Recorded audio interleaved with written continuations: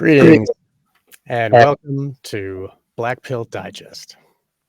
Today is number 4 in our roster, and we're going to be speaking about something that is extremely important for all of us that are growing and for the future, and that is school is a weapon.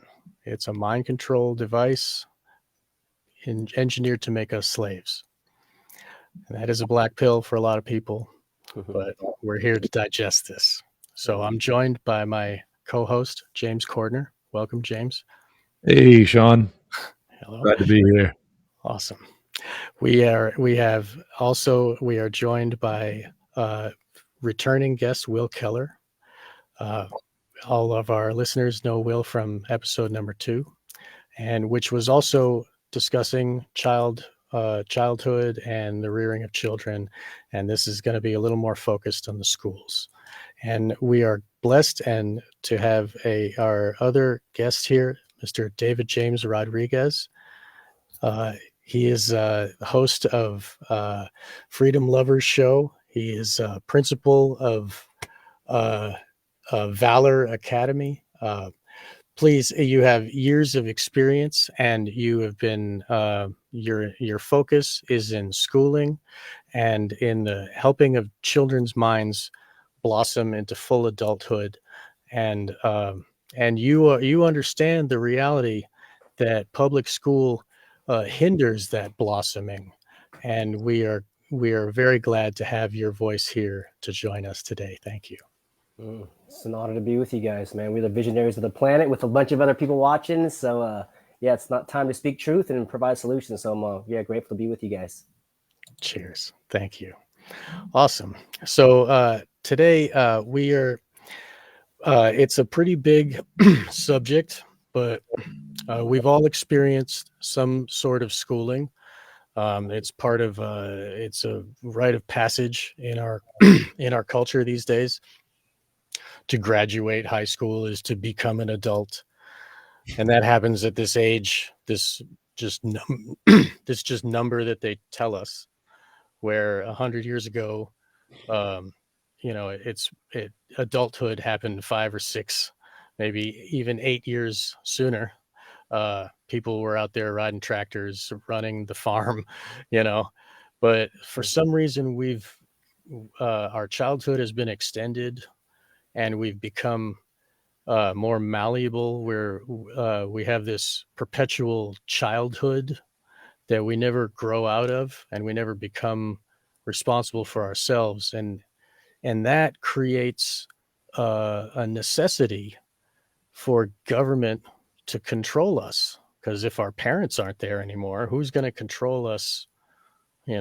Crazy, unruly people that need to be controlled, right?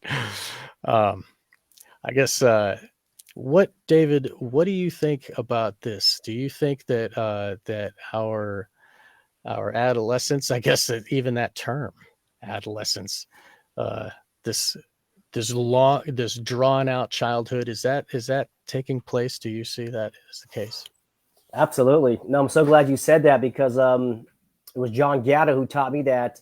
And he documented a lot of the intentions behind that is about control and teaching young men, young boys and girls to focus on absolute petty things like who's winning the sports ball game. Right. And after you see the contrast, you're like, yeah, why was I focusing on that? I went to public school. My mom is a retired public school teacher, and I have family members that are working the system now. There's good people in the system, but it's compartmentalized. And so they don't know that they're a part of a huge social engineering operation. And as Gatto said, it's the most radical adventure, social experiment adventure in history. And what could be more radical than handing your child off to total strangers for 12 years as they work on your child's mind and work on it without your supervision? And you're like, wait, say that again. So it's that's exactly what it was. That's why I love John Gatto, rest in power. John, and a lot of people now speaking truth. And so, like I said in the intro, was that we're the ones. And so after going to enough freedom events, I'm like, where are the people who get it? It's us. We get it. And now we're kind of like a candle and we're helping light other people's candles and expose what's going on and provide some solutions. So extending childhood is so important to the control of society. And Gatto pointed that out. And yeah, you brought the word adolescence. I believe the word adolescence was concocted in, I would say, 1902 or 1906. But it was all about scientific, identifying different stages and all these different terms that really are just imaginary. And that's why I appreciate Will's work and some of the work that you guys are doing is the terms. We got to define what are we doing here. And, my definition of education is that education is what you do to yourself to create a good life. Right. And schooling is what somebody else does to you to benefit them. And so you look and see who's running the schools. It's the state. Right. So if any other organization was running the schools, they would gear it towards the benefit of their interests. So as we learn, the military, the consumerism, and obedient clerks for the workers. And now we realize it's a whole different ballgame. And there's a great awakening happening right now to this very issue. That's beautiful. Thank you for that. And I agree that there, especially after this last couple of years, they've shaken the tree of public school so hard that kids are falling loose. And, regular statist parents are just saying to themselves, why am I sending my kid there? What are they really teaching? And they, now the kids are at home and they have the screen and the teachers are interfacing with their kids in their home and they're not allowed to know what is being taught. Like it's in their house and they're still, the state is like, nope, parents, nope. It's insidious and it's disgusting to me. I mean, you're a voluntarist as well, David. Am I right? Oh yeah, I believe all human relationships need to be voluntary, consensual, and government authority is illegitimate. Definitely. That's right. Thank you for saying that. Now we're all in agreement here. That's because you're preaching the choir with us three. Yeah. So that's great. So for the last, I guess this is a big question. I don't know if I've been thinking about it all day and I was like, oh, I'll save it for the end, but it's really getting me. Like, so we're going to learn throughout this episode about how, and Gatto will teach us. We got a clip we can play at the end of Gatto's speech, and David, you're running the Gatto project. It's named after get all of the thinkers out. That's beautiful. I love that. Yeah. And you also publish his book. That's wonderful that you keep his voice alive. And God bless him, like you said, rest in power. And so we're going to learn that and he's going to teach us that they wanted us to be compliant worker bees, statist cogs in the wheel, right?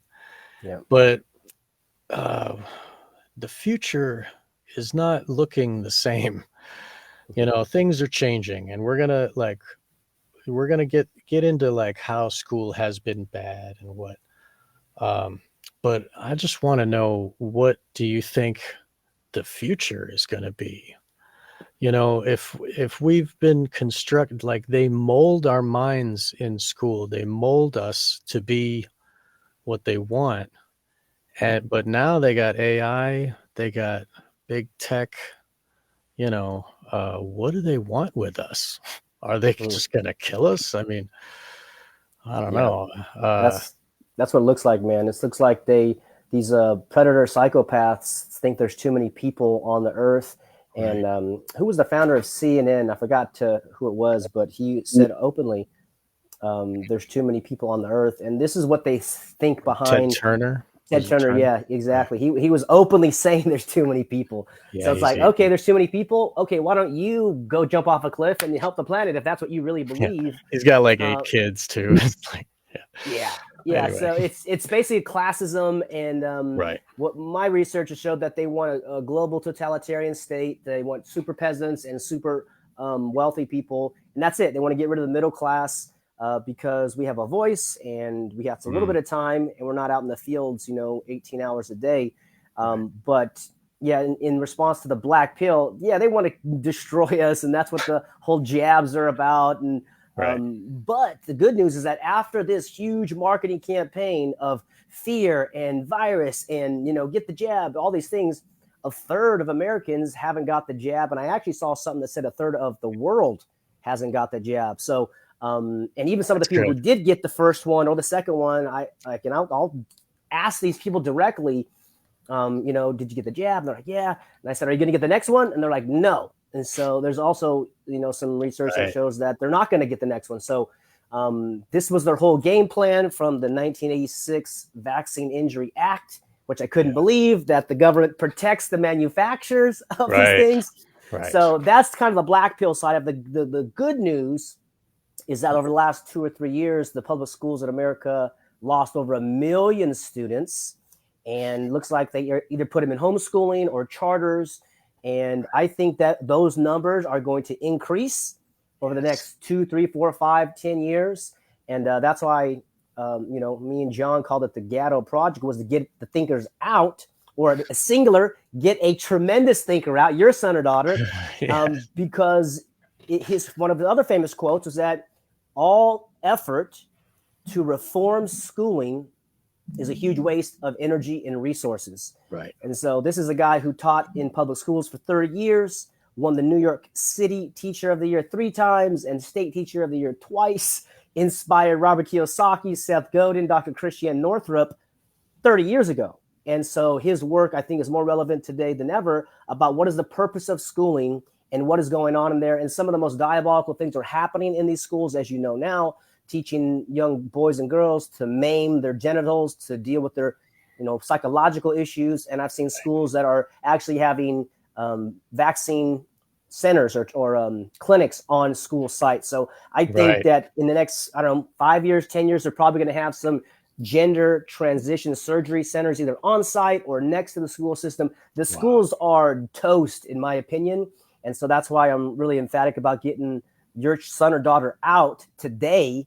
And I personally do that through early high school graduation or homeschool consulting and coaching, because what these schools have done is they've taught mom and dad that they're not qualified to raise your son and daughters or to teach, even though you are the one who brought your son and daughter into the earth. It's the one that cares most. Through love. Right. And you have the most long-term incentive, to be there and how the cycle of life returns, but you're not qualified. So this is all mind control, and Will's a pro on these areas as well. And so government, the core is gubernare mente, to control the mind.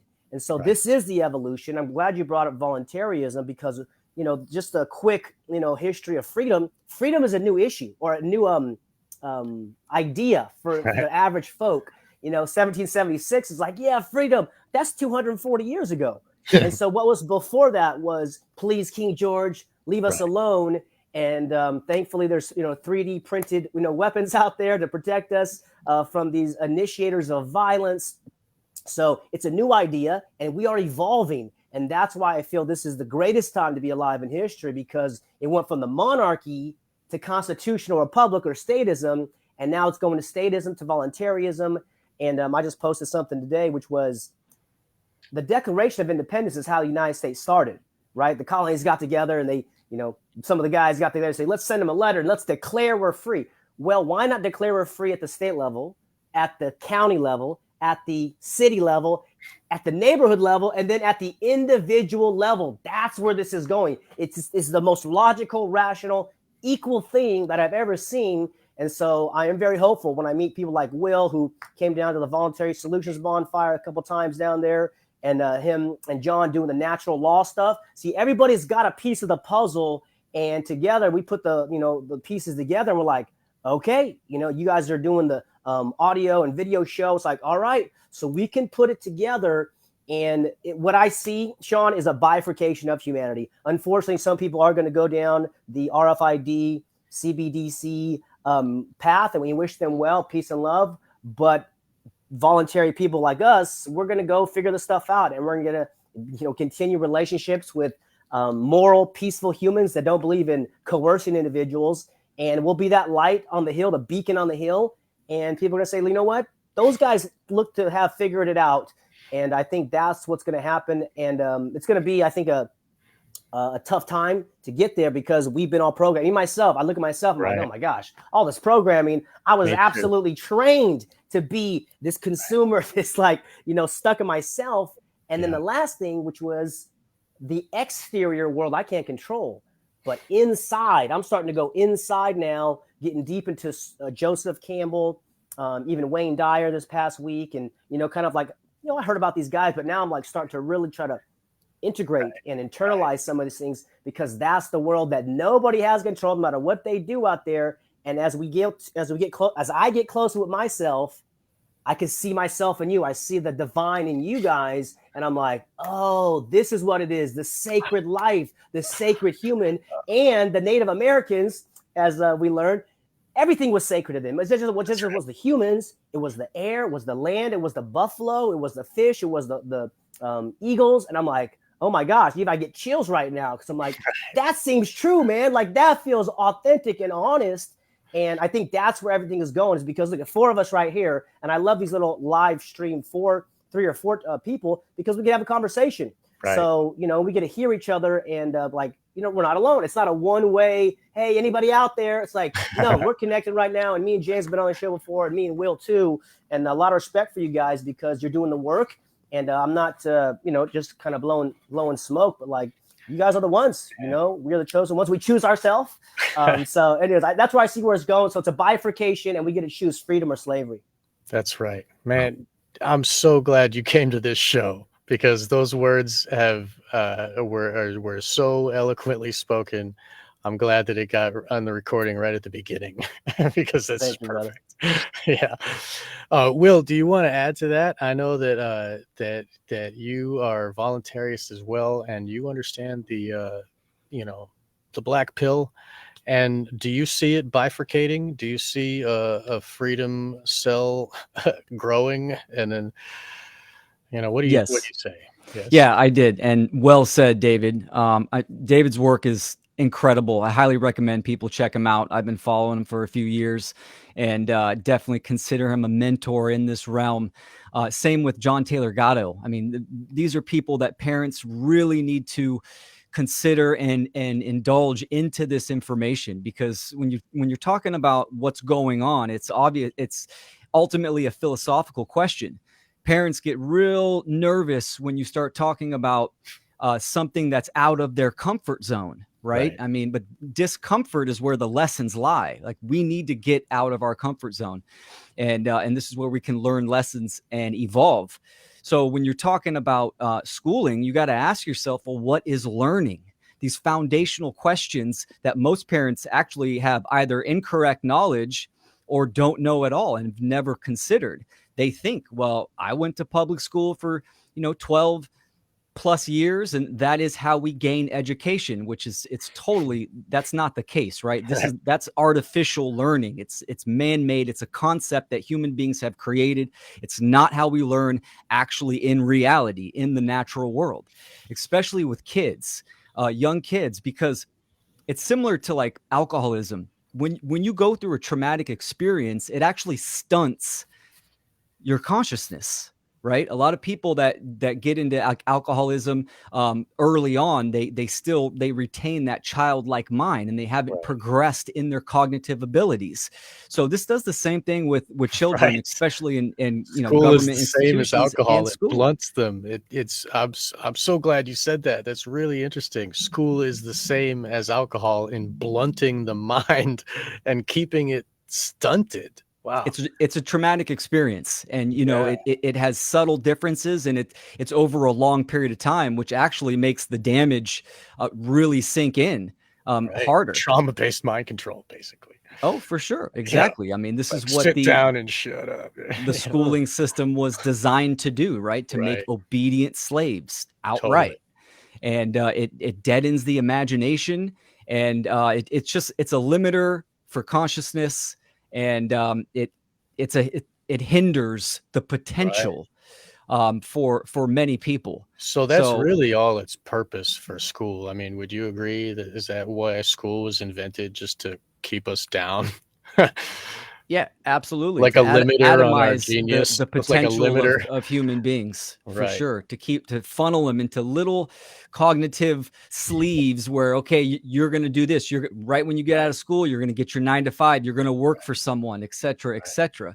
Or even the more refined, like, my brother Jim, he graduated high school, went right into science school, and then post grad, and then he worked for CERN. Now, like, he's still doing their computations. He's designing that kind of mind is highly useful to them, and so they place it. And then the rest of us, they like keep it down, and he's compartmentalized too. Like, the people that they do place, like, they're good at this one thing, and then they're not gonna like share any other genius anywhere else. Like, I like to hear what he's like, what the physics guy thinks about history. You know what I mean? Like, it opens up many different other avenues of thinking.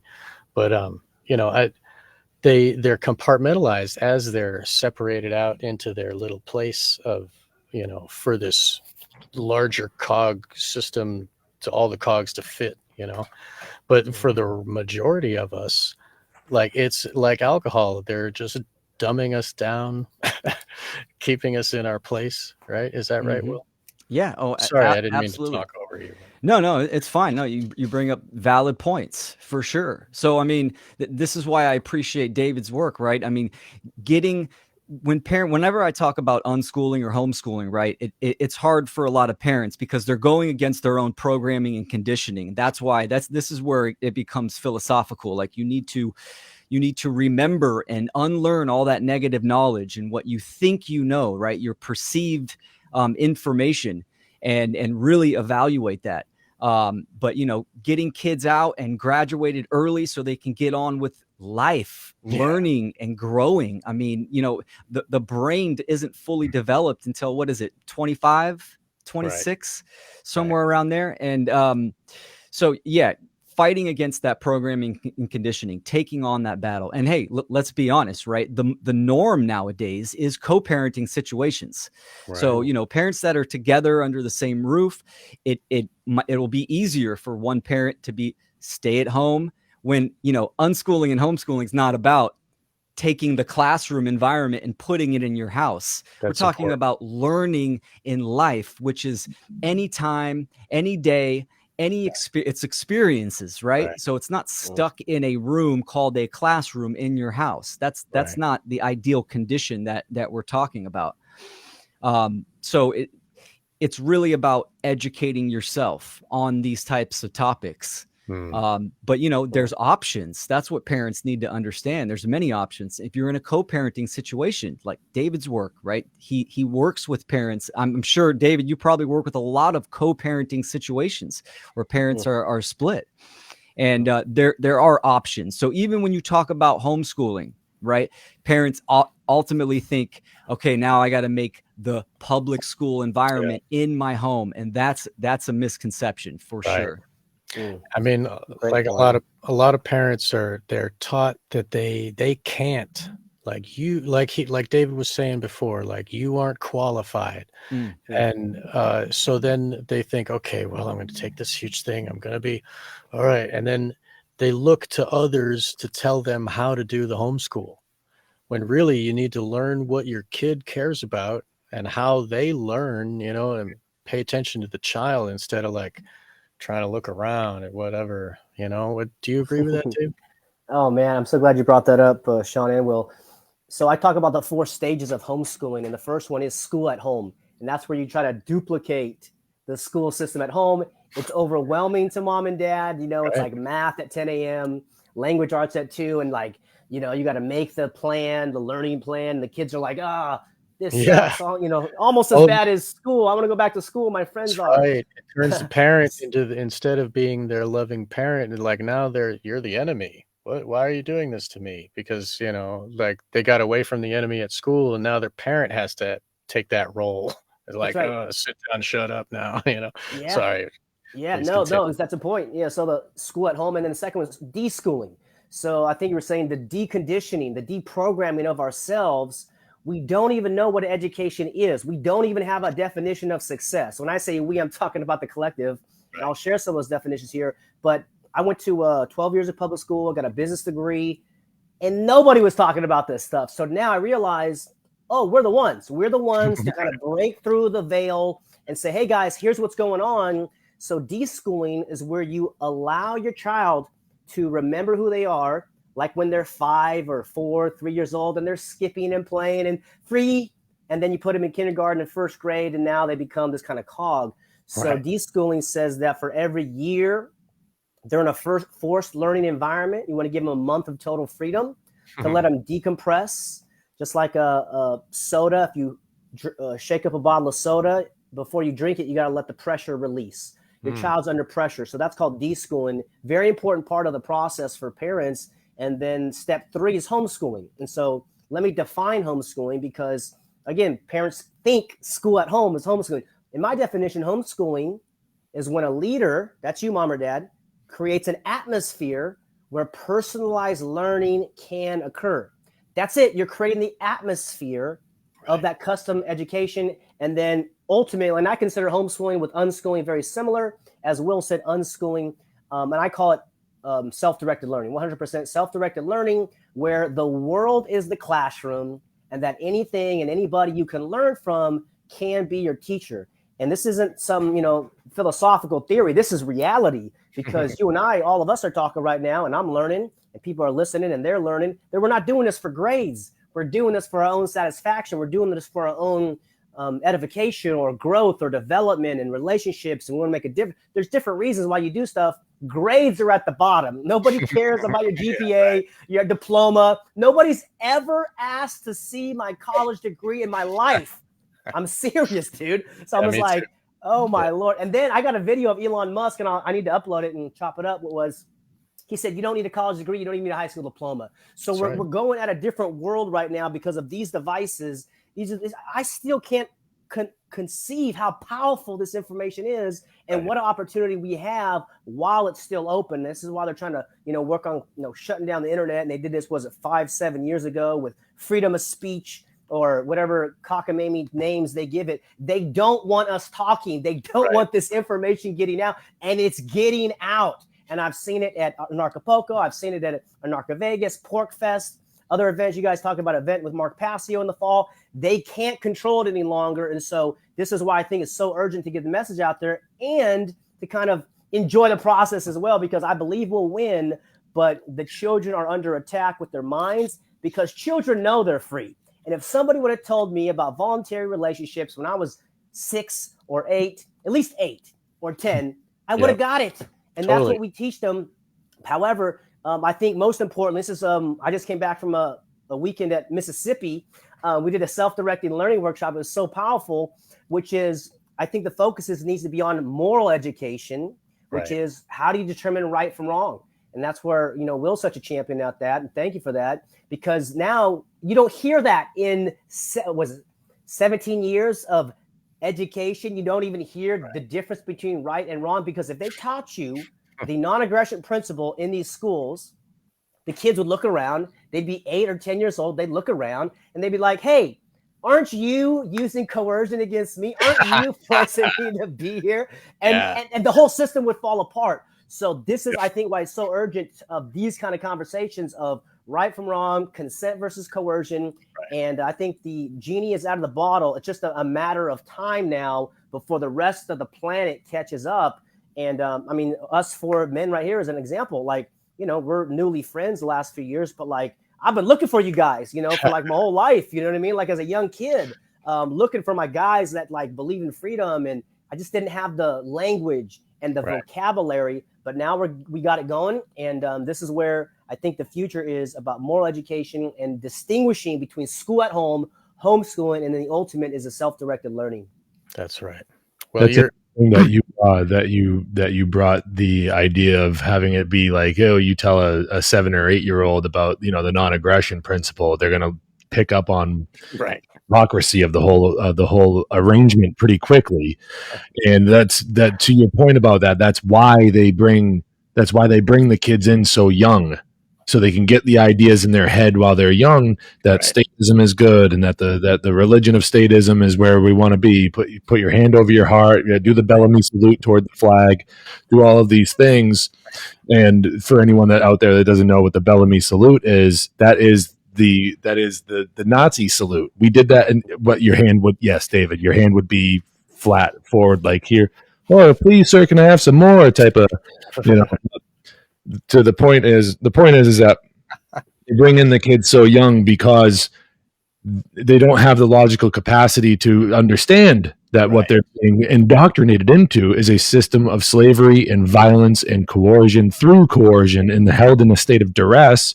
And they have to raise their hand to go to the bathroom. They can't even have say on how their bodily functions, operate. And like, they can't even have say on how they can conduct themselves in their own bodily functions. They have to ask for permission.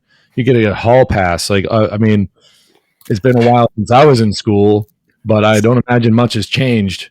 Well, it's still happening to you, James, because you can't imbibe in certain, for your job, you have to have a pass. You know what I mean? For to be a cog in the wheel where a lot of people are, they make you pee in a cup, so that they can control your bodily functions when you're at home and you think you're a free man, but you got to go, okay, massa, go. You know what I mean? Like it's total slavery. Exactly. Yep. That's right. And that type of language kind of shocks some people, but I was happy to see there's a guy named Matt Boudreau who was doing some good work online with Acton Academy, and he spoke on my expo some years ago, but he was on a show with Tulsi Gabbard, and he brought up cult and slavery. I believe slavery, but it's like, thank you. Because, we've been talking about this, but he's got a bigger platform. So it's like, this is how we raise consciousness, not calling it public school. It is forced school or slave training or cultish. And even Gatto called it a cult as well, because the teachings are taken on faith. Hey, if you get high GPA, you're going to succeed in life. Where? Show me where. Most of the successful people I know dropped out of high school or dropped out of college. They said, to hell with the grades, and they're just soaring now. And of course, there's exceptions to the rule, but the reality is that if you're telling children that this is how you succeed, then you should be honest with them. And what we're learning now, it's about skills, emotional intelligence, and knowledge, self-discipline, some of these things which they've known for over 100 years. I'm reading a book right now called The Master Key System from 1912, and he lays it down over 100 years ago. I love from Napoleon Hill and of all these guys. So what's going on is children are being lied to, parents are being lied to, our grandparents are being lied to, and it's not okay that that happens any longer. So we're the ones to kind of bring this information out and say, hey, look, here's what I'm doing. And maybe we won't change the world in this, this year, but I can help my family. I can help the people around me and people that, in my sphere of influence or sphere of love. And then this is the concept which I call intergenerational freedom, because this whole system didn't just get here overnight. This is about how to plant something so that in 30 years, 60 years, this fruit grows. And my definition of intergenerational freedom is the transfer of the knowledge of the truth of self-ownership, non-aggression, and self-defense. These are all self-evident truths that I got from God or source or creator, whatever people want to call it, the infinite intelligence. I'm allowed to defend myself. I'm allowed to do whatever I want as long as I don't aggress against people. And I own this flesh and blood. Thank God for that. And again, if the young people heard this at a young age, they'd be like, oh yeah.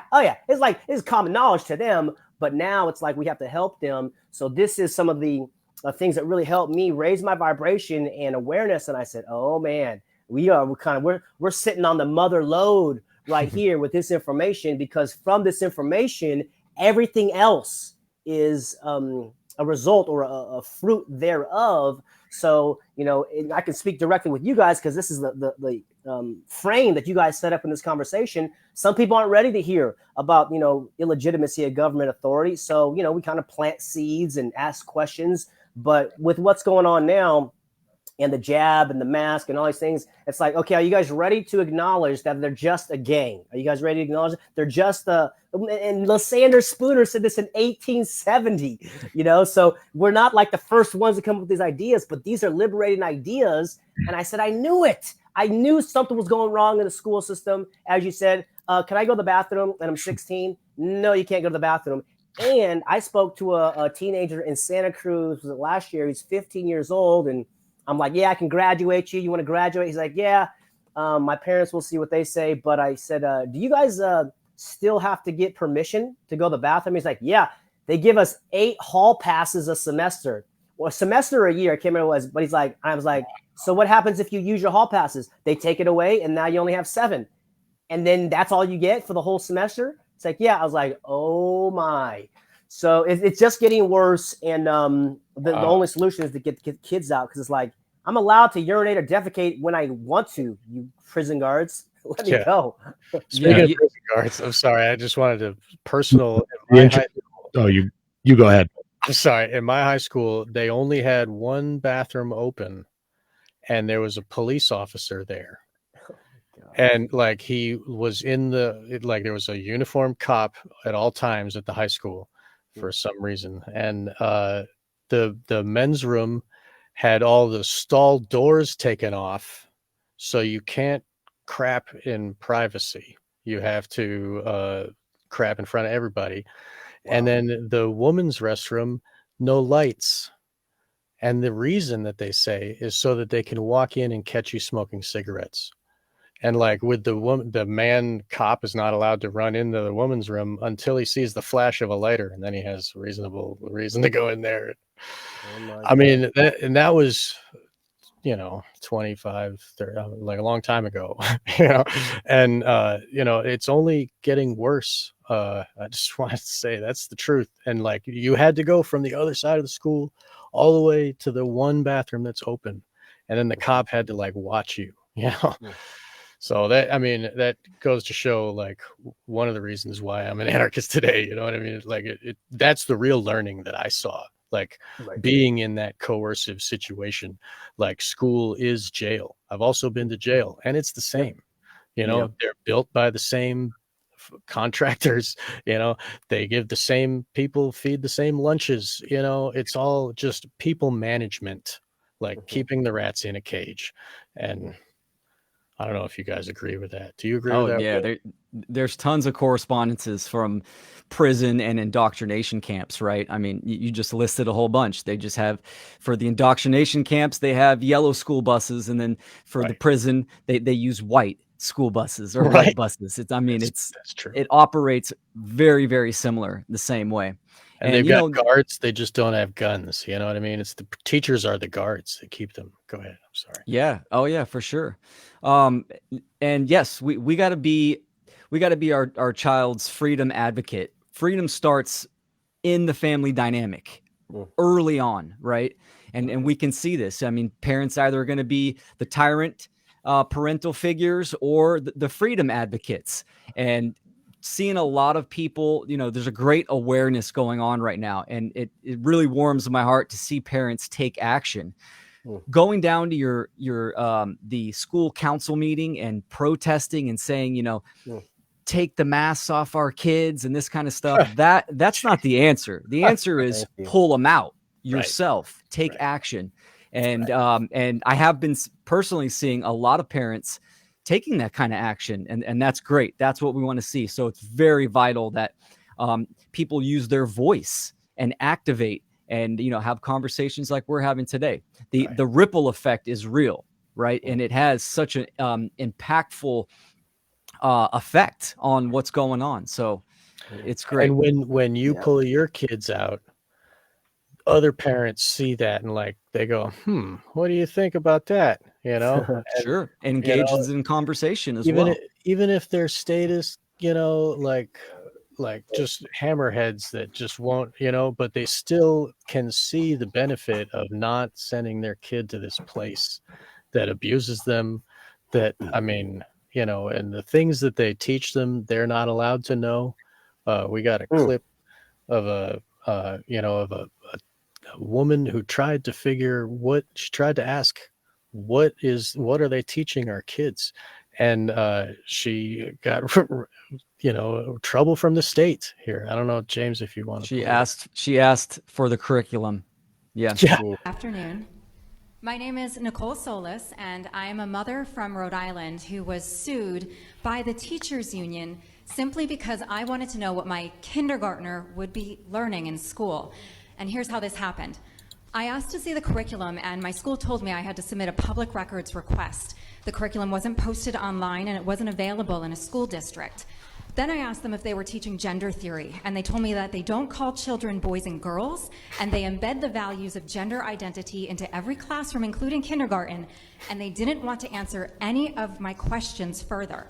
They told me that they would communicate with me only through public records requests, and that is the only way I could get my questions answered. And when I did submit the public records request that they told me to submit, and I submitted hundreds because I had hundreds of questions, my school board then put my name on the agenda of a public school board meeting and held a public school board meeting to discuss suing me for submitting the request that they told me to submit. In a 5-hour-long school board meeting, they openly debated my moral character, my political motivations. They said that I was causing chaos, wreaking havoc, harming the district, harming children. One school board member even said she felt unsafe and started to cry because, as you see, I'm really scary standing here right now. And they really just tarred and feathered me for asking questions. And they had never met me before, and this was the first school board meeting that I had ever been to in my life. They wanted to send a message to other parents that if you ask questions, they will come after you. Well, at the end of this meeting, they decided that they wouldn't sue me for asking questions because they never intended on actually suing me. They just wanted to publicly humiliate me in a school board meeting that was a show trial. And when that happened, then the teachers union, the largest teachers union in the country, the NEA, did file a lawsuit against me to bully me and harass me with frivolous litigation and to send a message to other parents that if you ask questions about public education, they will come after you. Yep. That's called, trying to take out the leader and make them an example. I experienced that in Santa Cruz for shopping without a mask and going on a beach bonfire, And so, long story short, the signs on the beach were totally unlawful and the masks don't work. But I wanted to read something because this lady's a good mother. I can know she's a good-hearted woman. She just hasn't discovered voluntarism yet. And she's pushing up against the edge of like this facade that the government schools are for the children and you're worried about quality education. And she's not there yet. So I want to maybe help her go over the edge a little bit. This is a quote from Gatto. He said, "Schools are impossible to reform because they have ceased to be human, having been transformed into abstract structures of superb efficiency, independent of lasting human control survival mechanisms.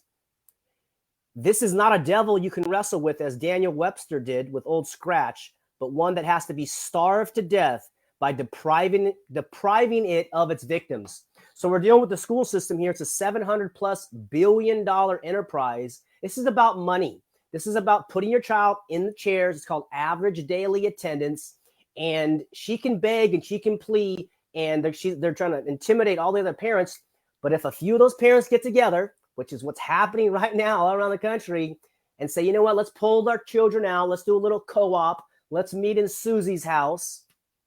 That is a solution that they lose money and it causes actual empowerment of your child's education. And that, I believe, is inevitable, hopefully, if these folks are willing to put down the belief in government, put down the belief in government schools, and understand it's not just bad curriculum. It is a bad system by design from its inception, imported in 1852 from Prussia, old school Germany. And it is from the seed. It is based on coercion, immorality, and indecency and criminality for children. And I hope she gets that. I hope all the other mothers and fathers hearing and watching this get this too. So important. So that's okay. Go ahead, James. Yeah, I will. Thank you. Yeah, man, it's all about fear tactics, getting people to stay in line, get them afraid of what'll happen if you don't rely on the government schools. If you don't let your kids go and be babysat by a bunch of strangers all day and be, getting their heads filled with a bunch of useless, well, maybe not, I wouldn't say maybe useless, but definitely it's more based in lies than in deceit, the type of information that their heads are being filled with, after a certain point in time. But yeah, it's all about fear. That's all I gotta. Yep. And I like to highlight that the true voice of the parent is actually taking the kid out. You can yell and scream all you want at their, but they're just going to sue you with their black robed judges. You know what I mean? Like, it doesn't matter what you do. You're yelling at a wall. Like, it's a facade that's just beyond that is tyranny. We have this illusion bubble, and she's at the edge of it, like you said. And the real voice is the action of taking the kid away. And that's, I just wanted to make sure that was highlighted. For sure. Yeah. I call it detachment activism, right? So you're taking action by not participating. So taking your kids out. And this is, this is in all facets of society, right? Because it all stems from the same twisted, inverted mind. And this is what they do. They invert reality. They invert and pervert reality. This is why they don't teach about morality, natural rights, how to think using the trivia method or any type of these foundational topics in the schooling system, right? Because by design from the very beginning, it's actually working perfectly. It's working perfectly on what it's designed to do.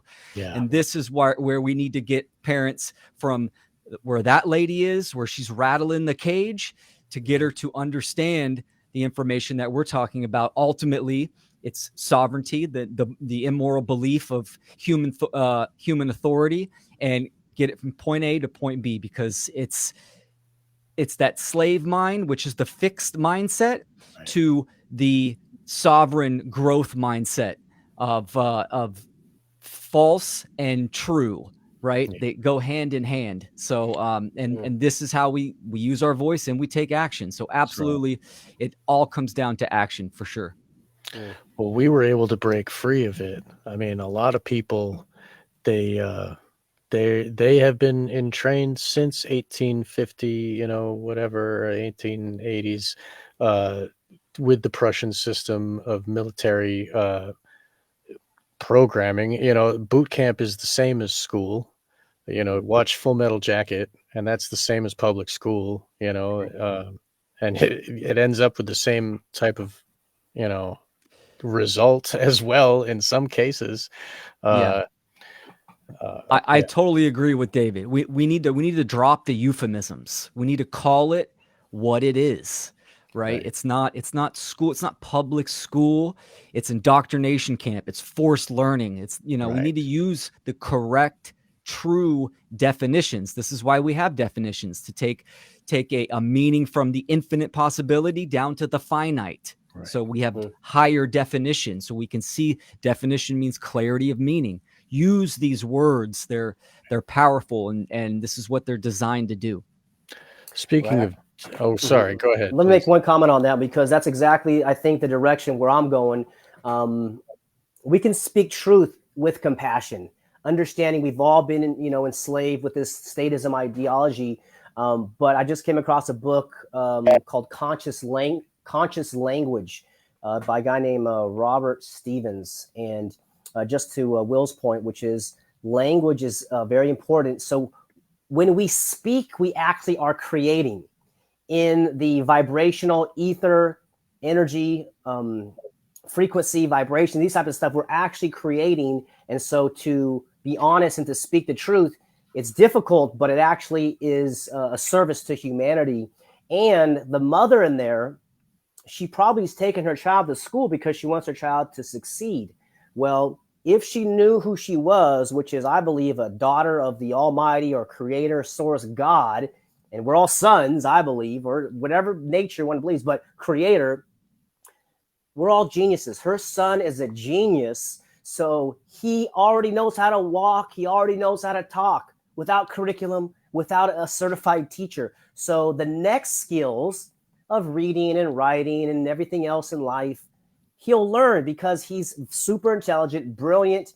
And that's another thing, is that they've taken that identity off us, which is, as I mentioned, the Native Americans, everything's sacred. We're sacred. We treat people with respect, with consent, and to like, no, you got to do it. And you mentioned Full Metal Jacket, they shave their heads, and make them all sit down in the mud and dehumanize them, demoralize them, specifically to break down their identity and morality, and then build them up in whatever machine way they want, which is to go off and shoot strangers. Right. And so now we're starting to realize it's significant to be a human being.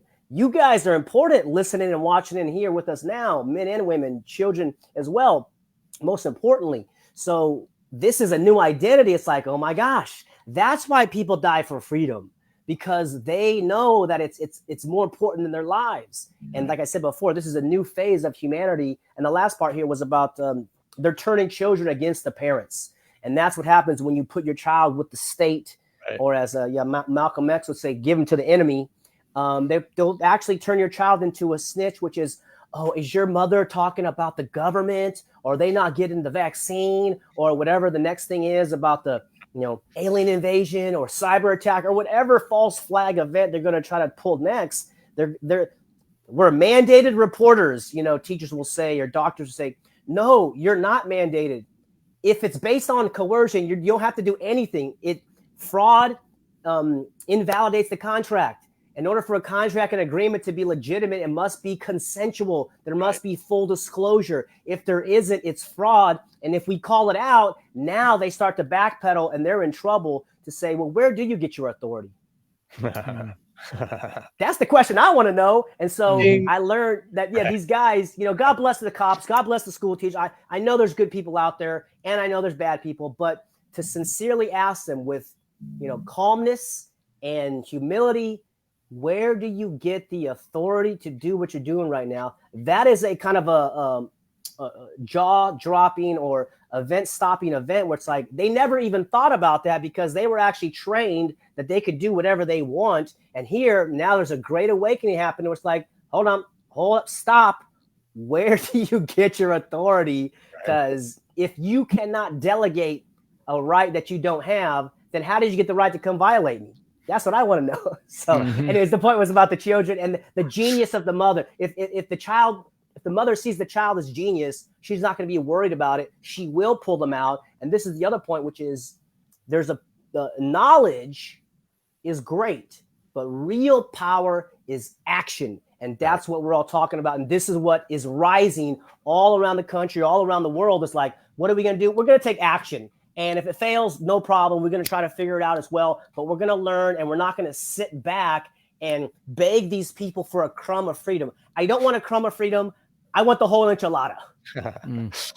Yeah. So what I mean, there are people that have hurdles about like, oh, what am I going to do? Like, you help people to exit their kids out. Are there, like, I'm sure the people think, oh, I need money or I need time. Can you maybe speak to that real quick and assuage their fears? Sure. So one is I'm not qualified or I don't know what I'm doing. So I have one of my Facebook groups is called Homeschool Leader, and I have 20 curriculums in there, which I created, and their support is like 3,000 members.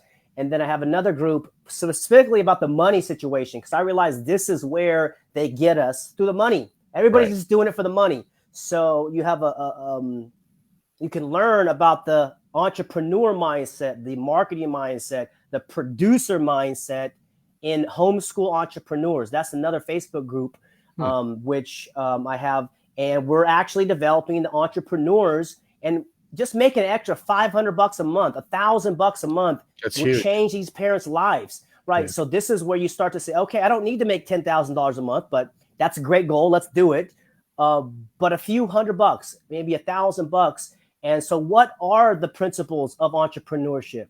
How do we generate revenue and customers and these types of things? And this is like, again, I didn't learn this in business college. They don't want this. They train you to be employees in business college, because entrepreneurs are the real disruptors in society. Right. And hate them or love them or indifferent, Elon Musk is changing the world. And so does Steve Jobs. So these are people who have innovative technologies and ideas, but at every level, we need entrepreneurs.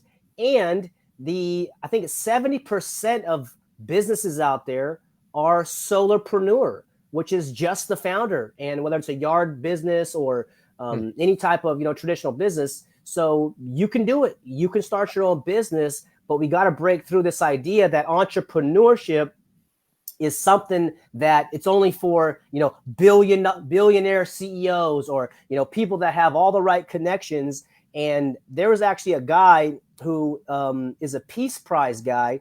And I know that's kind of not necessarily a great thing, but he has a great quote, if I can find it here, about entrepreneurship. And he basically says, we're all entrepreneurs. I can't find it here, but we're all entrepreneurs. He said, back when we're in the cave, we're gathering our food and we're just self-employed. Right. And then once they put a label on us that you're an employee or you're labor, then we're like, okay, I'm an employee, I'm labor. Right. But we forgot that we're all entrepreneurs and we're all CEOs of our life and presidents of our own purpose and direction. Right. It's like, oh, and so again, all these different layers of the onion begin to open up and you start to see the core of it. They don't want change that they don't control. They don't want people they don't control. And that's exactly what homeschooling and unschooling is about, is allowing the child to pursue their interests. If you want to start a business, great. If they want to go volunteer, go travel the world, great. But it's normally mom and dad's mindset. It's like, oh my gosh, well, what if they can't get into college? It's like, well, they're 8. Colleges probably won't be around in 10 years. Sincerely, like they're going to run out of GPT is going to be the teacher. You know what I mean? Like, the AI is just whatever. Yeah, AI, man. Yeah. So again, even with AI, this is another conversation. Like, okay, AI is going to take over the world. Well, they can take over the devices, but they can't take over here. That's what it's about. So that's why language and truth and harmonious relationships, this is almost the antidote or the kryptonite to their system. Whereas being isolated and we're just like this all the time, yeah, they can control us now, but you put this down every once in a while, go out and talk with some friends, and you start to have a real conversation, just like we did 3 or 4 years ago. We could go to the bar or restaurant, coffee shop, and have a conversation, and then they try to make you feel isolated, and all of a sudden you're like, uh-oh, what's going on around here? And I feel bad for the people that thought that was legitimate because it was really causing adrenaline and stress in them.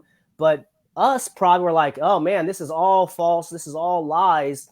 But more people got to get on that trajectory. And so through these conversations, they will, I believe. Yeah. God bless you. Yeah, for sure. Well, can you, what do you think about what he was just saying there? Yeah, well said. Absolutely. And I want to speak on tools and stuff, right? I mean, we use technology, AI, for example. This is a tool that could be used for negative repercussions, but also it can be utilized in a positive manner, right? There are AI integrated into like Khan Academy and Skillshare and this kind of stuff where we can utilize these tools for the benefit of educating as well. But ultimately, it definitely comes down to the parents educating themselves. The problem with the system in any aspect, right, especially the indoctrination system, it creates a fragment in consciousness. Therefore, this is the wedge between parents and children. When you fragment the consciousness, you get disassociation from reality. So this is where the system steps in and gets the young minds to identify with school, with culture, with the other institutions. And that creates what is known as the dragon fight, dragon court, where it's kids going against parents and stuff like that. I think the teenage rebellious years, I think that's a total myth on what's going on. How they perceive it, what most commonly known, right? It's not a phase of life. What's really going on is that there's no trust from the parents, and most parents are acting like tyrants. And just like anything in nature, if you try to restrict it, restrict its if it's human beings or animal free will expression, or try to restrict a being, it's going to fight back. The self-defense principle comes in. Same thing with young people, young human beings. If you restrict their free will expression, if you're trying to force them to do something, they are going to rebel against that, which really it isn't rebelling, it's part of the self-defense principle. So getting down to these fundamental topics, like David said earlier, morality and rights, it's crucial. And to me, when we talk about curriculum, this is really where it's at. It's morality, the trivia method, which is learning how to think, right? Critical thinking, and then providing the needs for your children, self-directed learning, whatever interest your child has, you promote that. You give them resources. You want to learn about farming? Let's go to a farm and check it out, and just gather information. And those interests are going to change all the time as they get older, just like any human being, right? You're interested in one thing and then it goes to another. Ultimately, the children, as they start to become into themselves, they're going to, focus on a point, and they're going to start to mold themselves as an actual being. It's not about what you memorize. It's about who you become, right? Yeah. And ultimately that doesn't cost any money, and it doesn't really have, and like you were saying earlier, it doesn't have to be 8 hours, 2:30 we do math and like whatever. Like, we're in the university, the universe, right? This is a school. That's right. It's between the ears, Correct. And what David was talking about earlier, I think Gatto said that if everybody homeschooled, then it would totally overturn the economy, and we'd have to start a whole new economy, because everybody would be entrepreneurs. And that's really like, when the turn of the century happened, before that, pretty much everybody worked for themselves. It's just this industrialized, factory workers, in the last 100 years or whatever, that everybody just stopped working for themselves and their family, to make fear and ignorance have a big part in that as well, right? I mean, a lot of people think they can't do something. When I was in a family business and my parents retired, there's fear there. What are you going to do? Well, I just started my own business. I work for myself. This is what I do. I have a skill set. I provide a service. You just go directly to me. And there is that fear in the beginning, right? But that comes from ignorance and lack of self-knowledge. And this is something they don't teach. And parents can promote that, especially at a young age. Put that confidence and be the example. This is where, parental evolution is. It's becoming the change. It's being the example for your children. And we're trained to not have self-knowledge, so far as to, kids don't know what gender they are. They have to have a revealing of their gender at a certain, whenever they choose. Like, I mean, it's like a whole nother party, and it, more rituals and more, genital mutilation for their gods. It's evil, and it's a sacrifice of their future, and their line of genealogy is cut off with them, and it just willy-nilly, they don't even recognize their own body because they're trained to not know themselves. It's ultimately satanic, and I think that's like David was saying. I mean, that's where they're going to have gender reassignment, right there with public school. Like, it's going to be all one and the same, and they're going to mold us into the next thing. Once there's no gender, then there can be, oh, I'm not even human anymore. Yeah, okay, I'm a cyborg now. I'm 3 of 5, and it's just like, it ends up with the Borg, right? Yeah. Let me comment about the gender thing, because I've been seeing it going on for a few years now, and I'm like, what is this about? Of course, there's the monetary part of it, which is gender affirming surgery centers, I think, have increased by like 400 or 500% over the last like 8 years. So they're all over the place. There's money involved. But my conclusion so far is that by attacking self-evident truths, which is, I have a lingam, I'm a male, you have a yoni, you're a female. That's freaking obvious. That is clear as day. Yeah. But now they're saying, no, you can be a girl or a boy or whatever. They're attacking truth. Right. Because truth is directly related to justice. And justice is the power structure. Justice is right from wrong. So again, they're clouding. They want to decide that, right? Yep, that's right. They're clouding right from wrong. So they're basically getting rid of right from wrong. And I'd love to hear Will's take on it here in a second about, objective morality. But it's like, this is something, over the last 5 years, I'm like, okay, yeah, what is this stuff about objective morality? And you're like, moral relativism, which is they just, whatever they say is right is right. Yeah. And so this is why it's so important from the very beginning. And I got a great story for a 5-year-old. My friend, voluntarist Rosalind Ross, told me this story, and she's actually put in a book. And anyways, she taught her son about self-ownership. Her son's 5 years old. So she doesn't just go pick up her son whenever she wants. She says, hey, honey, can I pick you up? Yay, you picks him up. So this son and Rosalind, they go to a family reunion, and some cousin or uncle was there and sees the son. Oh, he goes to pick up the son, 5-year-old. He slams his elbows down and says, hey, you need permission to pick me up. Uncle was shocked. He's like, oh, I'm so sorry. And he says, oh, okay, well, is it okay if I pick you up? And the fire says, no, thank you. And he turns off and runs away. That's great. So 5. So that's about self-ownership. That's about consent. Literally, those two concepts alone will dramatically transform the human species and bring in this freedom evolution that we see, because it's that simple. It's that basic, and they can get it at a young age. So the point was about truth and justice. So let alone, calling somebody a boy that has a yoni and vice versa.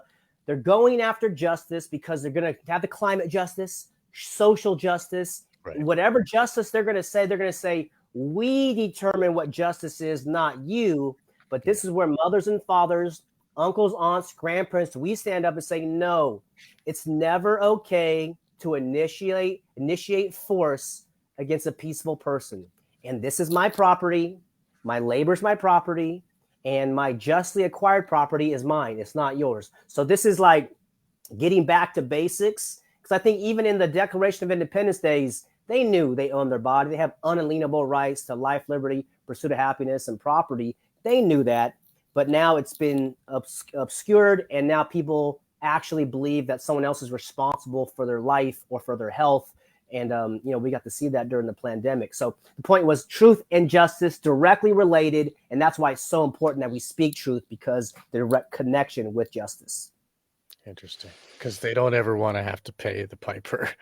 They want to be able to keep abusing us indefinitely, and for us to stay asleep and to say, thank you. Here's my child. Do the next generation now. It's really sad. Right. Yeah. Yep. David, you nailed it, man. You nailed it, dude. That's down to the causal level. It's ultimately relativism as an ideology, as the nature of reality, right? Because if reality is relative and truth is relative, you can make it up. And this is what the social engineers want.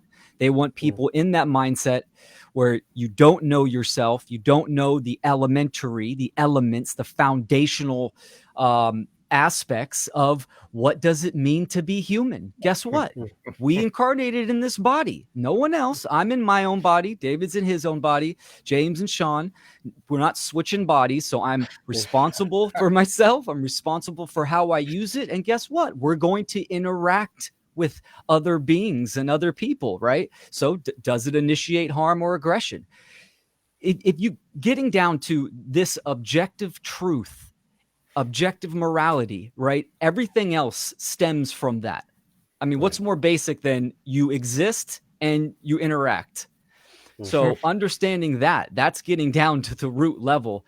And for them to get into this relativistic ideology where truth is whatever they say. Just like when you're in the classroom, right? I mean, do kids really ask their teacher, well, why? You just made this statement, but why? Right? Because I said Description so. is not explanation. Yeah, because I said so. Exactly. And that's where the belief in authority comes in. And this is what they want to do. They want to keep people in this lower level of awareness where it's fixed on their emotions, right? Emotions is energy in motion. That energy started from mentation, from the mind. So if you're completely abdicating that responsibility of what you hold, what thoughts that you condone, and if that's in alignment with truth or deception, they keep people in that fixed emotional aspect, so they're just reacting instead of responding. So it's deep. It makes them question. I mean, this with the yoni lingam thing, like they feel so, and they have to say, does my feeling match my external reality? And they have to question, and then they have to be like, no, I am different than reality. Change reality. Chop it. Like, I mean, the solipsism like is so like they destroy their body, and then later when they grow up, they're like, oh, what did I do? It's like there's always regret. You're like, I don't know if suicide. They have the highest rate of suicide. I think it's within 7 years of maiming their genitals, because it's basically self-mutilating their reproductive system. They can't have kids normally. And the documentary "What Is a Woman," Walsh did a great job. Hopefully he finds voluntarism someday. But that documentary alone was a huge contribution to human consciousness, because he's just like deadpan. He's like super calm, and he literally is asking the woman. He asked everybody, which is awesome. That was epic. What is a woman? And the lady sitting there, she has a yoni between her pants. So you got breasts. A cute girl. She says, I don't know. I'm not a woman. It's like, God bless these people, but these people have lost their mind. I think she sincerely believes that she's not a woman and she has a womb and breast. It's like, these are highly dangerous people, because they will do anything that the trendy, people are saying is to do. And, to their credit, they are great marketers, and of course they have all the resources, and they're putting flags up. I just saw the flag, you put the transgender flag. So for the mothers and fathers who are seeing that happen, if you stay silent, you are agreeing by tacit agreement that is okay. I'm not saying you got to go yell and throw stuff, but you got to do something. I spoke to a gentleman this week, and we'll see how it goes, but he's working in the public school system. And I asked him directly, I said, so what do you think about this transgender stuff and mutilation of children's genitals to fix their mental problems? And I said it like that. And it's like, well, I'm kind of working in the schools and this and that. But he also brought up the word integrity. And so I could see inside of him, he wants to say the truth, but he can't, because that's part of his business. It's part of his, speaking company situation. And so I'm like, okay, so it's just about money. That's it. So if we show them a way to make money, then they'll leave, and then they'll actually start speaking their truth, because nobody's, nobody wants to lose their home or, be out on the street or whatever, all these dynamics in families and such. However, if you extrapolate in the future where this is going, they're going to destroy the families. You've seen this thing about the artificial womb. They now want to get rid of the woman. Now they just want to take some sperm donor and an egg donor and put it in there and just have some random kids running around. And that's what this is all about. This is Brave New World stuff. And it's that time right now. And it's just like, wow. So this is, I remember when Charles Dickens in A Tale of Two Cities says, it was the best of times, it was the worst of times. And I'm like, I got it, man. I know exactly what he's talking about, because now you have eyes to see, and you're like, holy shit, dude, that's crazy. But this is hopeful. This stuff's hopeful over here, but it's like, whoa. Right. So this is where I think the bifurcating happens, and building these little communities, the exit and build strategy, I really think is a powerful thing. Leave the cities if you can, get some, suburban areas or rural areas, and start meeting people that have traditional family values, and believe in basic self-evident truths of two genders. And this is, I think, the next 5-10 years, 20 years, who knows, this is where it's going, because these guys have the money printing machine. All the money is there. They own mainstream media, but no, this type of media is now growing too. Podcasts and independent producing journalists and entertainment and commentary such. This is where it's going as well. But the minds, they don't have control over the minds. They need that. That's why they're going after children, asking 8-year-olds if you're homosexual or if you're a girl or a boy. I mean, this is unacceptable. So, mom and dads, I invite you to consider saying something, and if not saying something, doing something, and putting together a little group of moms and parents or whoever. Get it together, because that's the solution. You don't have to go to Sacramento in California or Washington D.C. You go locally to where you are and put something together out of your own volition. And I think this is one of the building blocks for the voluntary world that will be created, I believe, which is inevitable. That's well said, man. Thank you for that. Yeah, man, 100%, dude. Sorry, Sean.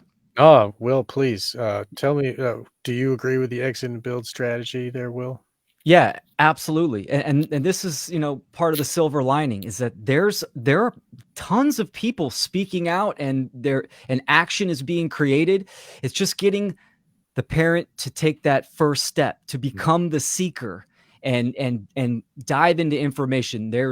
Since the whole pandemic bullshit, right? There's been groups, people are getting together in local areas. And, with the listeners now, you probably have in your local area a group of homeschoolers, unschoolers, like-minded, freedom-minded individuals getting together. I mean, platforms like Telegram make that easy. You just have to get out there. You have to activate and look and seek for that information. Of course, Homeschool Leader, David's resources, phenomenal. So the info is out there. It's just people need to dive into it. So that's another thing that parents can do. They can work with other parents, and they can have, you both mentioned, David and Will, you both talked about, working together with your neighbors that also have kids, like people that you trust and care about, people in your family that, I fully expect to be a teacher when, I already am. I guess my son's like 3 now, but I expect to be a teacher the whole way and to help as many kids as I can, and I think that people should, like the Freedom Cells thing with John Bush and Derek Bros. Yeah, they did such a great job to connecting people to each other, and it's so important because we are all individuals. And I know that there's a lot of people listening, and everybody thinks that they're I'm just the one acorn in a like a wide open field of nothingness, just all statists everywhere. I mean, it's it seems like you're in this, but really, people like us are everywhere. There are little pockets of genius that you can be friends with, like Freeman Fly told me that your real job in this world is to be a good friend. I was like, yeah, like that's what it is. Like the real money is worthless. It's like, all the goodness of God comes through people. And if you can connect to others and share what gifts you have to help your kid and others, like if they feel the same, there can be a whole new way, and that everybody can just start tomorrow. It doesn't even have to be like, oh, I need desks and pencils. Like, it can be like, it can be whatever you want. You know what I mean? It's infinite imagination. What do you think of that, David? Yeah. There was a great quote by somebody. He said, if I lost everything, just give me my people and I'll have everything back within 2 to 3 years. Right. Which is, the whole system can collapse. Everything can, be burned up, but give me my people, give me my team. And that's what we're building now, over the last few years, finding out who are the good men and women, because the bad actors, they're not going to have people to lean on, people to support, to trade, whatever, they're bringing to the table. It's like, dude, you're violent, man. You are being a violent thug. and here's video of it, and so they're not thinking that far ahead. But us, we're like, okay, if the system goes down with all these derailments and all these food factories being built, and it's like, okay, as Kissinger said, I think it was 1970, 71, and Memorandum 200, I think it was, that food is a weapon, and they know that. So that's what these guys are so desperate. We know their names: Rockefellers, Carnegies, Skull and Bones, Council on Foreign Relations. All these, we can see them. We saw what they did with 9/11. But if they can control the food, now that's how they control the masses. We don't have a money printing machine. We actually got to produce. We actually got to go to work. Right. And that's so why they poisoned Ohio, like we were saying. That's why the derailment you're talking about. Right? Yeah, that's what it says. That's poisons the farmland, and now what do they got to go work now? They can't go have a farm. The government just, your land is poisoned. Let's take it. Go live in the city. It's Agenda 2020. Or Yep. 2030, 2020. Yeah, all of it. And they want to enslave everybody. So so this is where it is going with the solution mindset and being a good person. Like to your point was being a good friend. It's so insane how simple it is, but it's like, how do you do that? Do I protect myself? How much vulnerability do I give, and etc. But ultimately it is, I think, self-journeying, self-exploration, seeing the God or goddess in each person out there and recognizing, hey, we're all doing our best that we can with the knowledge and awareness that we have. And as long as you don't use violence against me, dude, you're on my team, But if you start using violence, or I see you use violence against peaceful people, like that's a red flag. And I have another group called Voluntary Village Creators, because after going to Anarchapulco and these other freedom events year after year, I'm like, and like you guys, I'm like, I don't want to just hang out once a year. I want to be neighbors. And I'm not talking about like, or I can see your, like through your window, but like, hey, you get 5 acres or 3 acres, and I'm, and I got 5 acres, and we're like, hey, what's up, Will? Hey, James. Hey, Sean, what's up? And that's so, that's the dream. Right, that's where it's going. That is where it's going. And then I spoke to another lady, and she's like, oh, intentional communities are very difficult. And I said, yeah. She said, oh, my family tried it, this and that. She said, what you want to do is have your own independent homestead in the same vicinity. That way you don't have to, have 10 people to make a decision on, what color we're going to turn the house or something. It's like too many chefs in the kitchen, right? So that way it aligns with self-ownership. Like it goes along with reality. If you try to put yourself in with those, I'm 5 people now, you can't. Yes. Like, really, you got to like break it down to the individual. And that's a good point. And it's good to have close individual because it's better than like only being able to talk to you through the computer. Because when there are roving bands coming through the streets, it's I'm not looking forward. The black pill in my mind is a lot worse than what I talk about on this show, and when that happens, it's good to know your neighbors and to be in good to know their moral center and to know that they are a light like you, and if you can meet these people in these homeschool situations, like, it's perfect. It's a wonderful opportunity for people to really bond and show their talent and, and share. I think really that's where it's going to grow. And the agorism that, Derek Bros promotes, and this, the how to exit out of the technocratic. So, like if we can get towards more agrarian again, if we can find a way around all the poisons and like if we can find some land, then we can have roots and true wealth. I think that's next. They're going to take that away from us next, but that's another thing. Sorry, guys. Well, everything's on the table, man. I mean, like they say, a snake backed into the corner is the most dangerous snake. So we I'm not some crazy like guy, and like like I'm just a regular dude, and I know who it is. So and there are some good statists out there, right? This is the other point too, is that like that's just true. Because they believe in the flag, but I find a lot of like constitutionalists are generally good people, and I don't try to split hairs with them any longer. I think it's too urgent of a situation to like let's just find common ground. And here's how I open it up. I say, I promise not to force you to do something. Do you promise not to force me to do something? Yeah, I agree. Okay, great. Now we can be on the same page, because normally it's not them who are forcing the jab. It's the schools, it's the grocery stores, it's the hospitals. And this is where I think the exit and build is build our own hospitals or health clinics, Right. build our own schools or learning centers, our own grocery stores. And the grocery store, Mike Cullum did it just north of Sacramento. So he actually has the model. And I did an interview with him, and he's a great guy. But there's other people out there that, redirecting their purchases. One example is try to refrain from buying from the mega corporations. I think voting is important. When I say voting, I mean vote with your purchases, with your time, with your energy, with your attention.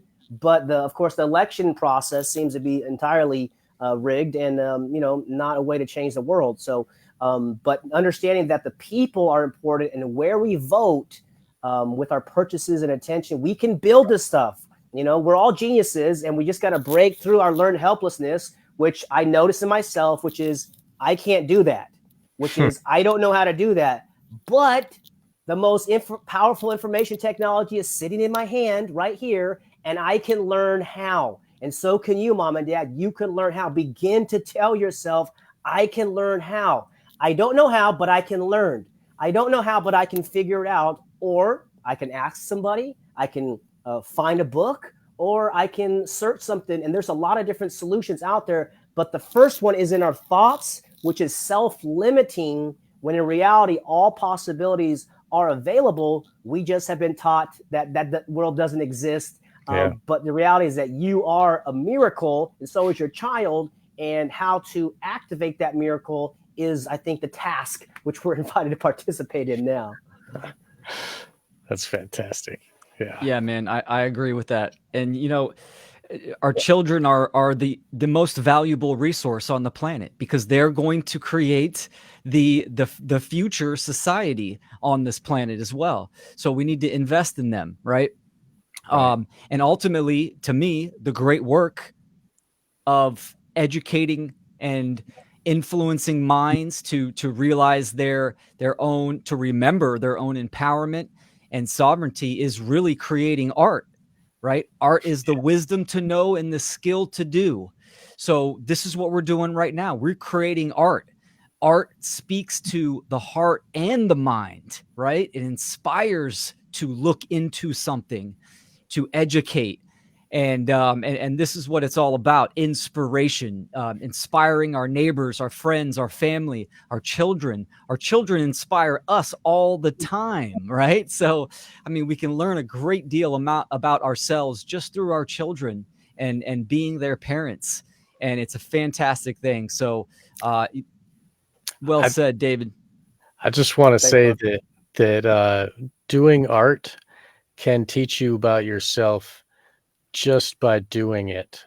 If you trust the process, your subconscious will take over. If you can eliminate, if you get the technical skills good enough, and then you just keep going, like you just shoot through it, or, keep writing or whatever, you will find that you will learn more about yourself that you didn't know, because it's a mirror.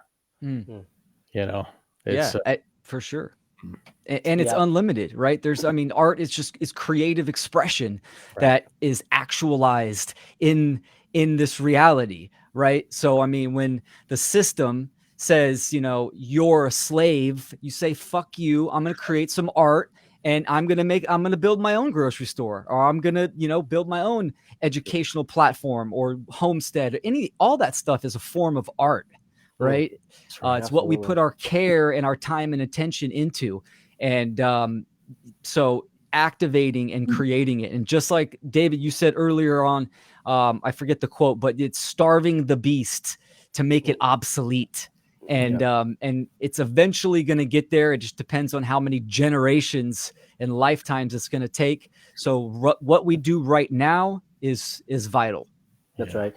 And the story of you mothers and fathers out there who had taken your child out, I hope you tell that story, because when other parents hear, there's no one right way to do it.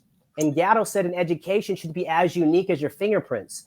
So the way some other family does it is not how necessarily you're going to do it, but you can figure it out for yourself. And you are the creator, the artist. There's a great image of a guy where he's like built out of stone, but he's also the top half, and he's like hammering the stone out of himself. And so that image I use as a way for letting parents know that's a self-education process. We are all that potential, but it's up to us to carve and make ourselves, meaning we are the sculptor and we're the sculpture. We're the art and we're the artist. And so this is where the, super powerful ideas come in. You're like, oh my gosh, like nobody's responsible to make me anything. I'm responsible for me. I'm the creator of myself. And as Wayne Dyer says, notice between the observer and the observed. And you're like, who's observing me right now? Right. So we're spiritual beings, I believe. And this has been a secret also. They try to make us feel like the monkey is my ancestor, when in reality, the spirit of all creation is my ancestor and lives inside of me, I believe, and lives inside the children. And they know that. And so what I love about Terence McKenna and how you brought up some art, Will, was the importance of art is super critical. And what Terence says is that the artists are responsible for seeing the future and then bringing it back to present time. And whether it's through pictures or words or music or sculptures or whatever, they show the people now what is possible in the future. And this is why art is no longer in the schools. This is why music's not there, because they want them the left brain, logical, engineering, turn the thing. But art is more important today than ever before in history. So I'm like a little closet poet. And so I'm remembering these things like, oh, I got to speak. I got to do more stuff. I got to, use TikTok or use Insta or something to make the music. And I think John's doing some good stuff. John Rowland with like some rap. I'm like, that's awesome, dude. There's a great artist called Diesel Automatic, which I was introduced to. I said, oh my gosh, dude, this dude's full voluntarist. He calls it, I think I haven't heard him say voluntarism, but he talks about natural law and sovereignty. Yeah, and such. He does. So it's like that dude, his music is going to be relevant in 10 years. Whereas these other people, I don't even know modern day rappers, but they suck in general. Sorry, guys, because they're not talking about anything. What are you talking about, dude? Drugs in jail again? Come on, man. We're raising the frequency to consciousness, to love, to truth, to family, to protection, to health, to abundance. Like, there's a lot of better subjects than what you guys are talking about. And Diesel Automatic is one of the dudes that I listened to. Him like, yeah, dude, this is my guy. And I guess I don't know his story, but I think he's over in Europe and he's some drug charge. They try to throw him in a cage for exercising self-ownership. It's like, dude, they got so many people in this system, and it is not okay. Ross Ulbrook and Schaefer Cox and these boys that are like peaceful dudes, good dudes, and it's a matter of time till they come after us.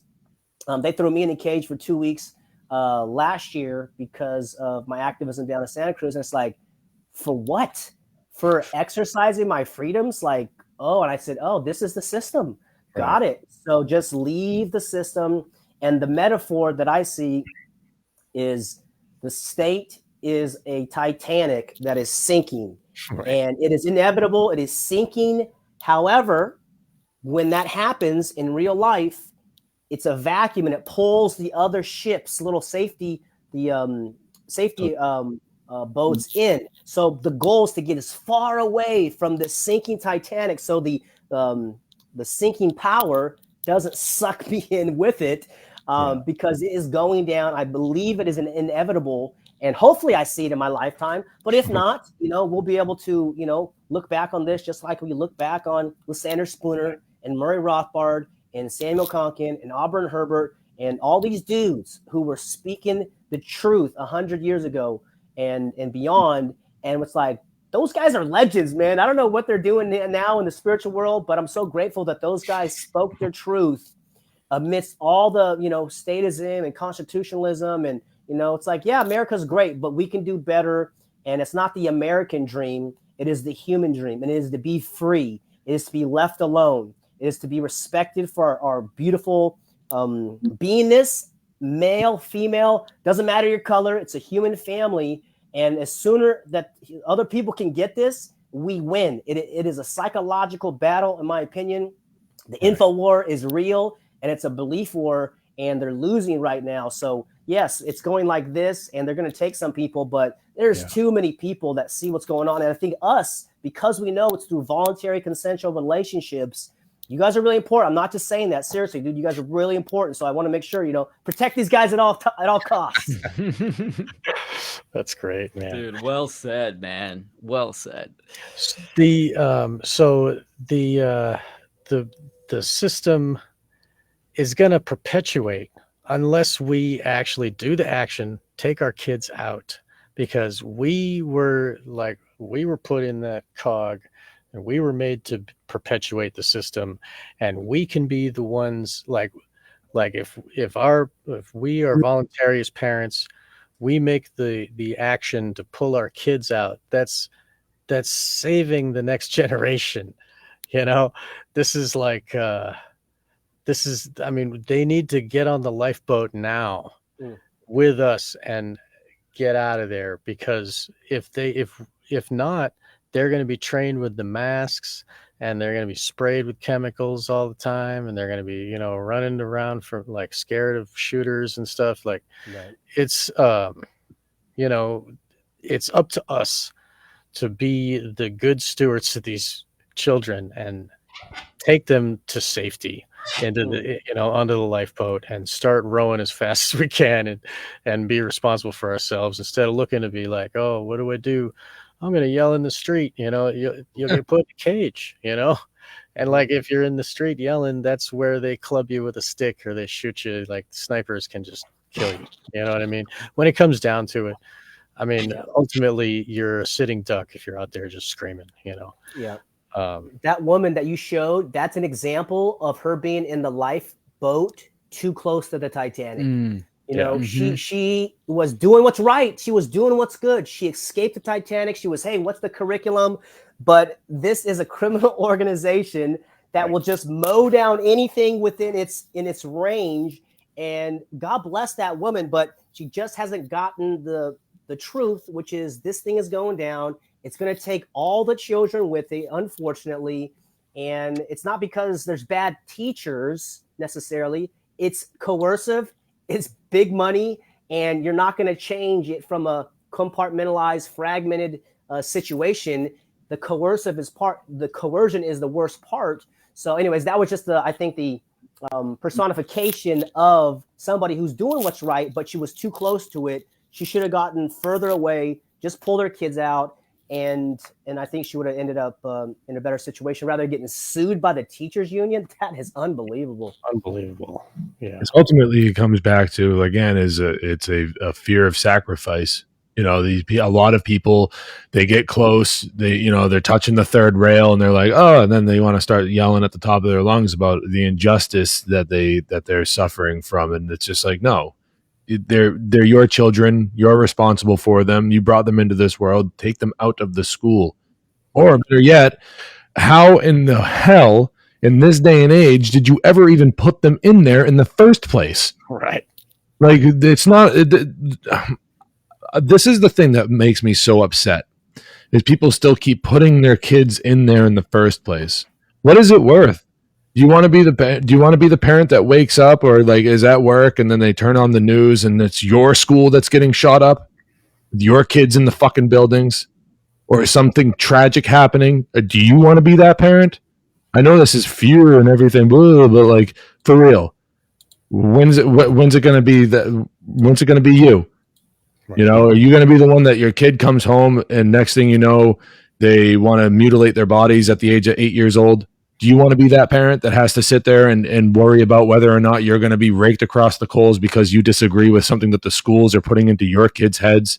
Right. They are mind control. That's what they're doing to your kids in there. It's a slave, like we named the episode. It's mind control at the slave factory. Right. That's what they're doing. They're inculcating into your young kids' minds with the most impressionable people at the most impressionable time of their lives. They're putting these ideas into their heads, and they have no right to do it. It's totally and utterly just wrong. It's incorrect. They have no right to do these things. They take young kids away from the parents so the parents can go and do a job. And where did the parents get the idea that they had to go and do the job from? The same system that you're sacrificing your children to. Right. So it's like this revolving door of chaos and mind control, and everyone's going to get churned under unless some people just step up and just not do it. Don't put your kids in there in the first place is my message. Get them out. Take them out. Take them out. Take them out tomorrow, and then have a nice long talk with them over the however many months you take off from any sort of education from there on out. Have a nice long talk with them, have some ice cream, and sit down and just learn your lesson and say, wow, we're not going to do that again, are we? And then when they grow up and they have their own kids, you guys can bond again and say, yay, we're going to stop this trauma with the next generation. We're going to learn that lesson. We're going to actually learn the lesson and take the action that needs to be taken in order to show the universe that you learned a lesson. You're not going to keep doing it. You're not going to keep the trauma going. You're going to stop the pain, and you're going to just cut it off, right at the source. Rip it out, root and stem, and then just stop it. It's not even at this point. At this point, it's not even about, for me personally, it's not even about trying to cause waves with any sort of ruling class or anything like that. It's about not even exposing my children to the ruling class, like as much as I can, keep them away from the crosshairs of that weapon. Yeah, because it's really what it is, and people don't understand it like that. It's an attack on people's psychology. It's an attack on their very spirit. Right. Is taking away the natural and giving back something that's fake. And it's absolute slavery of the mind. And that's where the modern day slavery takes place. We have places in the world right now where there is still very much real physical slavery, but in the industrialized world, it's no longer so much physical slavery. It's more mental, where they're tricking you into going and doing the things that they need to have you do in order to keep the machine going. And now we can have our own smaller versions of machines in our own voluntarist communities where we know the people that are benefiting from all of it, and we can have these perfect things going on. It is possible. It's absolutely possible. But all it takes is some preventative measures, realizing the truth of the matter is that these people are even the school teachers, the school teachers are even tricked into thinking that they're doing something altruistic. Right. Even they are victims of this system. Yes. We need to get through to them as well. The woman in the video, she's just, right outside of the thing. But it's just like, no, you can make as much noise as you want. Take your kids. You want to make noise? Take your kids out of the school and make noise about what's about to happen to you when you do that. Because then you get their attention. Then they come with the authorities, depending on which state you're in. They'll come with truancy officers. They'll come and knocking on the door and making sure that in some states it's and David, you know this because you're well plugged into many different states in the way that the homeschooling thing goes on in those other states. But am I wrong to say that in some states that it's very, very difficult to homeschool children? Yes, I would say it used to be illegal in the 80s. Okay, wow. Homeschooling was illegal in this country, in free America. It's still illegal in Germany. Okay, so like the people who broke open homeschooling in the United States was the fundamental Christians. Okay, so again, finding common ground with people. Dude, if they're promoting homeschooling, I'm like, great. Now they do school at home in general. Okay, that's kind of a blanket statement, but in general, they want to, introduce the Bible to them and their kids. That's fine. It's their children, their household. But homeschooling is legal in all 50 states in America right now, United States. So I would say join the associations or somehow support them. Start your own association. There's a homeschool legal defense organization, which is helping parents with CPS type cases. Most of CPS's effectiveness is in the terrorism.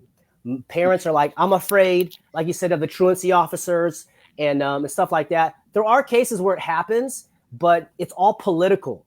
So if you're like a political candidate and your family is a homeschooling family or your grandkids or something like that. They'll kind of use the system. Again, government is organized crime. Right. So you're going after the ring of power. I told this to a friend who's running for mayor recently. I saw another guy run for congressperson. I'll say the name, Roger Ver. He ran for congressperson, and he ran on a voluntarist platform. And then I think a year after that, they came after him and threw him in jail because he was selling fireworks on eBay. And it's like, why would they go after him? Because they look for any type of competition on the field, and they want to get rid of people. And so they don't want people out there that are speaking the truth about, empowering children, freedom. And anyways, so every state's legal. And the most important thing is you know who you are. And anytime you're in communication with a government agent, government employee, either it's through email only or it's with a video camera if they come to your door. And you got to use either the Bill of Rights or your own natural rights to shield them off. I was arrested in a post office 2 years ago for not wearing a mask when the sign says mask recommended. And so they arrested me, threw me in jail. They never filed charges. I've never seen the police report, although I've requested it multiple times because this is just a criminal organization. And they're just like, get them and throw them in jail. Just get them. And so now I'm suing them. So I'm now a plaintiff in a federal lawsuit. Is it going to work? I don't know. I'm just learning. I'm trying to see what's going on. Awesome. But I don't want to be violent, right? Like if they come after my kids, what am I going to do? I'm responsible for protecting that innocent, vulnerable child. So I got to learn about the lawsuits. There's a word or potential that there's a list called the do not detain list, which means if you detain this person, they're going to sue your ass. So don't detain them. Don't, mess with them. And so I'm trying to get on that list, so all the feds out there, hey, just put me on the list and leave me alone. And even like the NSA feds people, like you guys, you're most likely not part of the club. You're like on the lower middle part of it, dude. Your guys are going to get screwed by the RFID chip as well. They're going to try to starve your family too. They're going to make you get the jab. So if you become aware of the real bad actors at the highest level, and we're talking about Fauci and above, they know they're mass murdering people. But the doctors and stuff, they're like, hey, man, like I think it's kind of good. I'm not sure. But now all this data is coming out. They know it didn't work. So this is going to happen again until enough people stop paying the taxes, which, property taxes is how the schools get funded. So again, another conversation, which maybe you don't have a house. Maybe you have a church. Maybe you're a spiritual being and and God owns everything that you have and put everything in the church's name. Like there's different ways to play within the system without being, yelling at the buildings. And, we did that too in Santa Cruz. We went to the downtown with the bullhorn during the lockdowns. But again, it was a re-educational process of like, what are we doing? What is the solution that we're bringing? And now we're like, there's a bigger agenda at play. We got to start to raise our game up. So you learned the word magic, basically, right? Yes. There's a specific terms, church. Oh, okay. Once it's a church, then the government leaves it alone because that's, codified in the Constitution. Separation of church and state. Yeah. Right. Private domain. Yep. That's interesting. Yeah. Because really it is all word magic. It's one big net of words. I mean, and the words that they use in law is different than the words that we use. Like it's got a different definition, That's how they loop us in that's how they trick us into income tax. It's like how all this. It's ultimately contracts, really. Their offers are out there and you either tacitly agree or you agree just from lack of knowledge. Right. So, I mean, I get this a lot, people email me and stuff on this aspect and, they're like, they're in a split relationship. They're co-parenting. One of the parents, wants the kid to go to public school. The other one is, a lot more aware and doesn't want to do that. What's the resolve? Right. Well, one, the person that's, more aware needs to educate themselves and to try to communicate with the other parent to bring options to the table to meet in middle ground somehow. You don't want to go to court, right? Because obviously the system is going to just side with the parent that's promoting and condoning the system. We see this in the needle craft, right? The genetic modification jabs and stuff, right? I mean, two parents they're in opposition. Of course, the court's going to side with the one that's, leaning towards the experts. Right. Same thing with the genital mutilation. Grammar. Same thing with the genital mutilation too. Sure. Some dads or one parent doesn't want the kid to change over, and then the other one's like, no.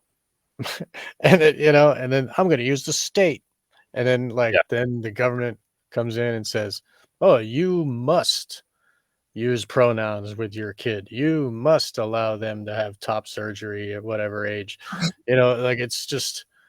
it's really sick. So, well, this is another reason I kind of bring this into the grammar stage, right? It's even in the allegory, The Matrix, Neo still did work in the Matrix. And what do I mean by that? Meaning that understanding how the system works, the terminology, and then using it against them as best to your ability.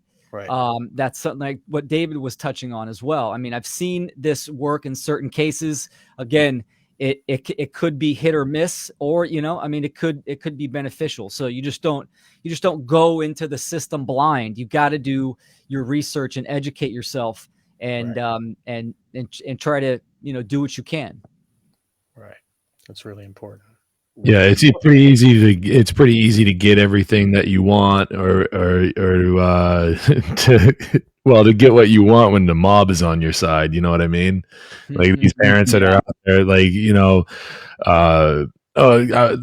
fighting against, maybe the mom and dad are broken up or whatever, and the dad's like, I don't want my kids to be, like what you guys were talking about. Sorry, I'm stumbling a little bit, but yeah, it's pretty easy to get what you want when the mob is on your side. You can use the boot of the state to stomp down on what the other person's saying, and this is where like the moral relativity of like the government and the state and the mob in general comes into play, because it doesn't matter what's right or wrong at that point. It's just what everyone else is saying, and like, oh, this is what I want to do. I want to go with the crowd, and they're going to have my back, and it's just an intimidation tactic that they use time and time and time again.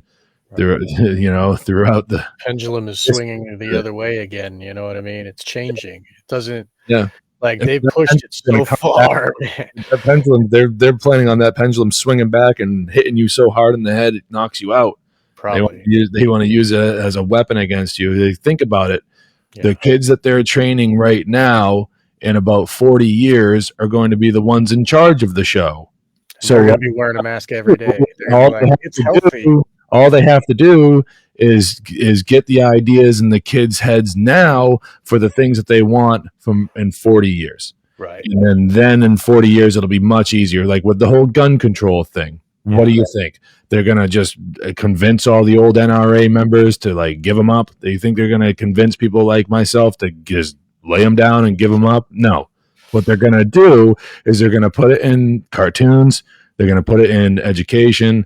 They're going to put it in all these different places where they know they can reach the most impressionable people amongst us, which are the children, which is exactly why my point earlier about why they're trying to take kids even as young as 3 years old now and putting them in state-run education systems. It's disgusting. It's disgusting. I think Joe Biden was talking about that. He wanted 2 more years younger. And then provide 2 more years on the back end of it in the form of community college. So that's a total of like 16 years in total of public education that people have that they can take. And it's worse than indentured servitude. It's like it's double. Yeah, I mean, this is how severe it really is, and people don't see it that way. And it's like it's the reason why they don't see it that way is because of how long they were in the system and how long that they've been just told to commit the ad verecundiums over and over and over again, and just like, oh well, I don't have a white lab coat, or oh well, I don't have a blue suit with a badge. Oh well, I'm not the guy with the red tie on the TV, and like all this other stuff. It's just, I can't teach my kids. Yeah, well, what David was talking about earlier about having the lack of confidence, and the bar has been set so low when it comes to just what you need to do to even be a school teacher in the first place. Like it's just like, Oh yeah, well, you know, I don't see it, you know, I don't see it firsthand, but I don't imagine you really have to do much. You got to go through some schooling that they want you to go through, but I mean, the confidence is not there amongst a lot of people. And the thing that a lot of people don't understand is that, like, when you're coming out of your own habits and you're trying to do something new, and that you've woken up and you're trying to do something new and trying to, like, maybe keep your kids out of public schools, there's going to be a growing pains for the parent as well. And what's going to happen is you're going to want to revert to what's easy, but you can't. That when in the face of what in the face of what is coming down the pike for your own children, you can't just revert to doing what is easy. You're going to want to give up. You're going to want to run to the hills and just throw your hands in the air and say, I can't do this. I can't do this. You're going to want to do that. It's going to happen, especially when everything that you've been trained to do is to, appeal to authority throughout your entire life. That's what you've been trained to do. So when you've woken up to at least enough of what's going on and how the children are being targeted, and you don't want to put them in the crosshairs, there's going to, man, I feel like I'm repeating myself, but I got to say it. I got to really say it. There's going to come a time where your confidence is going to be just taken out at the knees. There's going to come a time where you want to throw your hands in the air and say, I can't do this. I can't do this. I got to send my kid to the public school. I got to do the thing that's easy. I got to do the thing that's provided for me, that I can be dependent on. I implore you, do not give in to those desires. Do not give in to that little voice in the back of your head telling you you can't do it, because that's just that one day. Tomorrow's a new one, and tomorrow could be easier, and then another day could be harder. This is how we got to live our lives in this day and age when it comes to trying new things and trying to change the world for the better in the future. Is we can't just revert back to the things that we've been trained to do. So when you have that tough day, just remind yourself it's just today, and then tomorrow could be better. And we can take it a step at a time. And then pretty soon you're making plans, and the step at a time thing is kind of in the past where it should be. And you're going to leave it there in the past because that's where it existed. And you're going to take the future and you're going to live a better life for the future. And that one day at a time thing, it becomes a week, maybe a month, whatever, however it all comes about, but it gets easier as more time goes on. And what you're going to experience is a lot of reward, that you're the one actually taking responsibility for your kids, and that they're going to be looking up at you smiling, knowing that they can trust you, and that their relationship with the world itself is going to be much more well-rounded, and it's going to be a much more trust-based thing. And they can not feel that sense of abandonment. That's in their subconscious, that they maybe don't even really understand that's there, but it's there, and they react to it in their own ways. Everyone's different, and the reaction is different for everybody. But I really just want to inspire people to, like, not give in, to just fight the good fight for what it's worth. And if you have to, and this is what we're going through right now in my household, we have an outside tutor, and it's because we understand, and everybody, and again, you want the kids to develop on their own and their own time.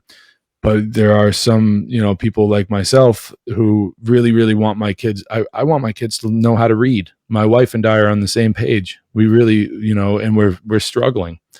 And in order to combat that little voice in the back of our heads, we've hired, well, not really hired, but we have an outside tutor come in, and and it's from a charter school. So there's different avenues that you can go to. So really all I'm comfortable really saying is that, like, for the love of God, just keep your kids out of the buildings.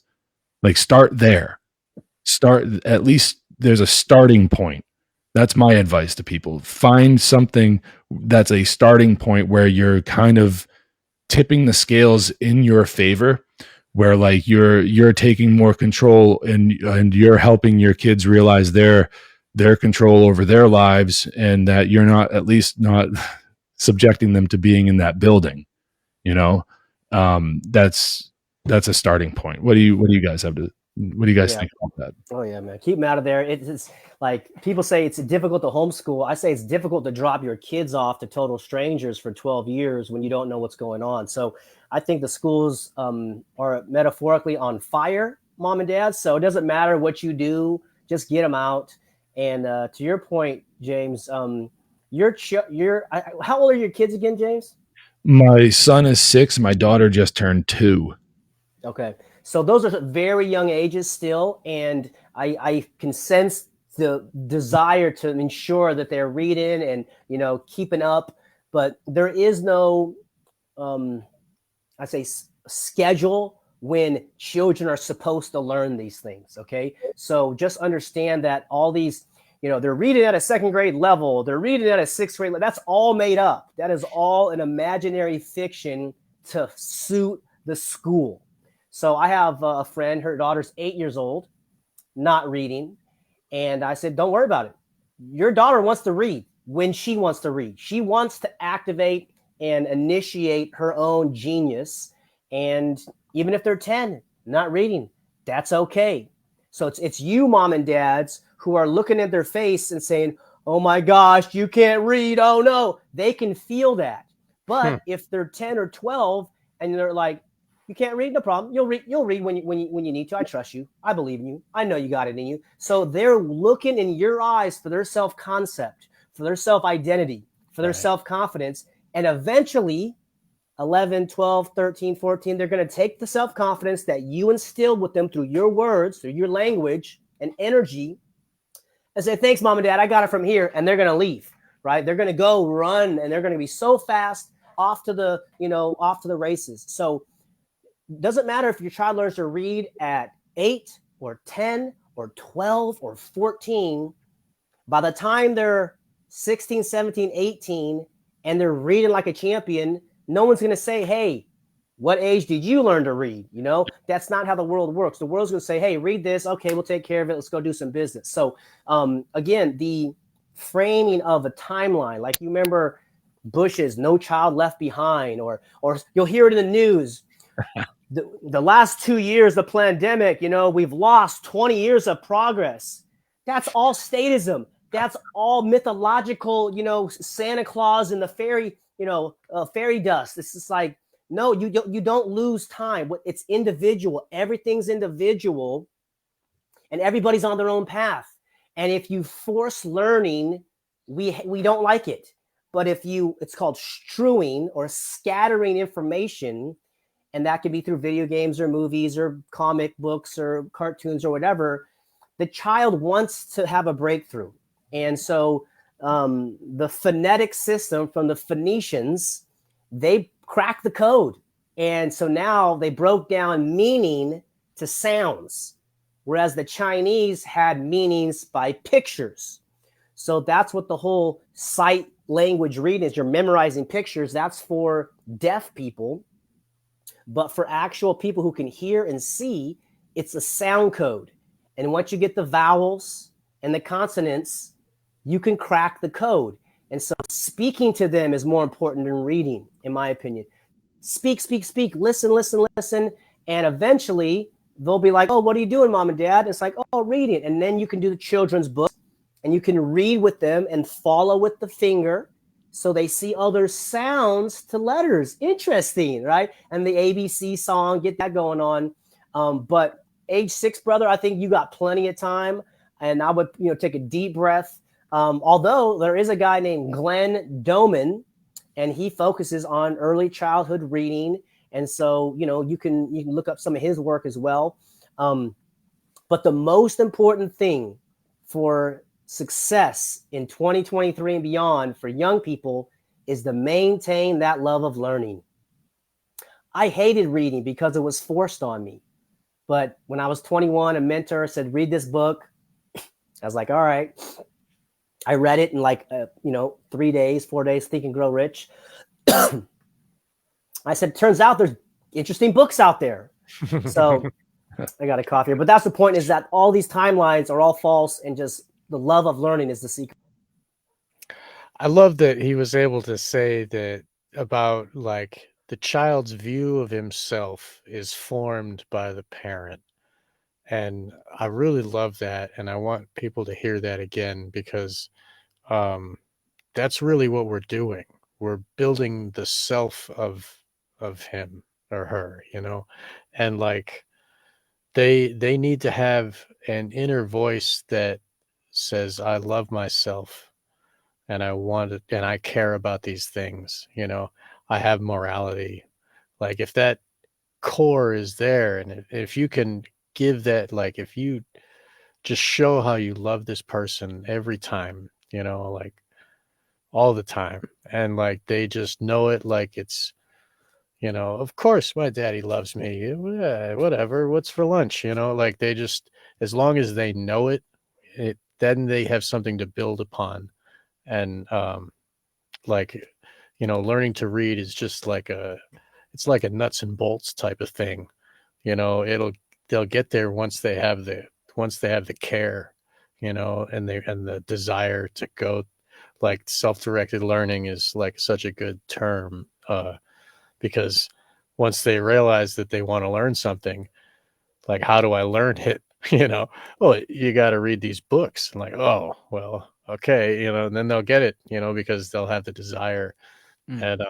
And yeah, like, that's where we're at. Is like there's so many things that little Jameson wants to be able to do, and it's like this, it's like this, like a speed bump or a roadblock or something like that, where we're sitting there going, well, you want to do those things, that's great, but you got to learn how to read.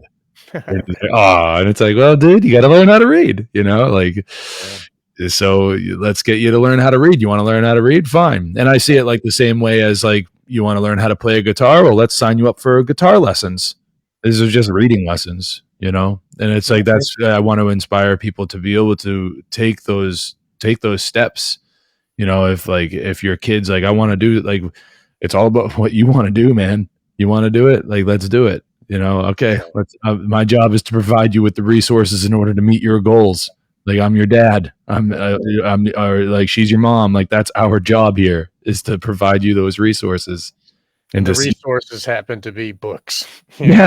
Like, oh, you want it? Well, like, well, like, we're having trouble figuring out how to really teach you how to read, because when I go to learn how to read, or when I'm reading a book, it's like some thick novel about about logic or something. You know what I mean? Like, it's like, I can't teach you how to read out of this. Or it's like Government, the biggest scam in history exposed. And it's like, that one, maybe, I think that'll work. That's a good one. Maybe when he's 10. Maybe. Yeah. I'll just leave that one around. You can pick it up on your own. But like, you know what I'm saying? Like, so, but when it comes to breaking free from the statist kind of mentality, it's very tough. And it's like, so like, I just wanted to be able to tell a bunch of people out there to like, just stay with it, please. Like, because you can do it. And it's like an old saying, actually, just right now comes to mind from AA, where they say, it works if you work it. So work it because you're worth it. Right. And that's like just popped into my head right now. So like, I wanted to make sure to say it's the same. Another thing, like, James, you talked about getting them out of the school. Don't you have something like an article about if they're in school on a certain day, then they're just going to be vaccinated? That mean, if they're there, like, do you have a thing for that? I don't have that prepared. Okay.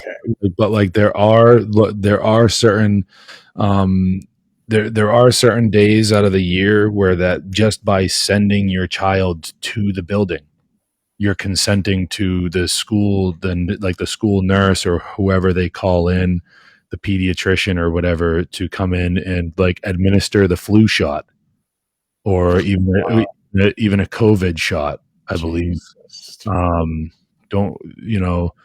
So look it up for yourself. I would employ you to do that, but they just actually came. They just actually that had just happened in New Hampshire, I think, last year. So be on the lookout for that.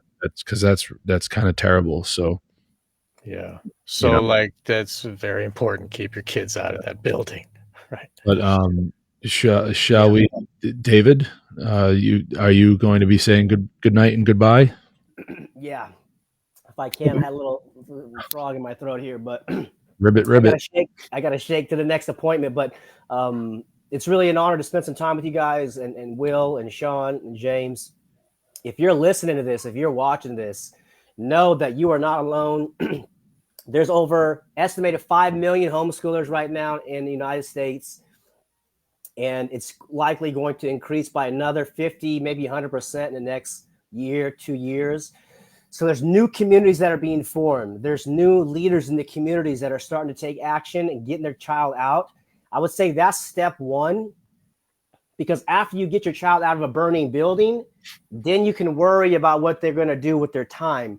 But while they're in there, the statism is being downloaded, the genderism, the racism, the flags on the wall. It's so diabolical. So the solution seems to be get them out, focus on the inner self and the love of learning, the joy of life. And one day your child's going to grow up and they're going to move out. So why would you want to hand your child off to total strangers who gets to have them for 7 days, for 12 years? These are the glory days with your children. And if you can remember how beautiful it is to come back and meet your parents, if you had a good relationship with your parents, or if you have a bad relationship with your parents, this is what you get to create right now. And I would say that the goal is to have unconditional love and a beautiful, trusting relationship so that when they are adults, they do want to come back home. And one day we're going to have to take care of our parents. So, thankfully my mom and dad love me. So I'm going to do my best to, help them transition, after their body, is aged and decrepit and their spirit goes on somewhere else. So some families don't have that, and many people listening here, there's a divide between the relationship. And a lot of it's because of the schools, like the parents saying, do the schoolwork. And the child's like, no, I don't want to. So they're turning the parent into an agent of the state. And also they're turning the child into an agent of the state. Understand there is an agenda to enslave your unborn grandchildren and for generations forever. So what is your agenda for your family?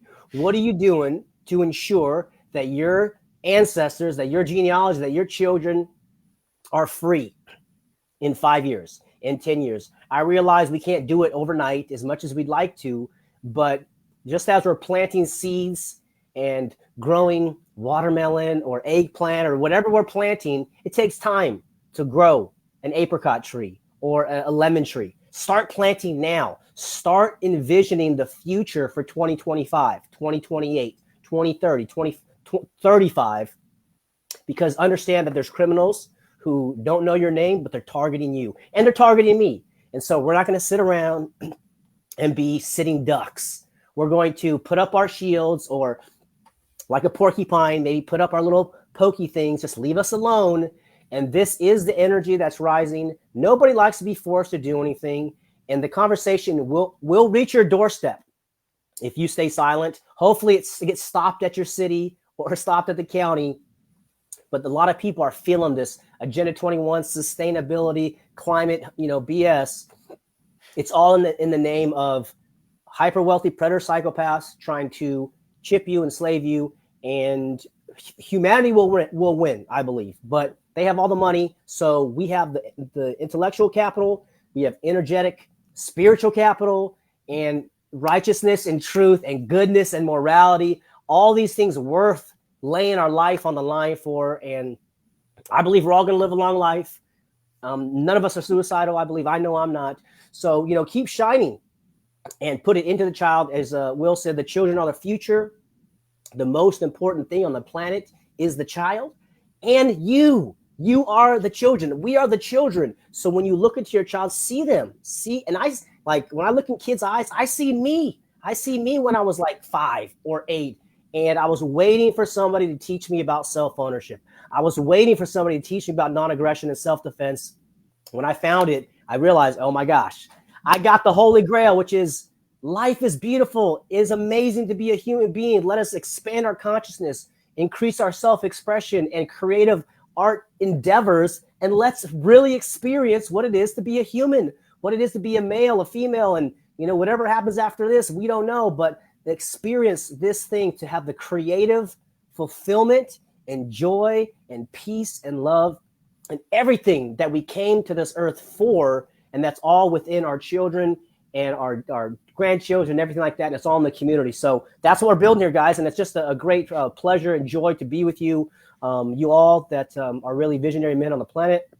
So much respect for you. And I look forward to doing it again and getting an update and talking about whatever else is next again, because we're going to keep having this conversation probably for the next 10, 20, 30 years, maybe more. But maybe we can do our part and make schools obsolete and just remove the children, and then it will shrivel up like a raisin on the vine, and we won't have to fight anybody. We just escape and leave and build a free, voluntary world, one relationship at a time.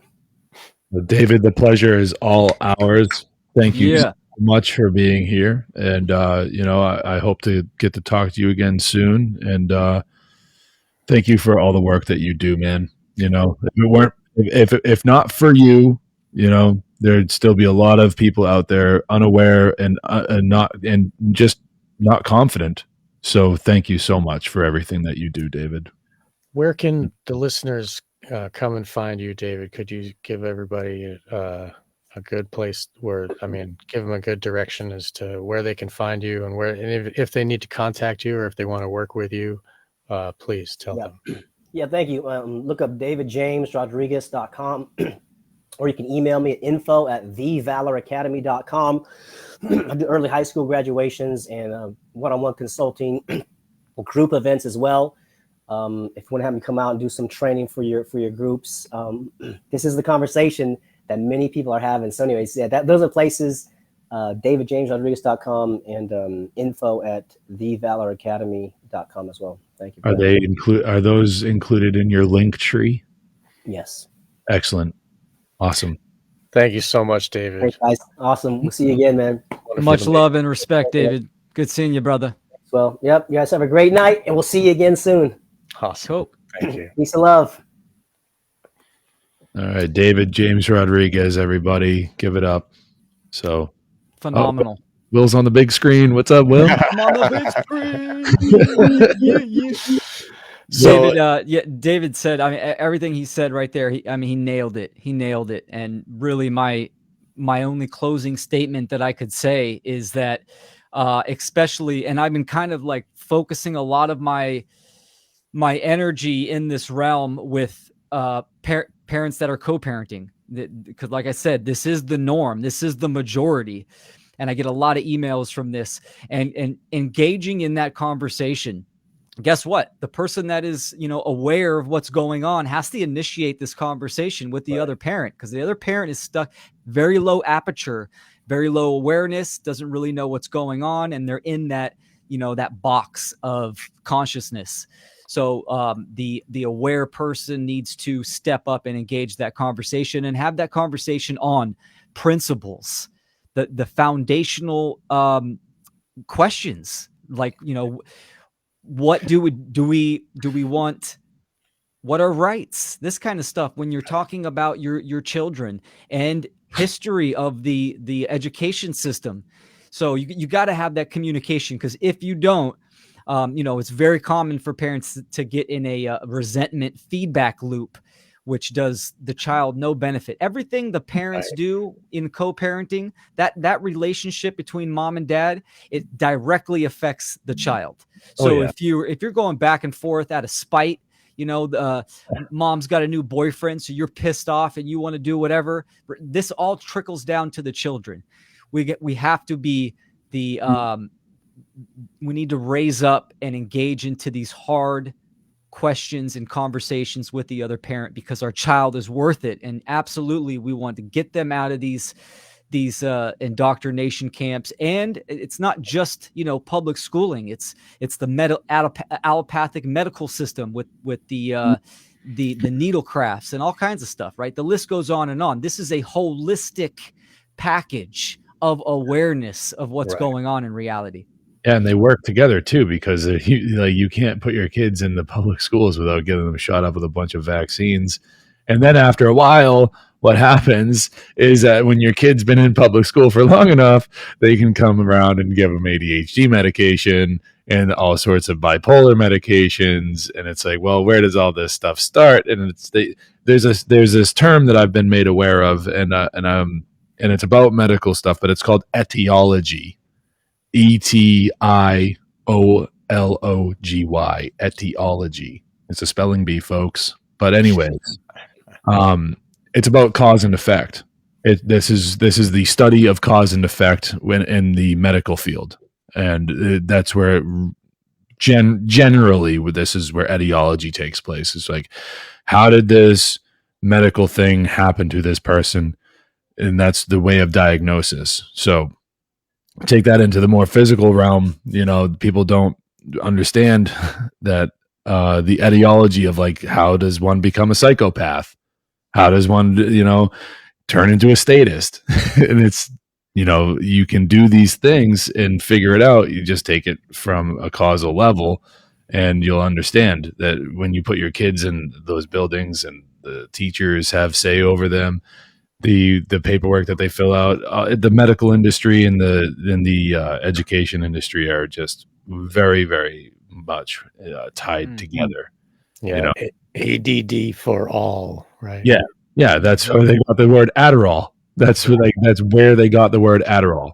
The guy that owned one of the owners or board members or whatever of the company that renamed Obitrol into Adderall. So Obitrol was a weight loss drug that could never get approved by the FDA because it didn't really do what the drug company said it would do. So they could sell it, they could still sell it, but it didn't have FDA approval, right? It's a weird thing, but then they renamed it and then they repurposed it, and the FDA was like, "Oh, great, and it does exactly what you say it's going to do. Okay, cool." Now the teachers are prescribing this stuff. Not necessarily. They have a very big say in it. It really does come down to the consent of the parents. Even today, they can't force they can't force the kid to take the pills. The parents have to be on board as well. So until the parents are on board, but the parents are trained more than not, they're trained to just appeal to authority and just let the teachers say what to do. So it very much appears that way, where the teachers are prescribing it. But no, there are three, as far as I know, there are three forms that go out: one to the teachers, one to the parents, and one to the child. And it's called the Connor scale of behavioral assessment. Huh. And it's like so it's like a list of questions, and then you check them off, and then there's a scoring pattern, and if the scoring happens a certain way, then you bring all the forms back to the doctor, and the doctor goes, "This is based on the Connor scale that everyone's filled out," and it's like a different one for the kid, different one for the parents, and different one for the teachers. And then the doctor takes all of them, kind of does some quick math with it, seeing the scores, puts them together, and then based on a scale, they can assess whether or not the child has attention deficit hyperactive disorder, and then from there they can say whether or not they want to prescribe any sort of medication to the kids or suggest a prescription of medication toward the child, and then the parents have to be the ones to sign off on all of it. But here's where everything falls short. The teachers are the babysitters while the parents go off to work. So what happens is the parents sit there and they, just like with homework, well, if you don't do your homework, you're making things hard for us. Think back to any time that your mom or your dad had to get a call from the principal's office and they had to show up. Oh, I had to leave work early. I can't. And that's what they were mad about. That's what they were mad. They weren't mad that you misbehaved in school. They were mad that the reason they were mad that you misbehaved in school is because you're making it harder for them to go and do the things that they need to do to provide for you. Right? The house, the food, the clothes, the this and the that. They got to work a job for that. And then when they're working the job for that, they're sending the kid where? To the public school. Now, the kid has to behave at public school, because if the kid's not behaving at the public school, it makes it harder for mom and dad to go and do the job, to do all the things that they've been trained to do by the public school. So when they have to leave their job, and they're not mad about having to come and take you out of school, they're not mad about the misbehavior, they're mad that they left their job. Right. So they teach their kids to listen to the teachers, do what the teachers say, do your homework to please the teachers, please, please, please do this, all this stuff for the schools. The boss at the same time. So that's where the idea that the teachers are the ones prescribing this medication comes from. Okay. Because they have the most say. They're not to mention the fact is that they call it a learning disorder. They call it a learning disorder. So where do you go to learn? You go to school to learn. Well, who's doing the teaching? The teachers. Who's when you're learning? Who's doing that to you? So when they're the ones coming forward and saying it's really tough to teach Jimmy how to spell correctly, or it's really tough to teach Jimmy how to do all of these things, and he's misbehaving in class, he's a distraction for the other students, he's the class clown, he wants to make everybody laugh, he's this, he's that, he's all these ad hominem attacks, like all these things about his character, all these things about the way that he behaves. We need to control him. Right, and it's all because it's all under the guise of control. Right. And that it's because that's their job. So what do? They pump the medication in there to make it easier to control. They're corrections officers. And it's the same thing like when I was talking to Jerry Marzinski, you know what I mean? Like he worked in mental hospitals and prisons, and it was all about giving psychotropics and giving like drugs to control people. And it started with making them sick with insulin, spinning them around in a chair so they puke.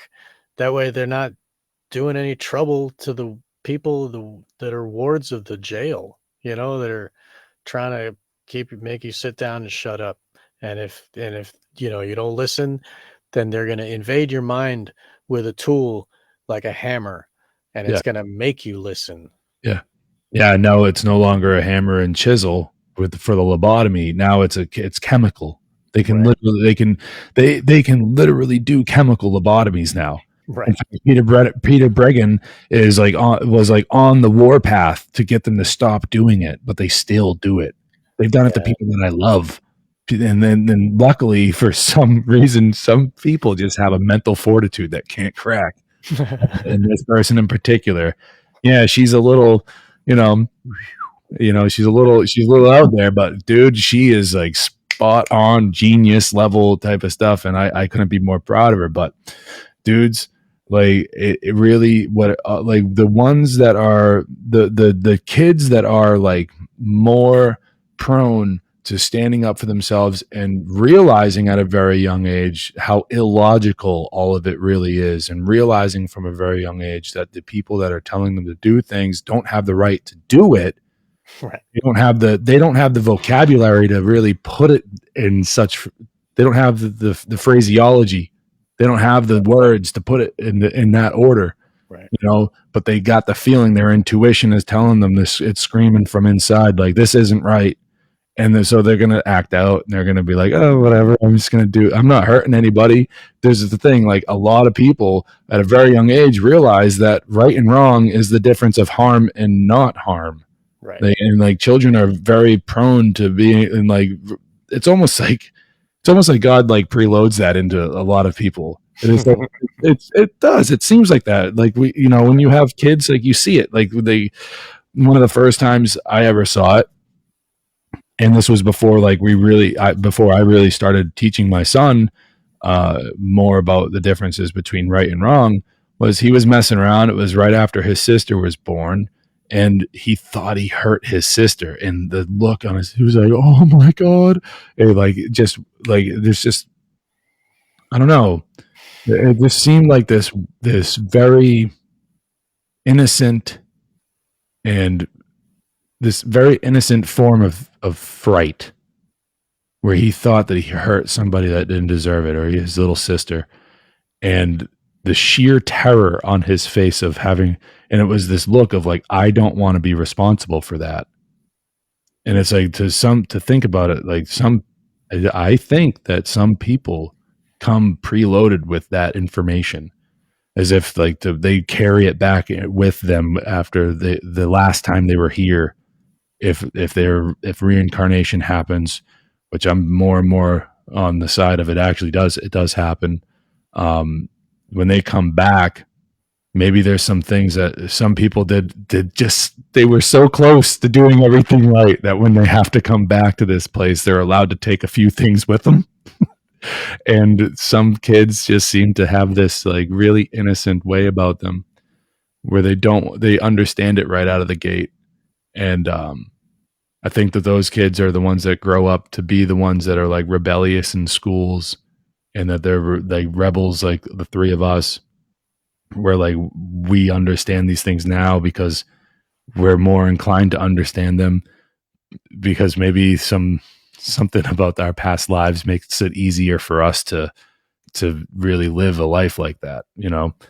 And I can relate to you, like, because I didn't know the words when I was a kid, and I like ended up going towards Satanism, but I hated the religion and the power structure and the authority. I hated authority, but I didn't get it because I never got access to like what the truth. My parents were statists, still they think I'm crazy, and like somehow I survived the system. You were able to get out of high school. Like I had to go through the entire way. It's like a jail sentence. Um I was but barely there. right, good for you, man. They kept me back twice. Yeah. And then on the second time of the second time, I repeated 8th grade twice, and then I went through 9th grade once. I didn't pass 9th grade either, and then they were like, "Oh, you got to repeat the whole thing again." I was like, "I'm done with this. I'm done with this. I'm done with you people. I'm out of here." My stepdad had just died, and I was going a little off the rails, but I just decided, you know what? If I'm gonna just like break all the chains, I'm gonna break them all. Right. I'm gonna go out on my own. I'm gonna do it. I'm gonna see what happens. And that was that. You're way better off than I am. But you got a lot more fortitude, and you got a lot, you're I would say that you deserve better than me, They hypnotized me in these schools. That's the thing a lot of people don't understand about me, is like, this is where this comes from for me personally. Is like that I was not treated well by these people. And I understood that from a very, very young age. And that's how I understand. I really do understand that, like, it doesn't just happen. You go to middle school and all of a sudden there's standardized testing. It's like, no, this is from the very first day you step foot into these buildings. It's trauma. Right. It's trauma. And that's why that's why I kind of split hairs a little bit. It was like, at least don't send your kids to the buildings. You got to figure it out to keep them home, keep them safe and sound there. Like, that's one thing, like we can have arguments, we have discussion, whatever, about all the rest of it. But my whole entire thing is like, really just like, don't send them there. Don't send them to the buildings. Don't lock them in the cage. There's a uniformed officer. There was in my high school, there's a walk in the halls. It's a prison. Yeah. Lock them in. Yeah, dude. You're locked in. Right. And they say after the kids enter the building, they don't want anybody that shouldn't be there to be in the buildings too. And it's like, okay, yeah, duh. Like, yeah, no kidding. No one wants that. But at the same time, it's like the other edge of the sword is that the kids are locked in. Right. So. Will, what do you think of that? Through. People don't think it through. So what do you think about the kids being locked in? It's you could see when that started to happen, right? With all the school shootings, and they started putting, bars all around the school and stuff. And when I went to high school, right? I'm in my 40s. We could walk off campus and go get food right downtown and stuff like that. You can't do that nowadays. And in most schools, high schools and stuff like that. Middle schools and elementary, for sure, they're going to have cages around the schools. And that's mainly when it started. So yeah, absolutely. It's a prison for sure. So yeah. Yeah, we just got an interesting comment in the chat here that I'd like to speak about, because this is also something that I've said in the past about about people's feelings toward their kids. So Shane, I don't know how to pronounce your name, but anyways, well, the comment is, well, it's more convenient. You'd be surprised how many people really don't care about their kids. And yeah, I think a lot of people would be very surprised about that. And I think a lot of people would be even more surprised about, the, I'm actually not surprised. Yeah, I think black pill dude. Whatever. Yeah, I think they'd be more surprised when they realize that, like, they don't fucking love their kids. Right. There, I said they it. don't love themselves.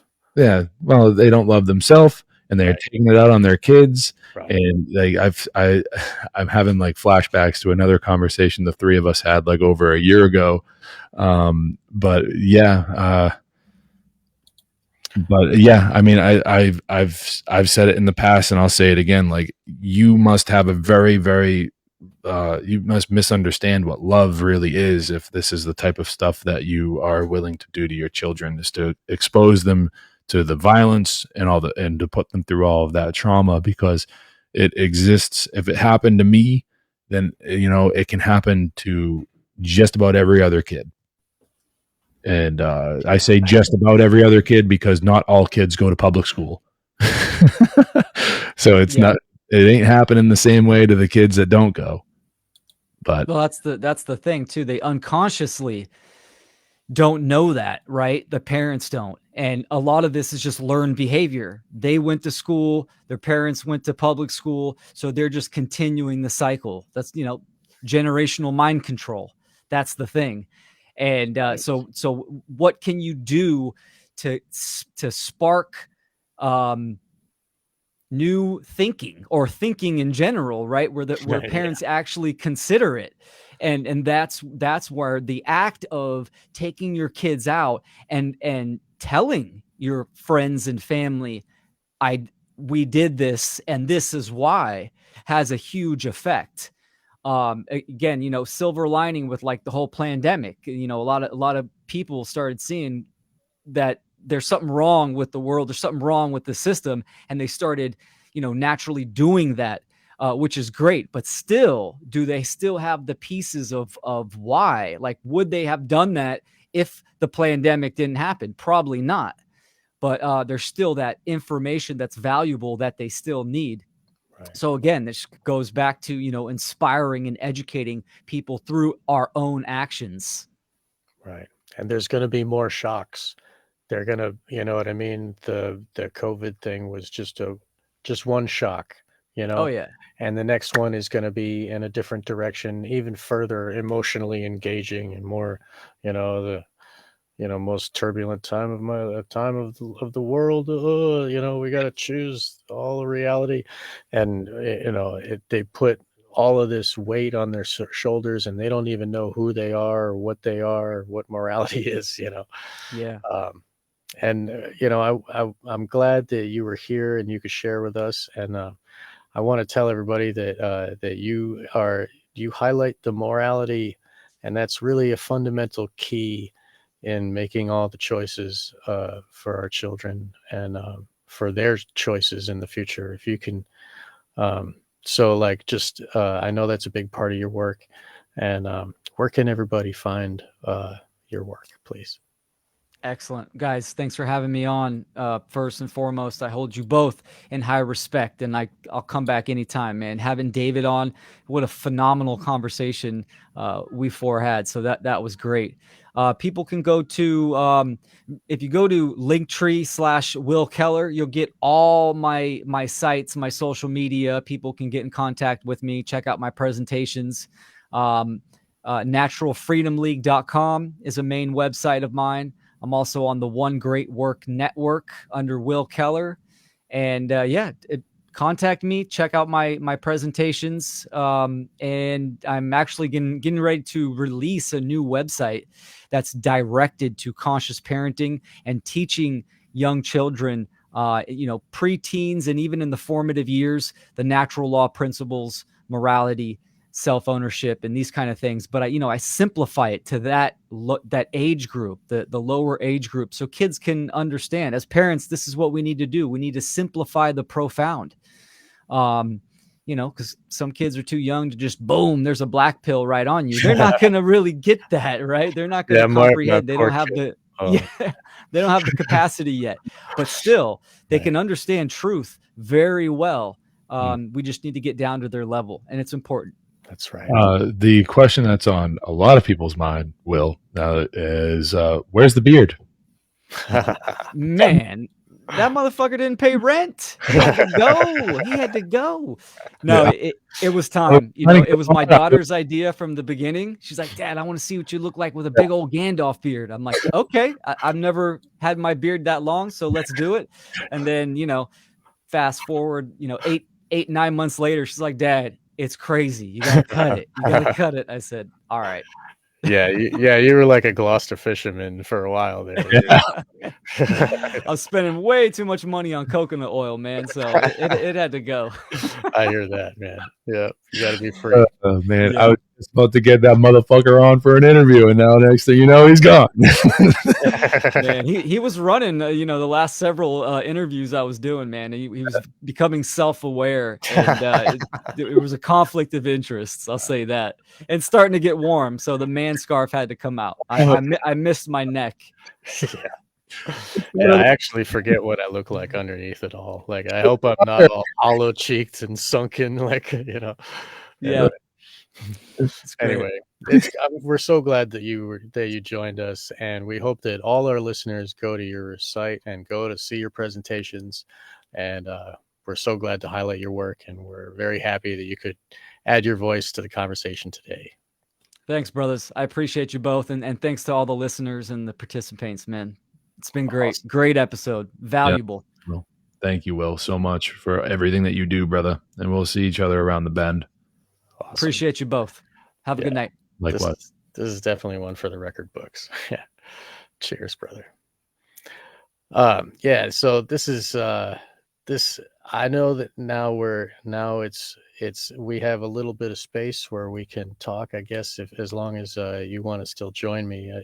We do have I've got one clip that I want to share about. We're talking about free will and natural sovereignty, and the future of what they want to give us is something totally different than that. And I want to share with you guys this here. Okay.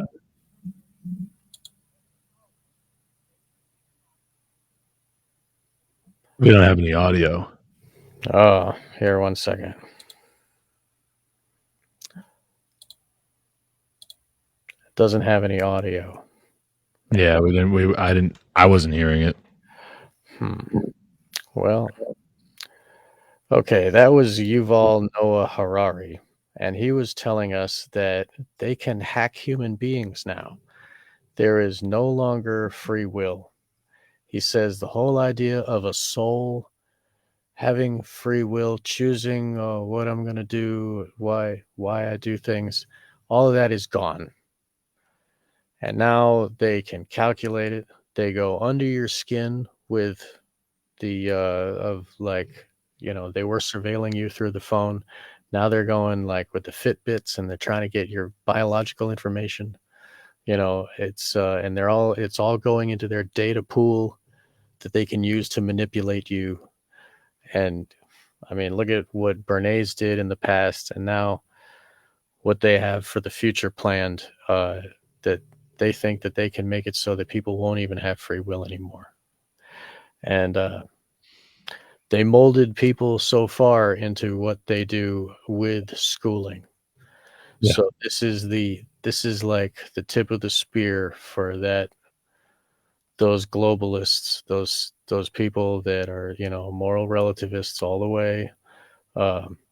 They champion this guy.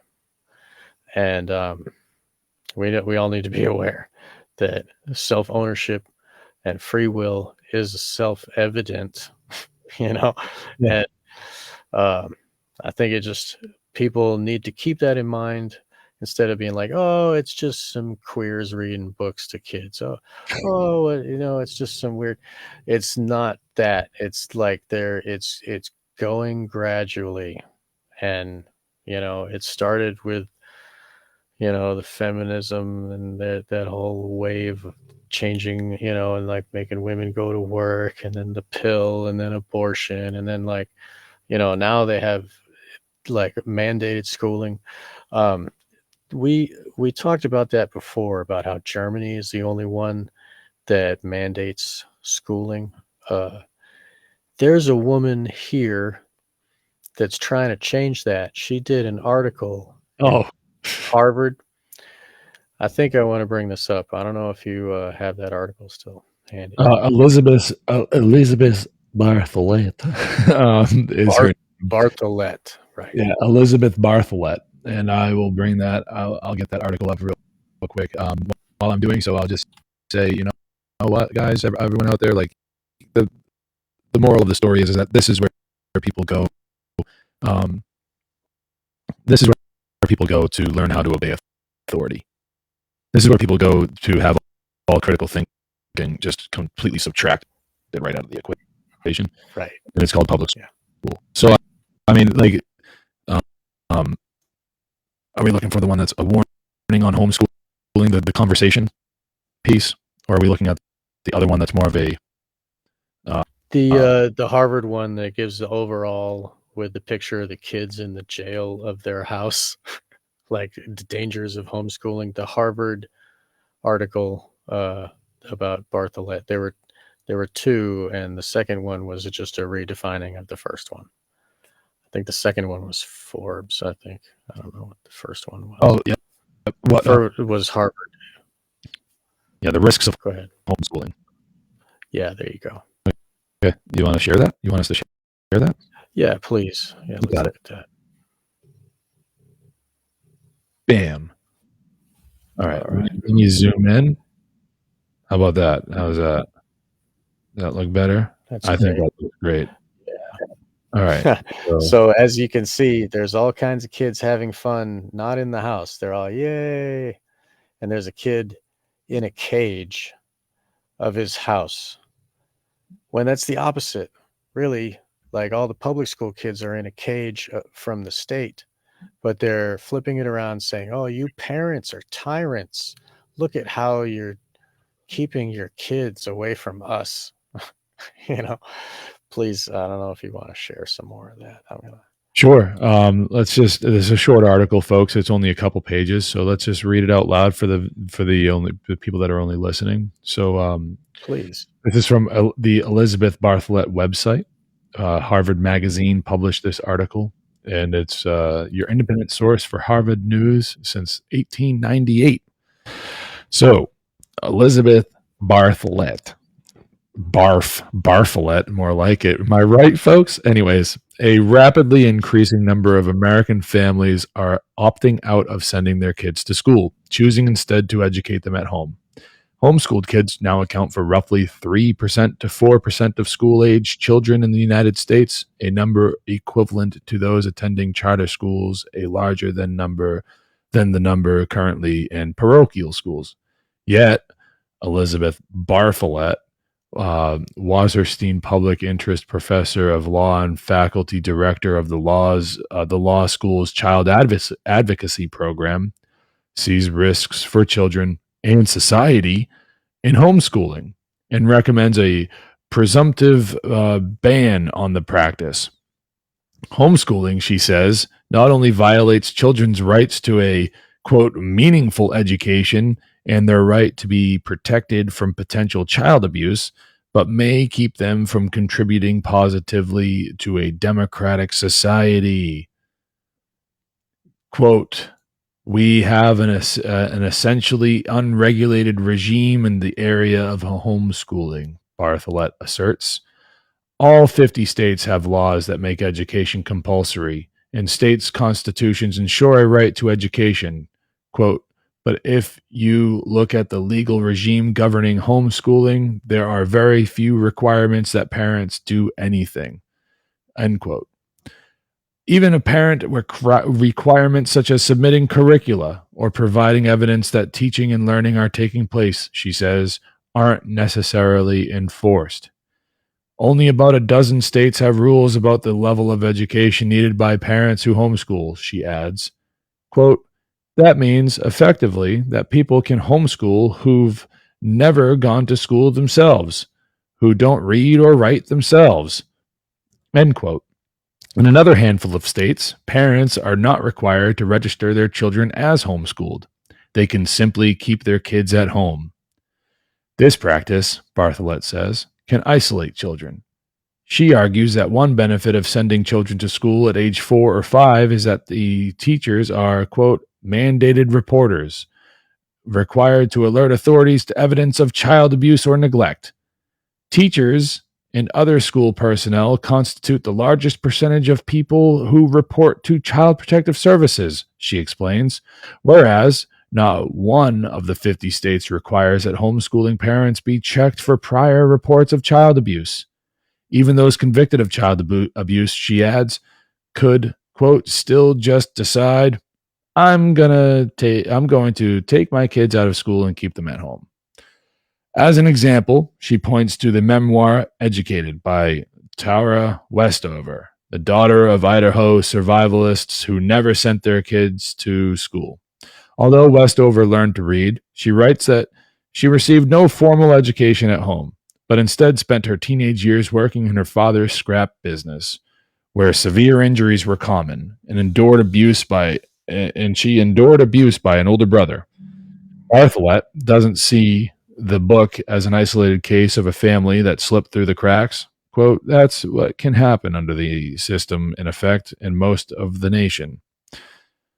In a paper published recently in the Arizona Law Review, she notes that parents choose homeschooling for an array of reasons. Some find local schools lacking or want to protect their children from bullying. Others do it to give their children the flexibility to pursue sports or other activities at a high level. But surveys of homeschoolers show that a majority of families, by estimates up to 90%, are driven by conservative Christian beliefs and seek to remove their children from mainstream culture. Bartholet notes that some of these parents are, quote, extreme religious ideologues who question science and promote female subservience and white supremacy. Children should, quote, grow up exposed to democratic values, ideas about non-discrimination, and tolerance of other people's viewpoints. She views the absence of regulations ensuring that homeschooled children receive a meaningful education equivalent to that required in public schools as a threat to U.S. democracy. Quote, from the beginning of compulsory education in this country, we have thought of the government as having some right to educate children so that they become active, productive participants in the larger society, she says.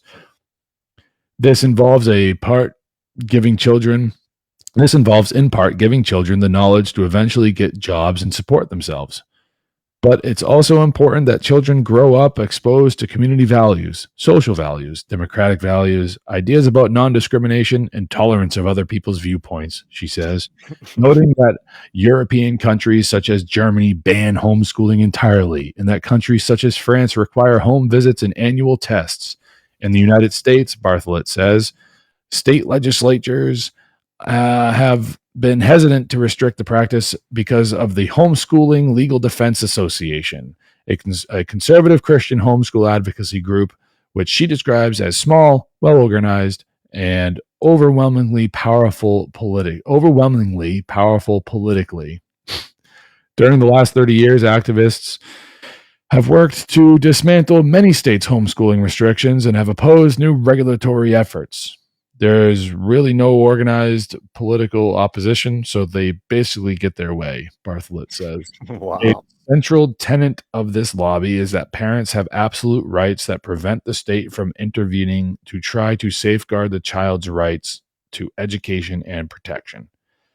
Bartholet maintains that parents should have, quote, very significant rights to raise their children with the beliefs and religious convictions that the parents hold, but requiring children to attend schools outside the home for 6 or 7 hours a day, she urges, does not unduly limit parents' influence on a child's views, and ideas.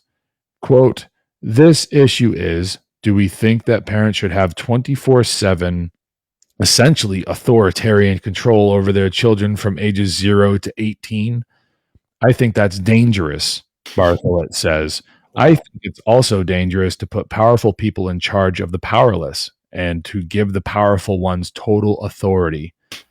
So wait, as a brief aside, I think it's also dangerous to put powerful people in charge of the powerless. So teachers in charge of children. Right. And to give the powerful ones total authority. So school boards over parents. Right. Statism. Right. She's saying it's dangerous for statism, but she's saying that it's so it's like cognitive dissonance. That's right. What I'm seeing. To finish, she concedes that in some situations, homeschooling may be justified and effective.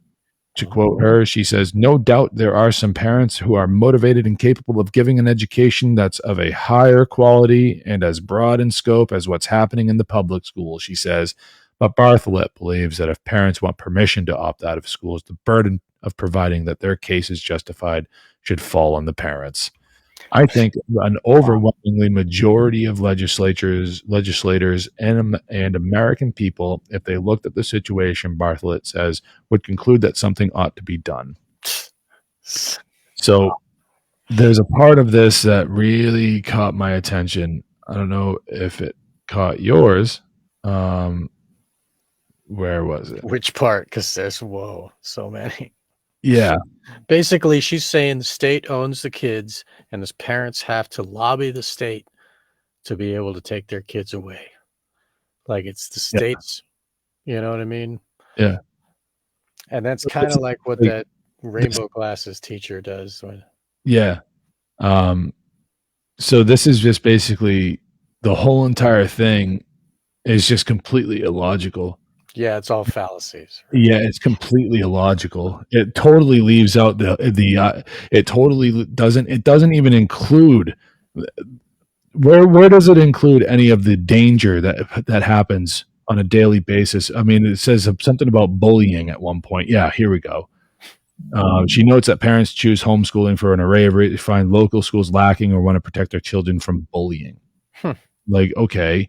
Or pedophiles, or like the indoctrination that they give, like or they want to protect them from all kinds of stuff. Like, or that dad that got arrested at a school board meeting because he was given the school board a ration of shit because they kept the fact that his daughter got raped by a tranny in the woman's bathroom a secret from them. Yeah, maybe that's a reason to keep your kids out of public school these days. Yeah, Loudoun County. I could be wrong. No, that was Loudoun County. Yeah. They covered it up because it was one of those politically correct things where they didn't want to anger the aggressor.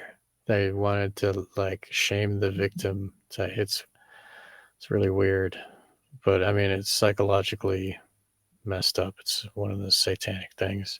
Yeah, I mean, something that I would like to impress onto people is and to just get the idea in their head that if you have children, like, you are not the authors of your children's rights. Okay, we as parents aren't even authorities over our children. I mean, the word has been kind of bastardized in modern parlance of the term.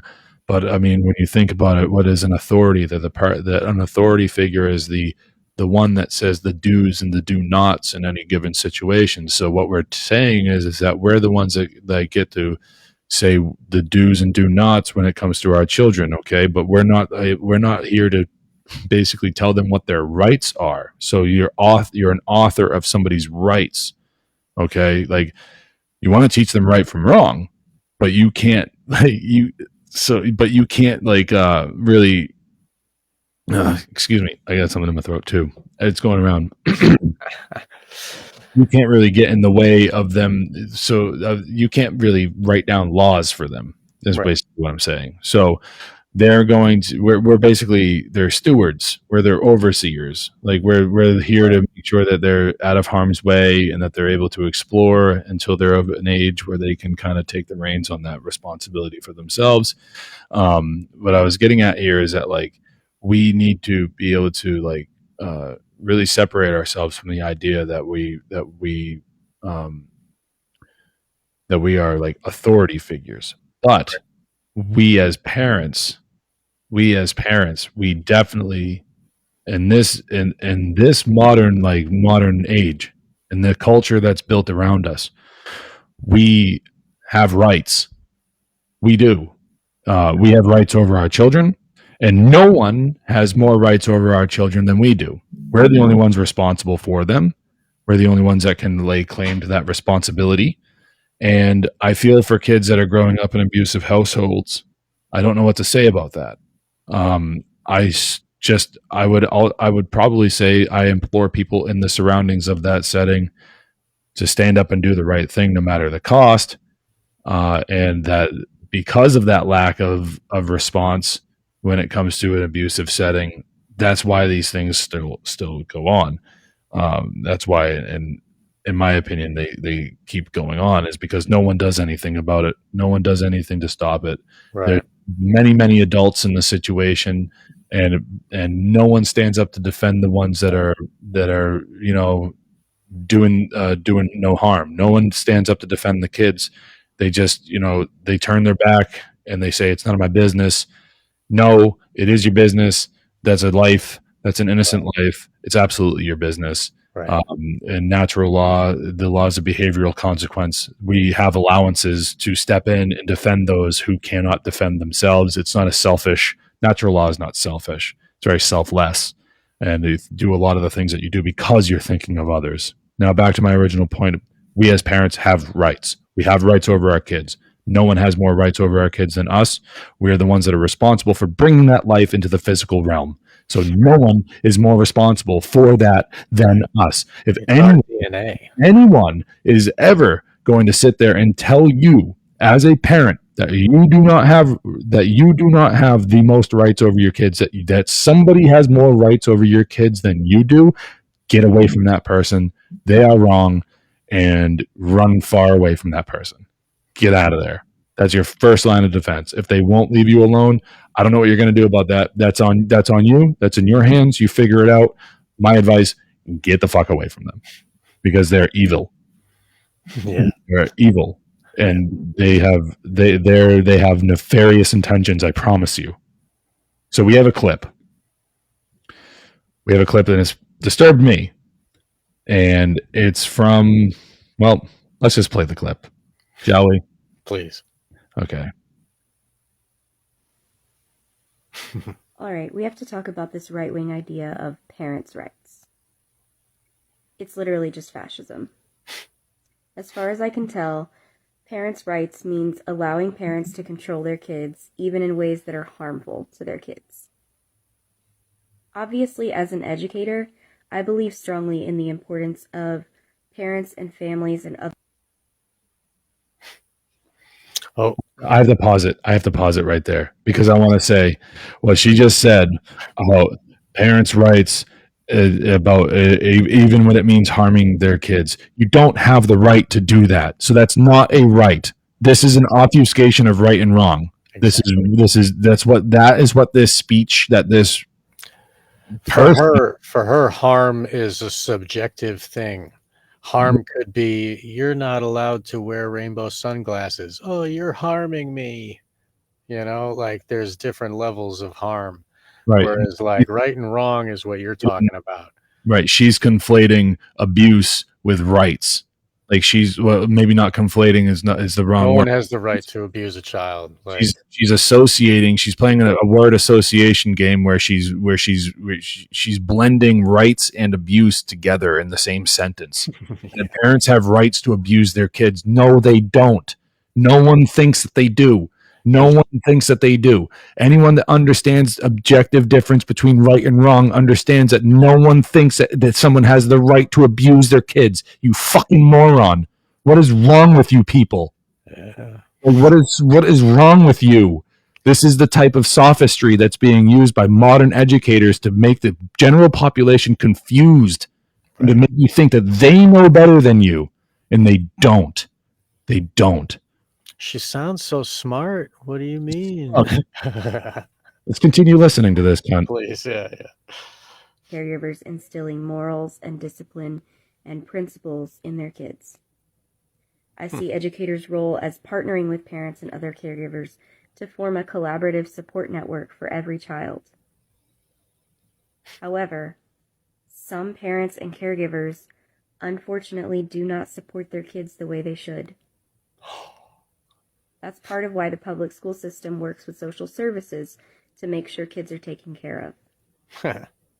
It's why schools work to connect parents with resources to help them learn how to support their children if and when they need the help. The fact of the matter is, parents and caregivers who reject their children's... She's like encouraging the kids to use the state against their parents if they don't like what their parents say.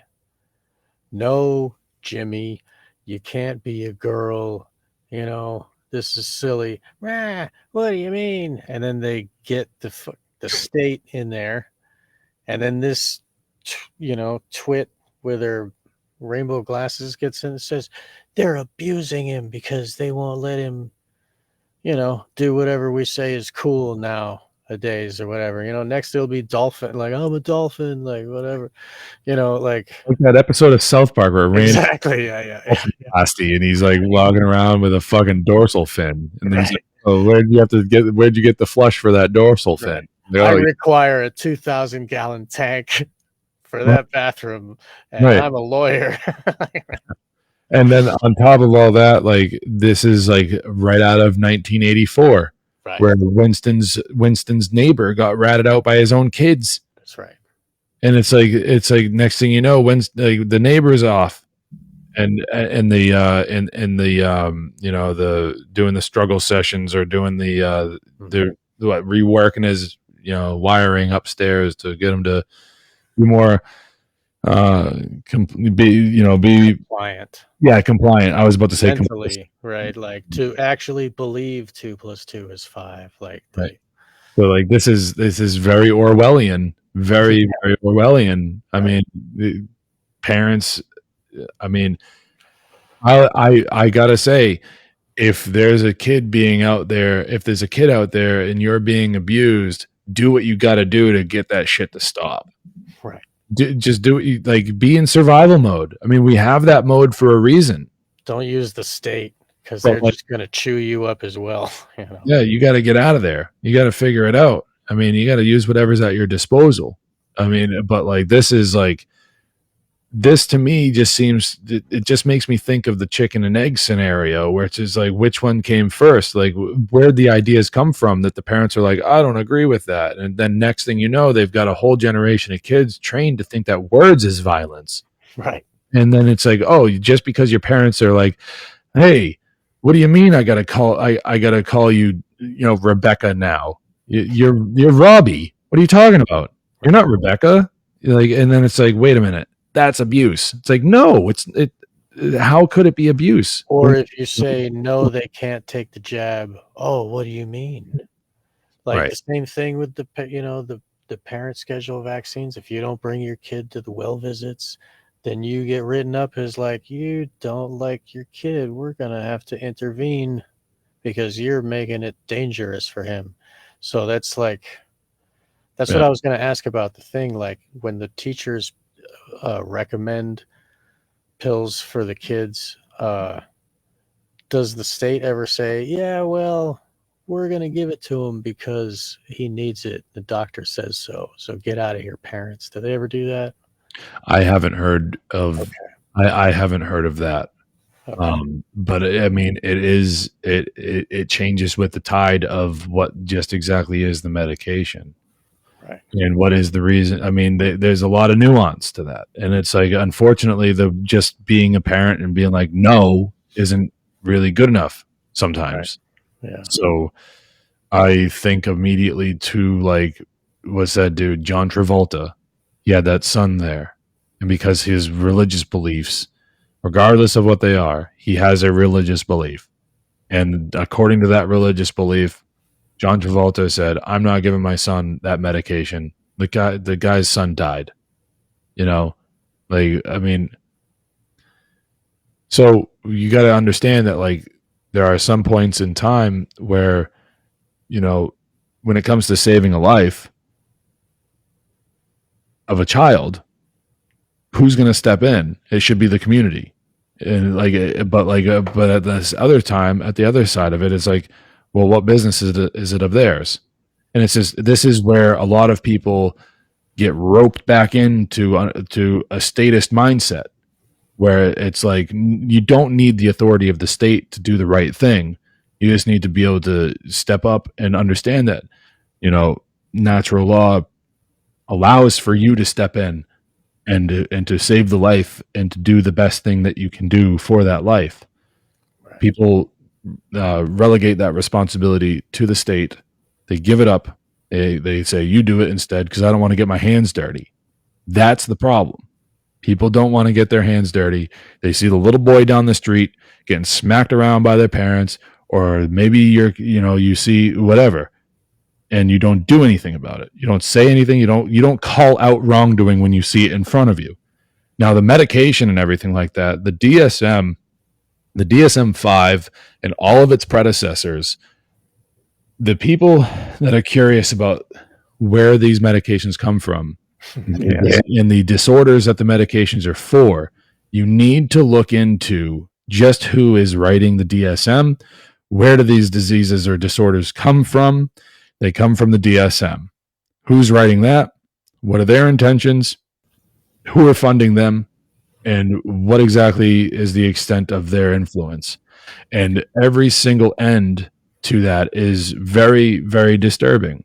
Right. There are instances where the men and women who are writing the DSM, they're coming up with names, and they're trying to put stuff in the books, and somebody at the table will raise their hand and go, that sounds like something, or that sounds like the way I think, and I don't want to have a mental illness, right, so don't put that in there. And everyone's like, okay, yep, you got it, Johnson, don't worry about it. So it's like that. And then it's a consensus of experts, right? It's the board. It's called behaviors.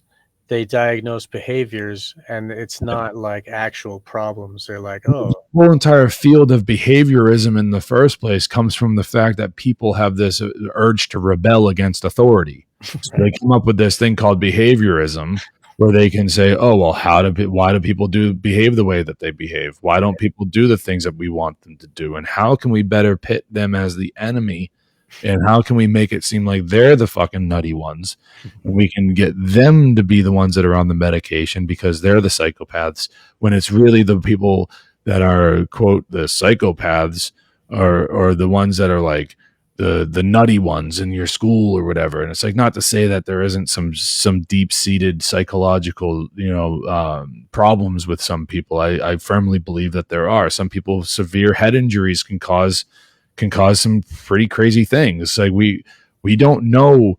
That's the funny thing about this, is that these authority figures seem to think that they have it all figured out, when the real thing is that we still don't know the real workings of the human brain. Right. So how can a group of people come together and say, well, we're going to do things that's going to stunt the growth of the human brain, and we don't even know what we're doing, especially with with Adderall, ADHD medications in general. They don't know which area of the brain the medication's going to. There's a doctor out there, I forget his name, I featured him in my presentation, but he basically said we're carpet bombing the brain. It's affecting every part of the brain. We can't get it to affect one part of the brain, and we don't even know why it's doing this. So not the medication, the brain. They believe it's something to do with the endocrine system. They believe that it's something but it's all tied to belief. When really it's not. It's not anything. It's somebody's, because there is no test. They can't test for how much. There's the idea of chemical imbalance. There is no test of chemical imbalance, all that. How can they test for something on a personal level when everybody's different? Right. It's the same thing with the COVID stuff. It's the same thing with a bunch of the other things that they try to do to kids in public school systems. Right. Is that a broad brush, one stroke across every fucking kid in the situation, and it's going to be one size fits all for everybody. And maybe, just maybe, there's a glimmer of hope that it's not exactly like that today, but I guarantee you that's how it was for people like myself, Sean, everybody that was on this podcast tonight. Everyone that's been in our generations and in the past, it's always been one broad brush stroke to cover everybody, one size fits all, outcomes based education, and that's what that is.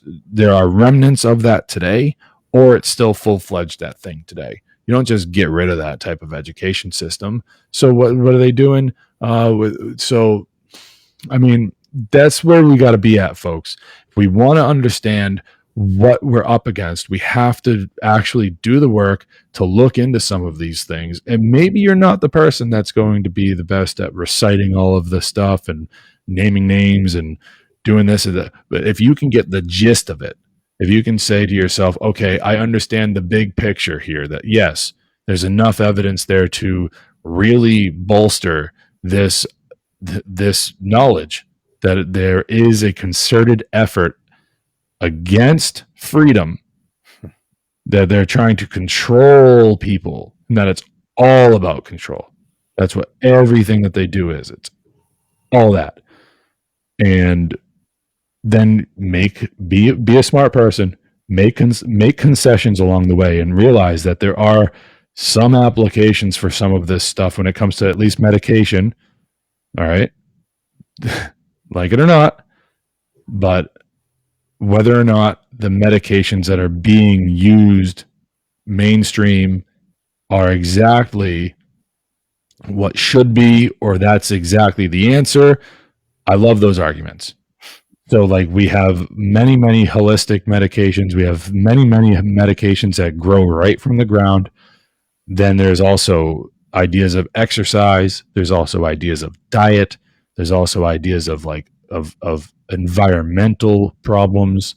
Not saying pollution, I'm saying how are your daily interactions with people? Are you in voluntary consensual relationships with people? How is your mind reacting to those relationships? How is your mind reacting to the color of the paint on your walls? Like there's so many levels to mental health that are being ignored, and people wonder why things just keep getting worse. And we're not so the solution and the cure for a lot of these things is right there in front of us. It's staring us in the face, and it's the same people that are selling us the thing that's saying, "Oh, this is the medication. Here's the solution." And the real solution is to do almost the exact opposite of everything that those people are telling you to do. It's usually the best. And it's like the people that are sitting here, and I know I'm sitting here going, hey, listen to me. I know some answers, because I do. And I'm not here to hurt anybody. I'm here to help. And I want people to feel loved, and I want people to self-actualize, come to their fullest potential, and to be able to stand firm on their own 2 feet and say, fuck you to those who are trying to control you. Fuck you to those people that are out there trying to destroy your life, and fuck you for trying to kill me on a daily basis. And fuck you for coming after my fucking kids too. If you will never fucking see a bigger set of teeth come out than when you try to come after my kids. I'll tell you that right now. So this is the way we form solutions, is you gain the knowledge, you gather around the information, get it under your belt, and at least get in enough to really understand that these people are not here for you. They're here because you are a product to them. Right. You are income. You are some way of energy. Right. They're seeing you as a battery. It's like the Matrix. All the people are plugged in to the big stack, and the machines are getting the energy out of the people. In exchange, the people the people get to live in this fantasy world. Right. And meanwhile, in the real world, they're just a battery to power the machines. Yeah. And that's what they want you to be. And the machines are the satanic, heartless people that are running this thing, I kind of like I wanted to make sure that we got all the points in before we I know that we had two wonderful clips from John Taylor Gatto. Yeah. And I wanted to it's a gift for those listeners that are still listening and want to continue. It's going to make the episode kind of long, But I just wanted to say our goodbyes before, and unless there's anything else, James, that you wanted to talk about before, because I think that we had a really knocked it out of the park with this. I think David was so precise with his words. It was so perfect to hear him talk. Like, I'm so glad that we got it recorded here. Tell me, is there anything that's still urging inside that you need to speak out, or anything? Yeah, I really just want to implore people that if this seems out of the realm of possibility for you, I understand. And I'm not here to push my lifestyle or how I want things done onto anybody. I'm simply here to define right from wrong and to point out when wrongdoing is happening. You understand? So I can't make you do anything. I just hope you hear my words and you hear my heart when I tell you that these people are not doing right by your kids. These people, their intention is not to do right by your kids. That is a clever disguise. Okay? Their real intention is to make more slaves. Their real intention is to perform mind control on those that least expect it to be done to them. Okay? And that's kids. That's children. So you need to figure it out. If you're a parent, you need to figure out the best way to combat this given your current situation. Knowing the truth will set you free. And to perform according to the truth is when you actually are free. So you can be set free by knowing the thing, but you're not going to be free for very long until you start acting the thing. So get it together, figure it out. Everyone's different. You got your own, you guys out there have your own situations going on. I respect that. If you can't, well, then what's stopping you? What can you rearrange in your life to make it so your kids aren't victim to abuse on a daily basis? These are very hard questions for people to ask themselves, and it's an even harder question to even answer. Okay, step one, ask the question. Step two, you actually have to come up with an answer. So take your time and figure it out, because it's very important that you do. And my best advice is that if you're having children, you need to understand that the level of sacrifice required in this day and age to actually have good people being raised, that could be a whole entire other 4-hour podcast in itself, talking about the amount of sacrifice that needs to come down. But what I'm telling you is that you, as the parent, are responsible for the shaping and molding of that person, and they will be an individual. They will be an individual who's part of a larger group that they never asked to be in. So you need to understand that part as well. And don't put them in there in the first place. Mold your entire life around that human being. Your life is now theirs. Okay? And you're going to live for them. That's the idea. So you surround yourself with all these nice things and all this accoutrement to life. None of it fucking matters. What matters is the safety of that little person until they're old enough and big enough to provide that safety for themselves. Notice how carefully I said that. They provide that for themselves. We provide that for ourselves. We do not ask the state to provide us with safety. Okay? I take care of that myself. All right? I perform right action, and through that right action, I gain trust, and there you go. Voluntary relationships happen, and next thing you know, other people are willing to help me get what I need, and I'm just as willing to help them get what they need. This is how life should be. But for some reason, oh wait, it's not just some reason. It's because you keep sending your kids to fucking public school that this idea of statism keeps going on.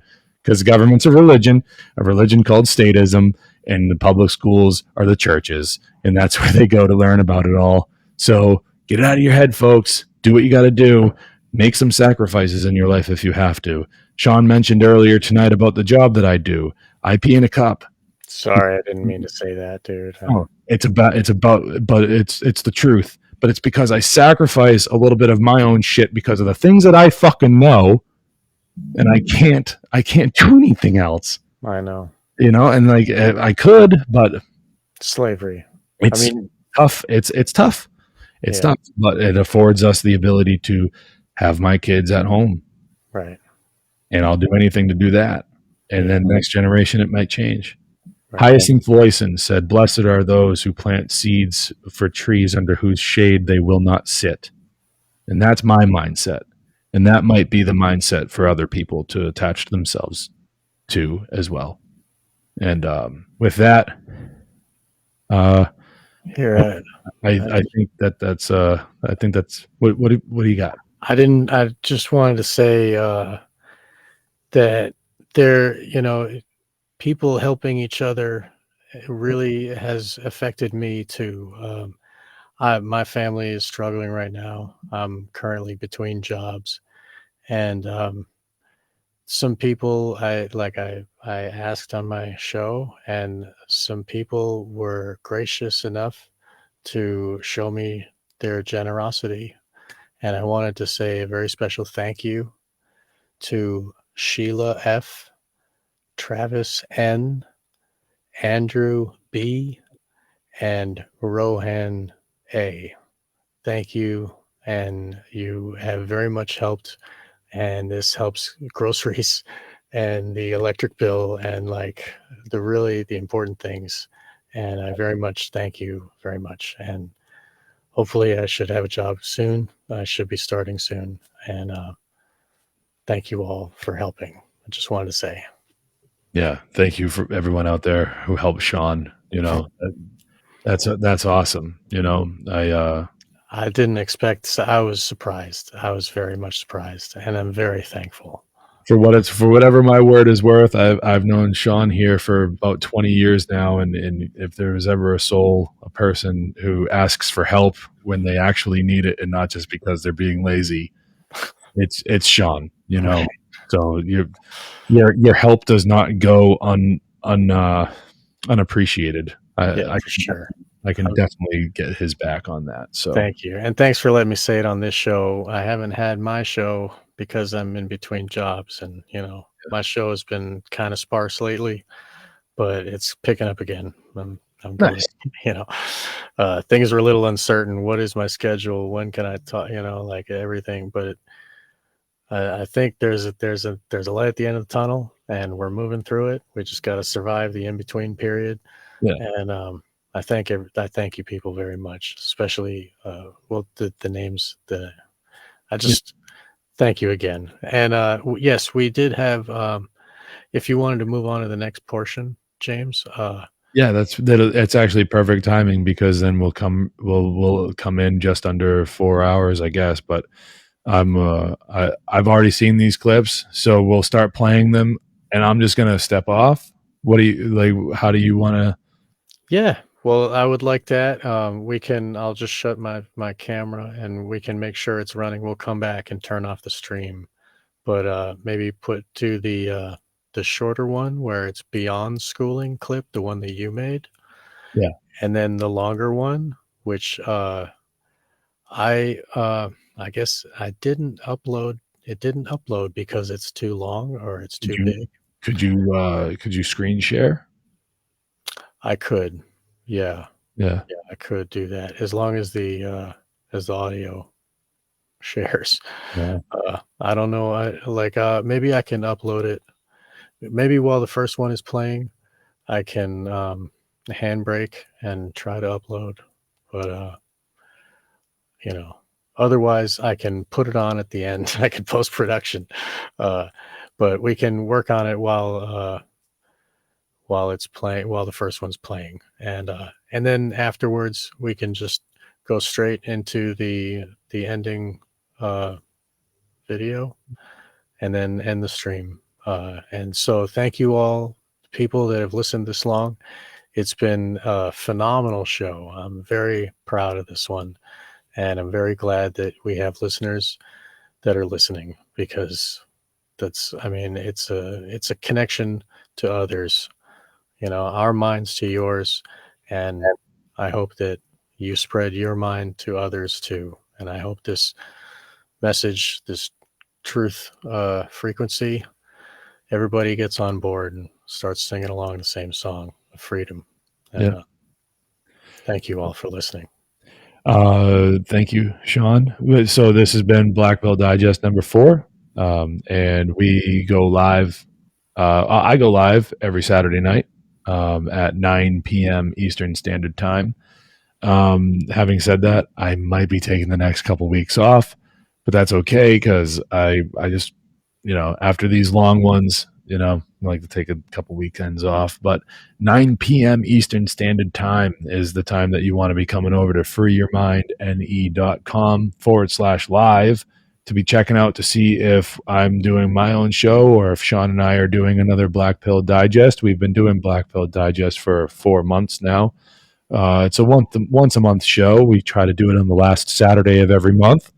But this is March now, and we didn't do one in February, so we're going to be doing 2 in March. We made a schedule change so we could host David tonight, and in about 2 weeks we're going to be doing another one where we're probably going to be talking about the control of perception through the media. So that's going to be an exciting show. We're not going to announce our guests at the moment because we want you guys to be paying attention on your own, and we want you to come back and be surprised with who we come with it with. So check back. When was it, Sean? We had the 2 weeks. It'll be on the 25th, right, or the 18th. Anyways, I think it's the 18th. It's okay. 18th. The one we've got one scheduled for the 18th. All right, excellent. So we'll be back here, Black Pill Digest, March 18th at 9 p.m. Eastern Standard Time at freeyourmindne.com/live. That's the best place to go and chat, because we see a lot of people in this chat. We see a lot of people on the sidebar here. We've got this online software called Restream, and sometimes we see people kind of looking like they're talking to themselves. So I want to see if I can funnel everybody into one chat, into the Twitch chat, because here's another sad announcement, is that in a couple months, we might not be using Restream anymore. We might only be on Twitch. We might only be using be able to be on Twitch and on freeyourmindne.com and the One Great Work Network, which we're always happy to be hosted on the One Great Work Network. So my last words, my name is James Cordiner. My regular show is A Hitchhiker's Guide to Truth.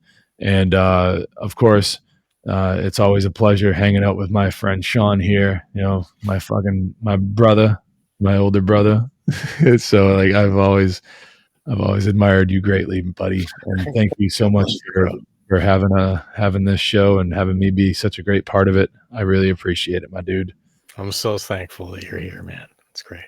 Yeah. All right, let's listen to John Taylor Gatto, and he's going to teach us about he's going to teach us a thing or two about the public school system. So, thank you, everybody. Thank you for tuning in. God bless you, and good night. The plan, simplified mightily for the purposes of this talk, called for the infantilization of North America, the gradual dumbing down, the gradual demoralization, the slow, steady removal of critical responsibilities from families and their transfer to bureaucrats. What I'm talking about here is a radical extension of childhood, principally through schooling at first, but in time through every institution, including and especially popular entertainment under direction of a small elite. Popular entertainment, of course, removes the necessity to entertain oneself. But once again, we need to reiterate that childishness is not an objectionable quality to management, but rather its very justification for being. Childish people are unable to offer effective resistance to management. They may whine, complain, even shoot one another, but they have no idea how things work. So eventually they come to heel or break.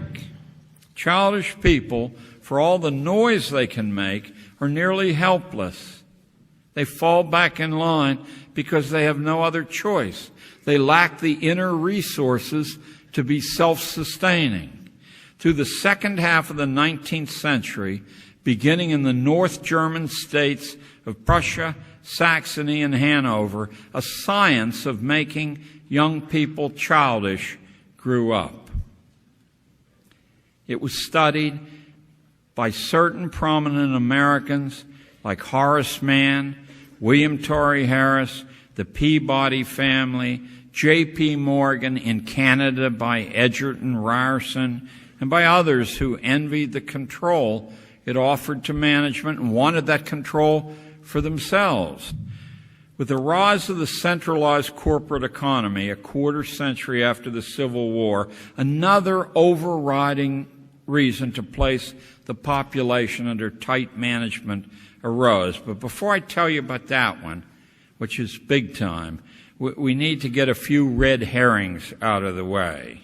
At the same time this project was going, other groups besides businessmen and political leaders had reasons to advocate against intellectual education and education in personal competence.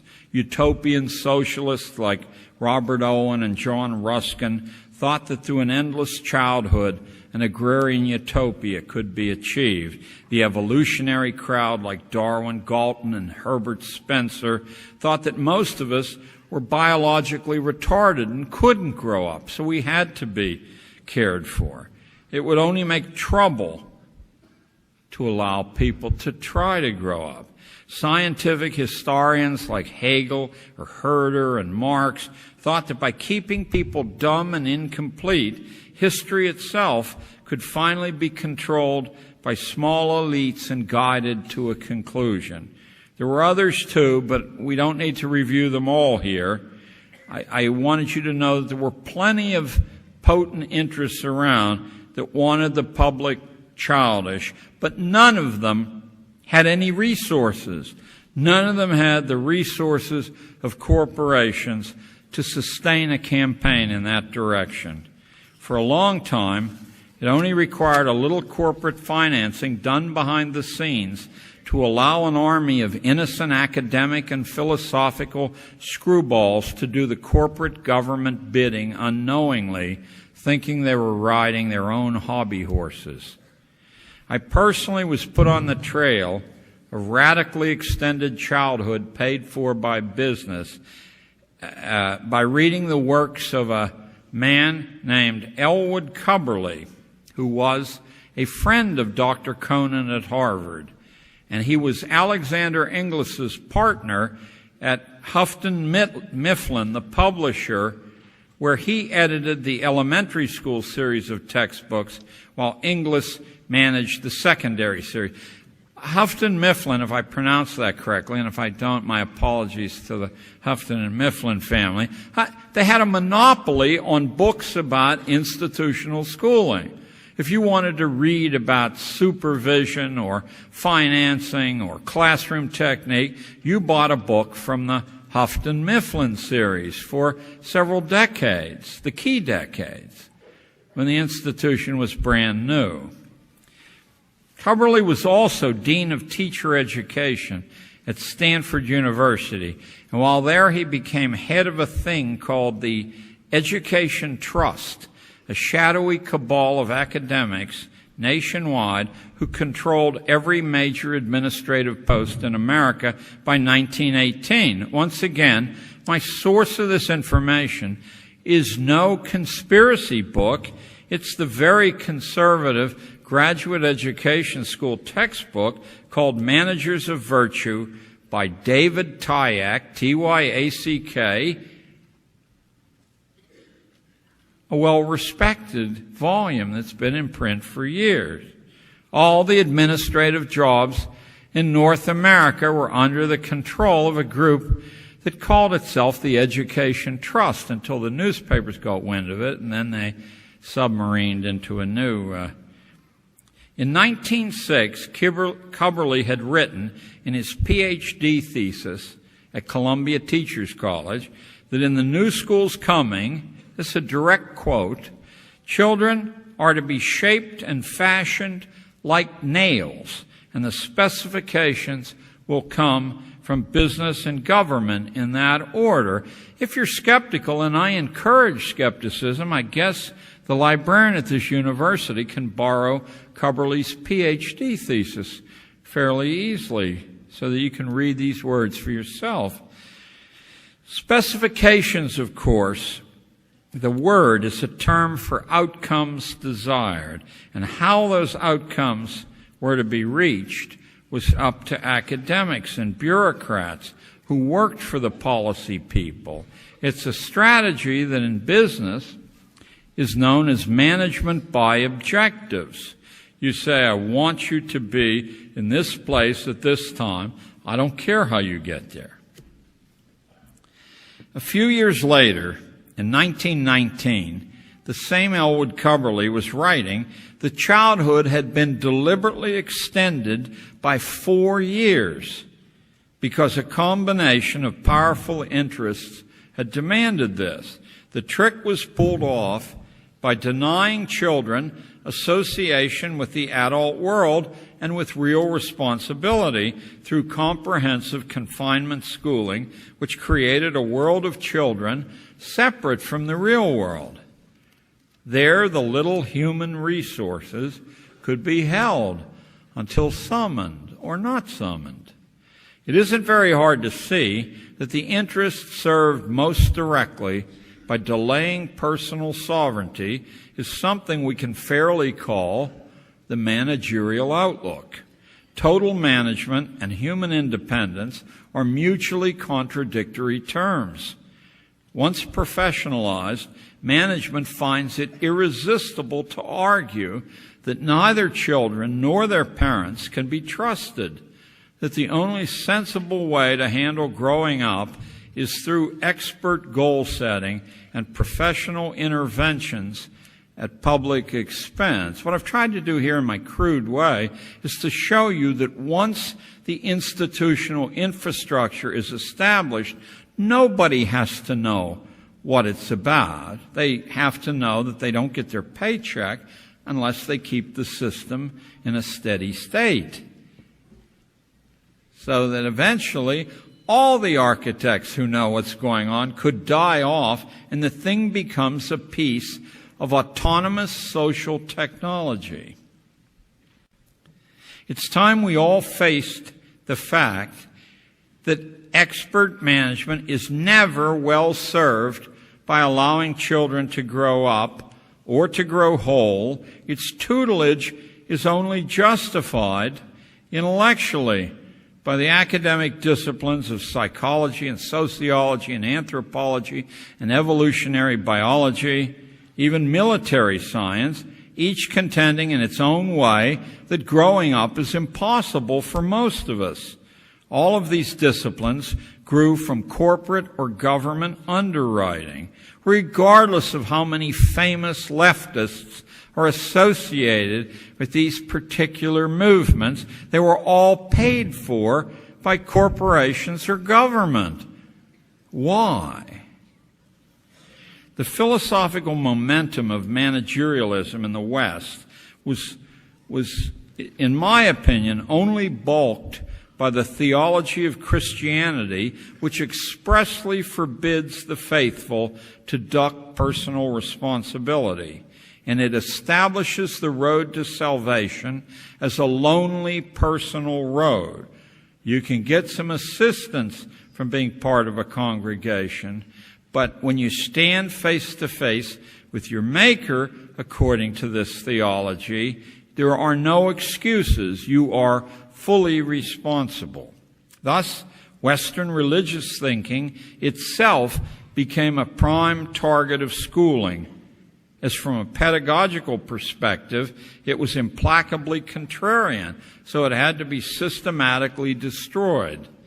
Somewhat over 100 years ago, higher academic voices in America set up a litany which communicated that however elliptical, we would remain children forever, always in need of supervision and regulation. The identical message that Prussians had heard a century and more before.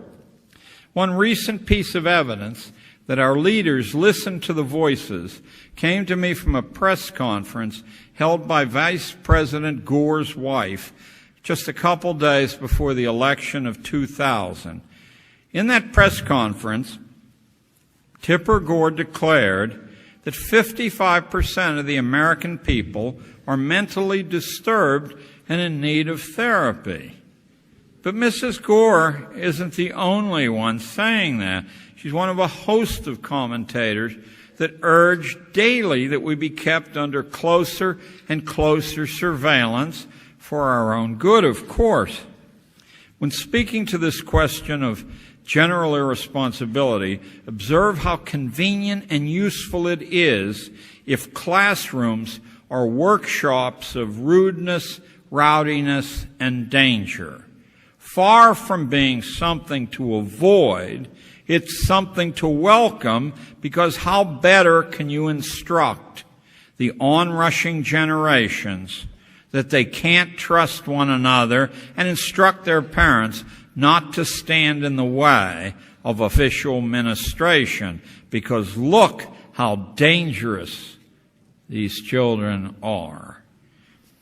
At the end of the 20th century, approximately 100,000 American school children were being barcoded in an experiment to track their passages and see to it that each boy and girl is always where someone else thinks they belong. Everything in its place, a place for everything.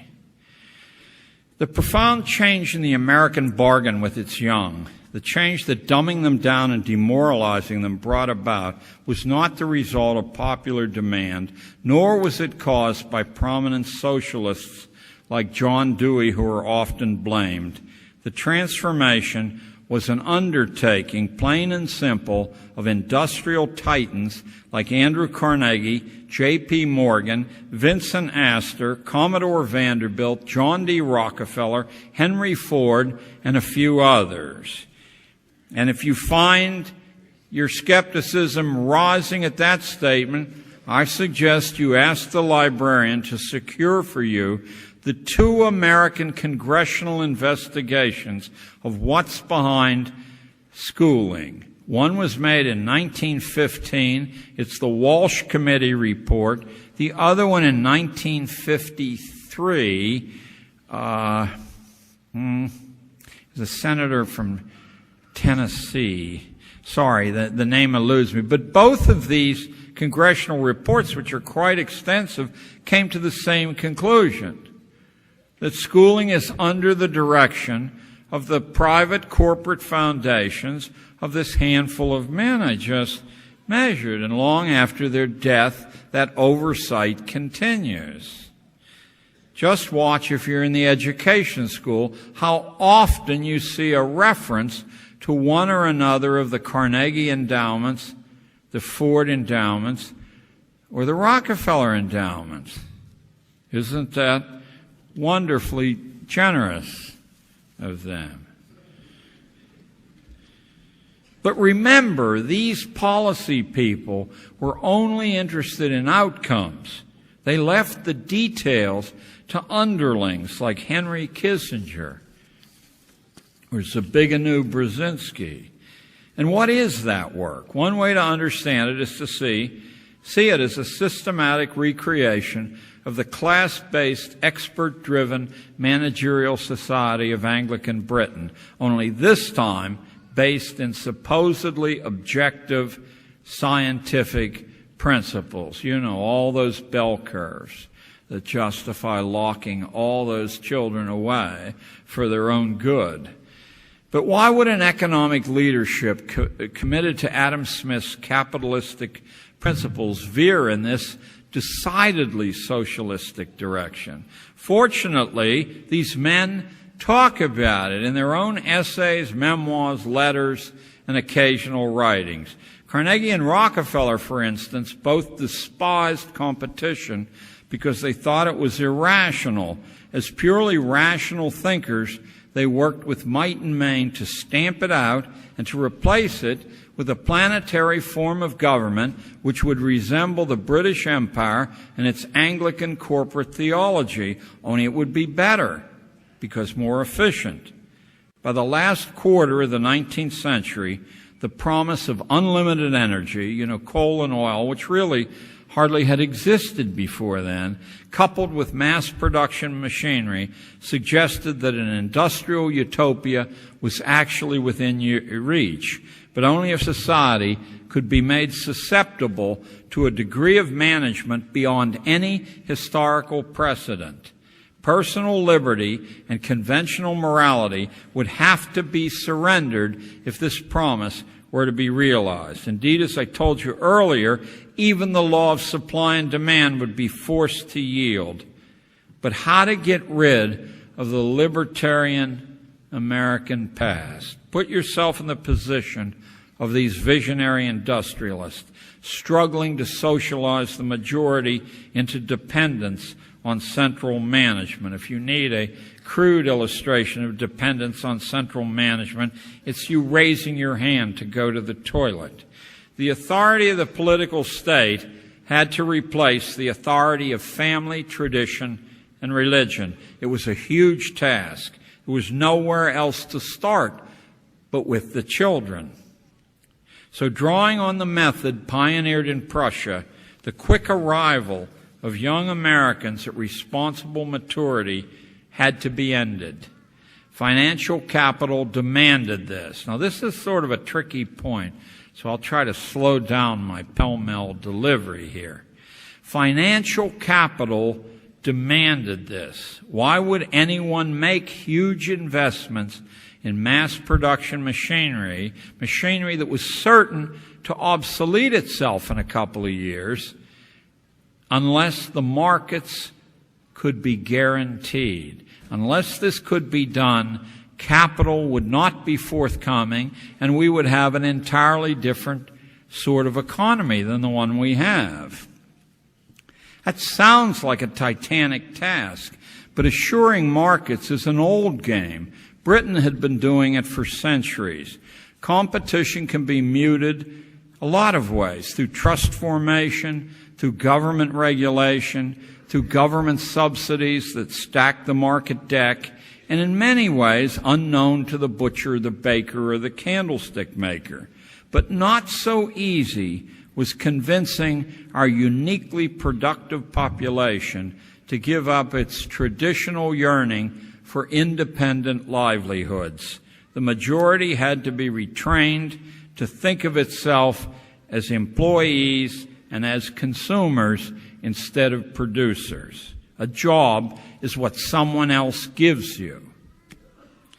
Otherwise, the perils of overproduction would frighten away the investment that centralized industrial growth depends upon.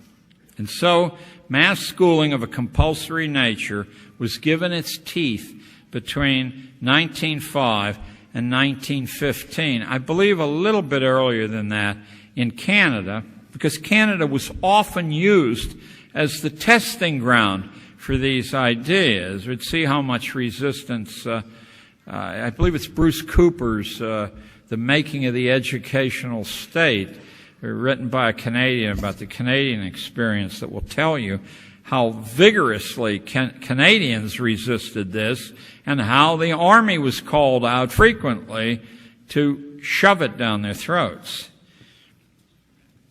I guess that's much different than the usual story you hear that a grateful populace welcomed these people maybe like the Americans marching into Paris after World War II. I don't think that happened.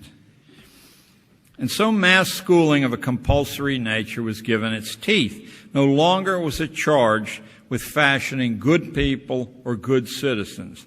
Now it was directed, exactly as it had been in northern Germany, to the inculcation of habits, fears, appetites, and attitudes useful to management. That's all you need to know to understand what standardized testing is. That is all you need to know. It measures nothing else. Keep in mind that this scheme was never intended to be destructive, just the reverse. By converting Americans into specialized economic and social functions, into incompletely human beings, this nation, the United States, but Canada also, eventually achieved the most reliable domestic market in the world. The human mutilations of schooling are a trade-off for this prosperity. Comfort and security are achieved at the price of personal sovereignty. That's what makes extended childhood a paradox. Give it up, and the society would enter a zone of great turbulence, the resolution of which nobody can predict. Once you see its logic, the mechanisms of forced schooling are fairly simple to avoid. And now, in my strange Pittsburgh manner, I'll get to something positive here, because by knowing and seeing clearly this negative foundation, you can in fact contradict it point by point. Once you see the logic, it's fairly simple to avoid. Well-schooled people are trained to reflexively obey strangers' commands and to continually seek the judgment of strangers. That's how A's are distributed.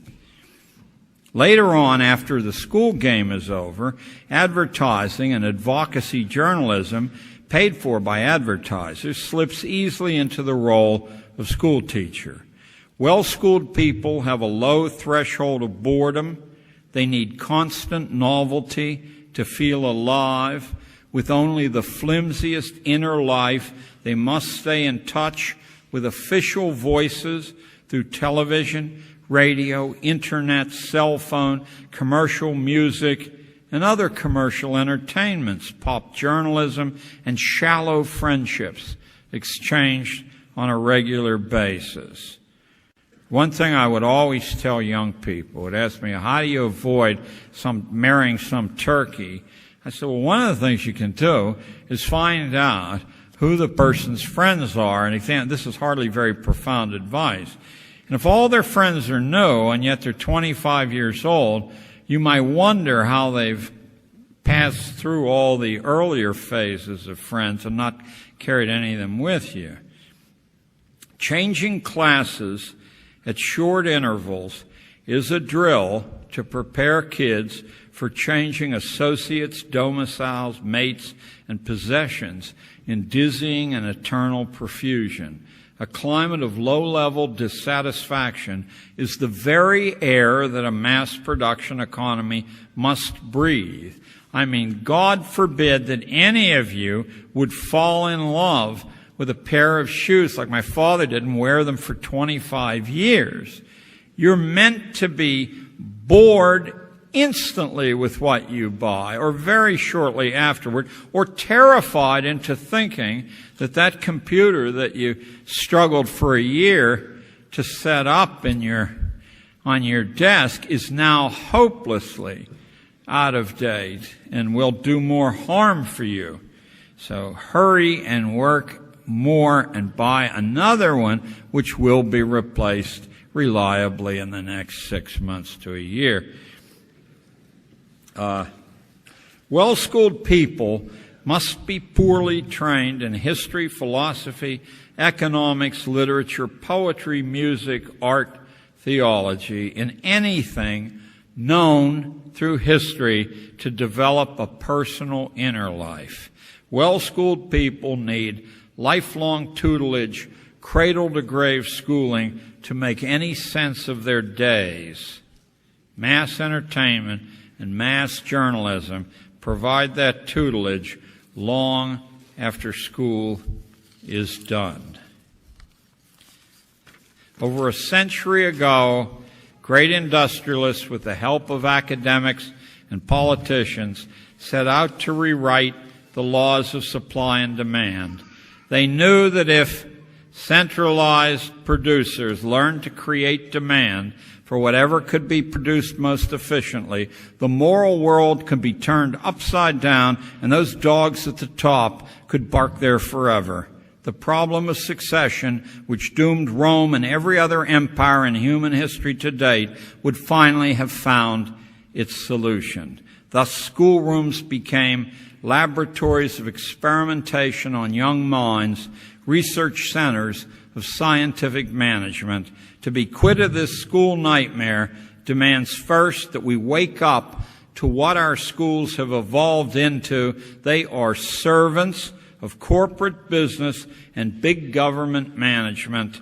If you seek a change in schooling, you're going to first have to repudiate that fatal belief you have that if only government could be given more control, or only business, then all would sort itself out. In the United States, Mr. Nader was right. Both political parties work to exactly the same ends. There will be no relief from that quarter, from leapfrogging political parties. Another repudiation you're going to have to make is that you must begin to regard modern North America as neither a democracy or a republic. It is clearly an empire careening out of control, bent on projecting its own domestic controls to the entire planet. Now, what to do about this personally? Learn to be a saboteur of this thing. Throw sand in the gears of the machine wherever you can. There is no way to reform it. It does exactly what it was designed to do. Recognize the paradox of extended childhood, the blessings that it brings to managers while it curses your children, the prosperity it invests the economy with by converting spirits destined for independence into whining, greedy, bored children who define themselves by what they consume. That prize is too contemptible to be worth the cost when you next find yourself appalled by the infantile and irresponsible behavior you see all around you. Think of school as its forge and try to do something personally about it. Mass schooling of the young by force is a creation of the four great coal powers of the 19th century: Germany, England, France, and the United States. Its final conception, structure, and later development arises from the logic that fossil fuel used in conjunction with machinery imposes on society. This reality is masked by an earlier anticipation of mass schooling in certain utopian and religious writings about social order and human nature. But make no mistake, in the Western world there was never any such animal as mass schooling until coal came along paired with machinery. You shouldn't be fooled any more than Charles Francis Adams was when he observed in 1880 that what was being fashioned for children, unfortunate enough to be caught in the proposed school net, which hadn't happened up to then, combined the characteristics of the cotton mill, said Adams, and the railroad with those of a state prison. After the Civil War, certain utopian speculations about isolating children in compounds and subjecting them to deliberate molding routines began to be discussed seriously by the policy-making managers of business, government, and university life. These discussions were inspired by the potential for centralized mass production made possible by coal-driven machinery, railroad development that was also dependent on coal, and startling new inventions like the telegraph. The principal motivation for this revolution in family and community life wasn't only greed for money, although that was there, but also the philosophical conviction which approached a religion in its intensity that early indoctrination would lead to an orderly, scientific society led by the best people, unhampered by the democratic tradition or American libertarian attitudes. Forced schooling was the prescription to make the bulk of the population alike, dependent on remote authority, not local authority, for allocation to one or another station in the economy. No more Ben Franklins, no more Tom Edisons were going to be allowed. Individuals would be prevented from taking up their lives until an advanced age. From the start, there was a purpose behind schooling, which had nothing to do with what parents, kids, or communities wanted, but concentrated on what a highly centralized economy and a strong political state was thought to need.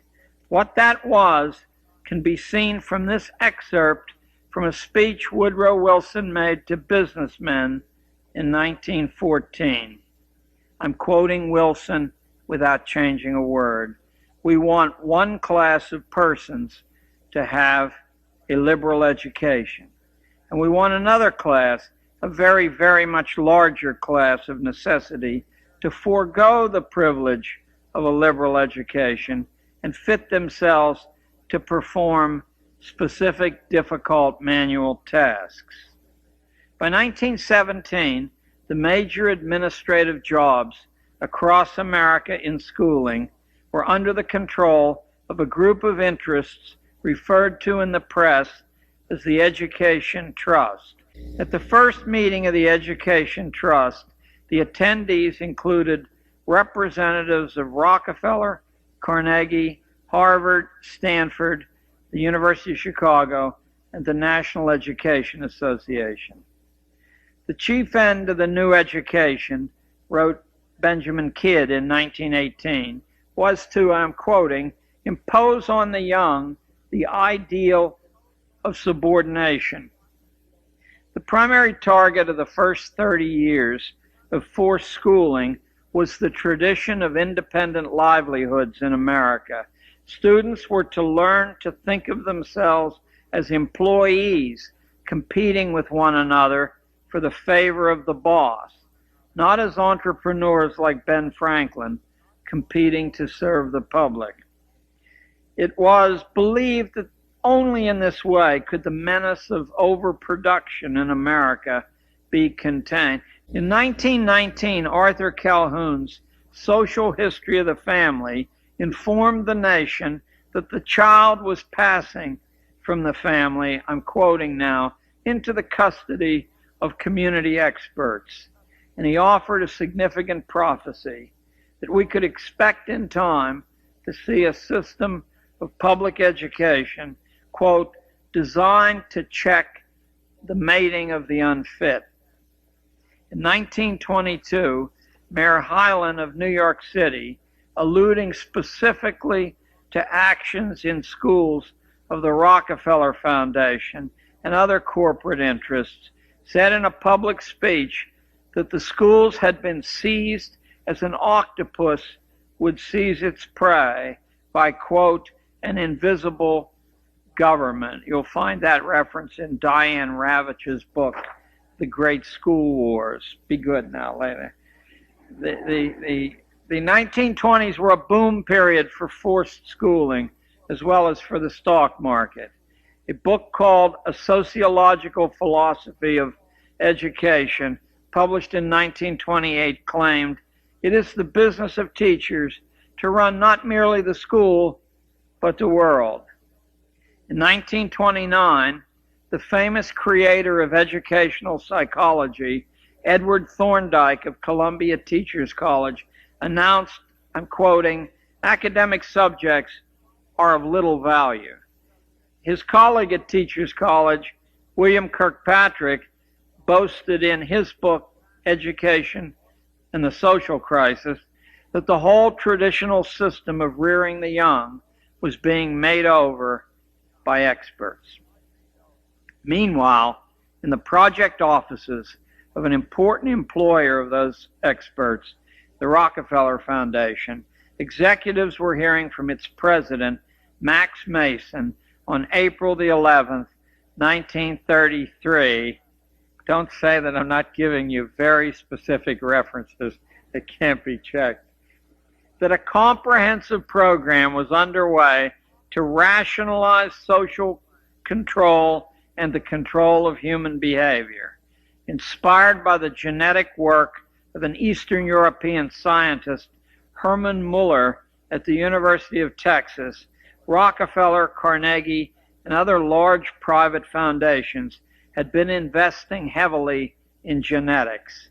Muller had used X-rays to override genetic law, inducing mutations in fruit flies, and that set off a line of thinking that it might be possible to create life and shape it as you wanted to. Muller preached that planned breeding was necessary to bring mankind progress, and his proposal received enthusiastic endorsement from most of the greatest scientists of the day. He reduced it to a 1,500-word geneticist manifesto, and 22 distinguished American and British biologists signed it. The conscious guidance by the state of human sexual selection is called for, said Muller. What was wanted, he said, was a project of racial hygiene such as the policymakers in Germany were pioneering, a program where eugenics was state policy and where scientific research shaped society. A February 1934 progress report from the Rockefeller endowments asked the question, can we develop so sound and extensive a genetics that we can hope to breed in the future superior men? Just a few months before this report appeared, the executive director of the National Education Association announced that his organization expected, I'm quoting directly now, to accomplish by education what dictators in Europe are seeking to do by compulsion and force. You can't get it much clearer than that, can you?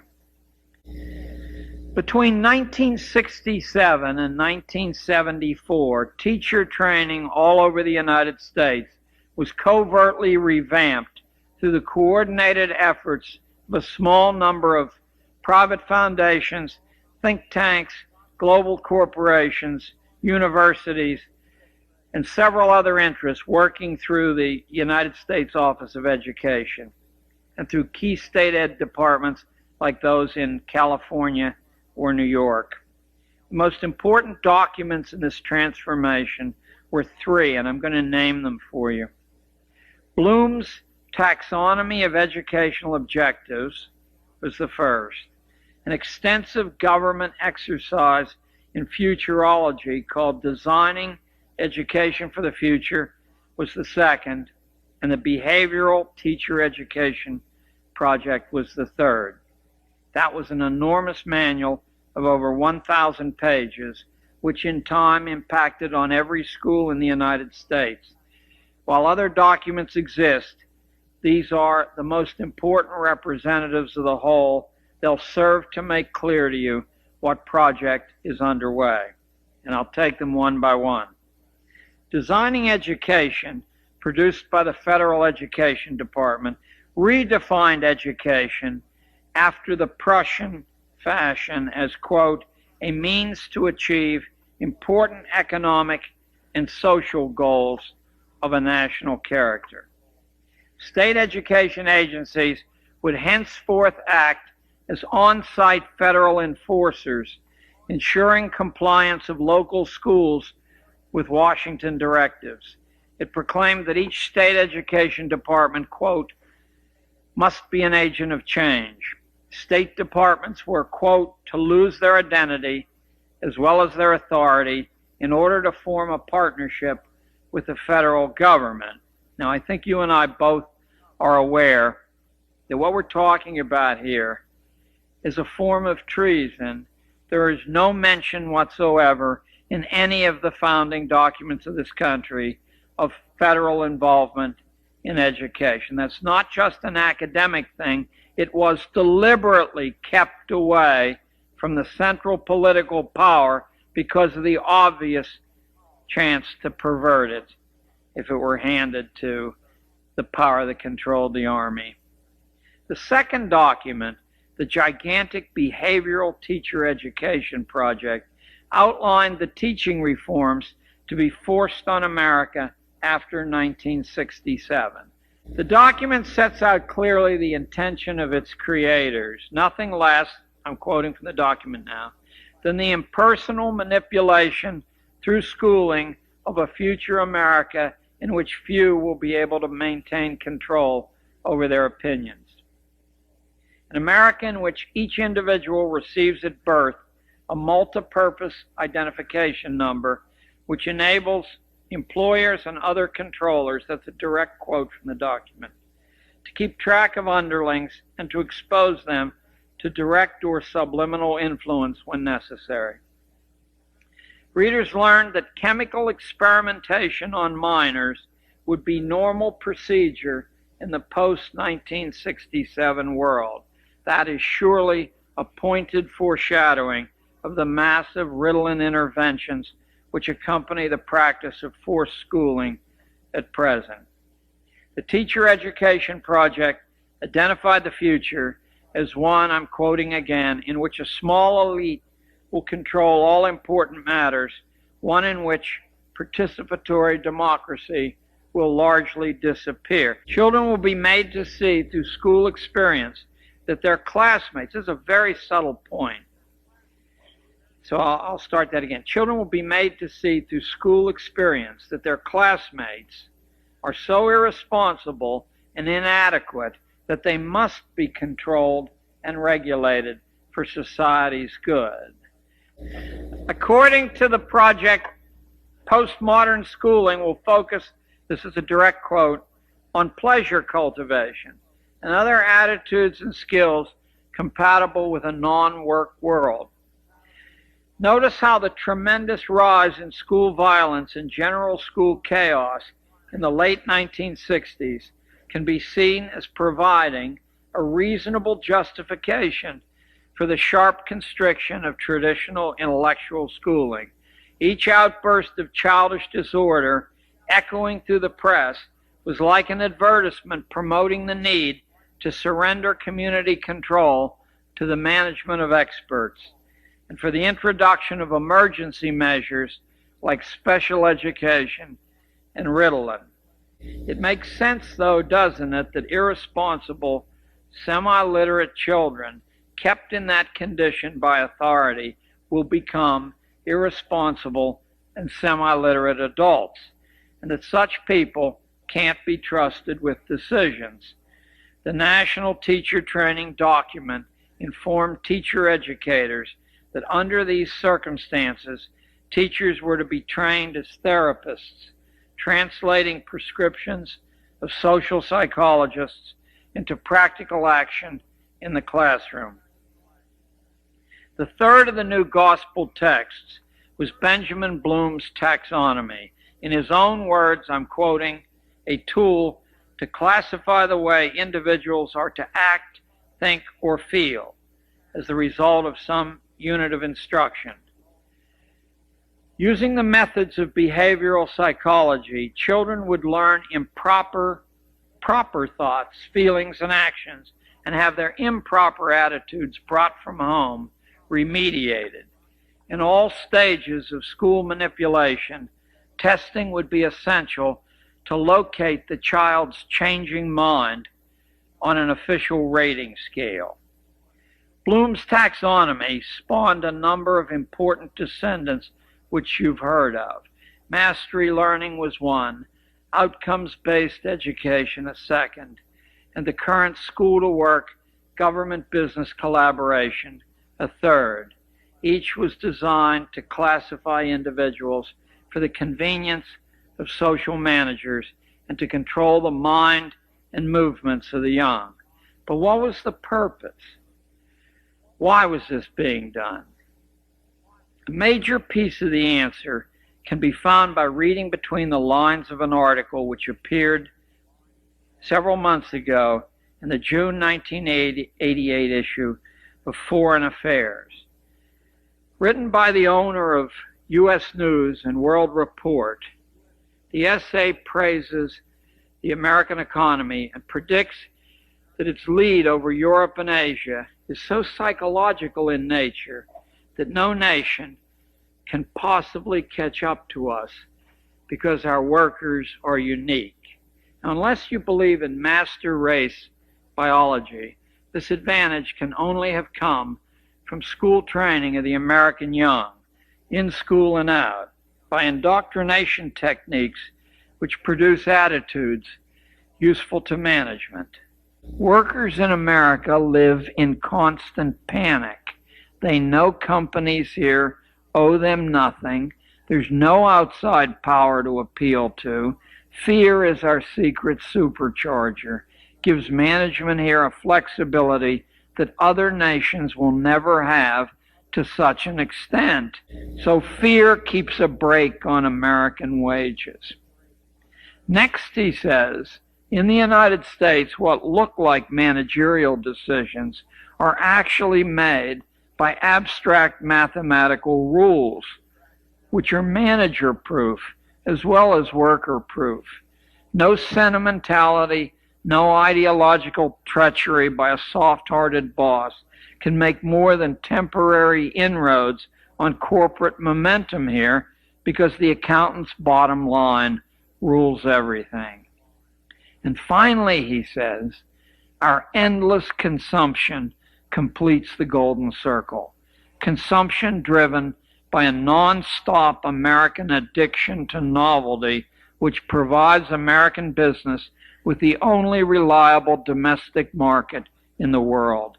Elsewhere in hard times, business dries up because people sit on their money.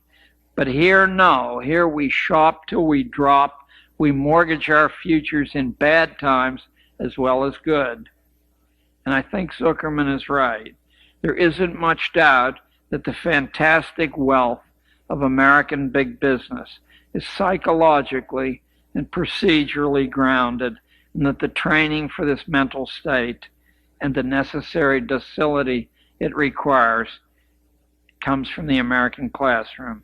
Schools must train individuals to respond as a mass, to be frightened, envious, bored, emotionally needy, and generally incomplete. It's common sense. A successful mass production economy has to have such a clientele. A small business, small farm economy like the Amish have require individual competence, thoughtfulness, compassion, and universal participation. But ours requires a well-managed mass, leveled, spiritless, anxious, familyless, friendless, godless, and obedient. People who believe the difference between Coke and Pepsi is a subject worth arguing about. We need people for this economy who learn that status is purchased, so that when you buy something, you're immediately dissatisfied with it because it's not producing the rush that you expected from the advertising. We need people who learn that others manage our lives, that most people, including our own parents, are ignorant and irrelevant, that God is an obsolete fancy, not worth bothering about, and that ultimate satisfaction comes from official approval. The fantastic wealth of American big business is a direct result of school training. Schools training children to be fearful, bored and addicted to novelty, suspicious of themselves and others, and voiceless in important matters. That's what the bells are for. They say, and now for something different.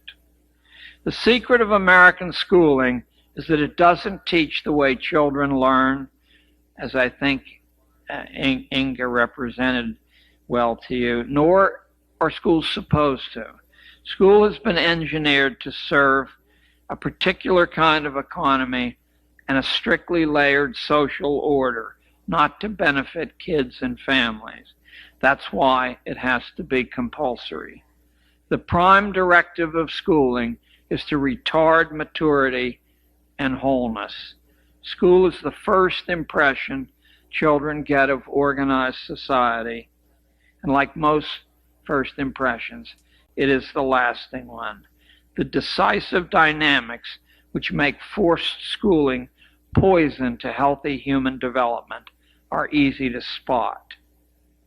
And I'll give you a small package of these. The work with which most classrooms engage the child is not significant work. It doesn't satisfy real needs pressing on the individual, doesn't answer real questions that experience raises in the young mind. It doesn't contribute to solving any problem encountered in actual life.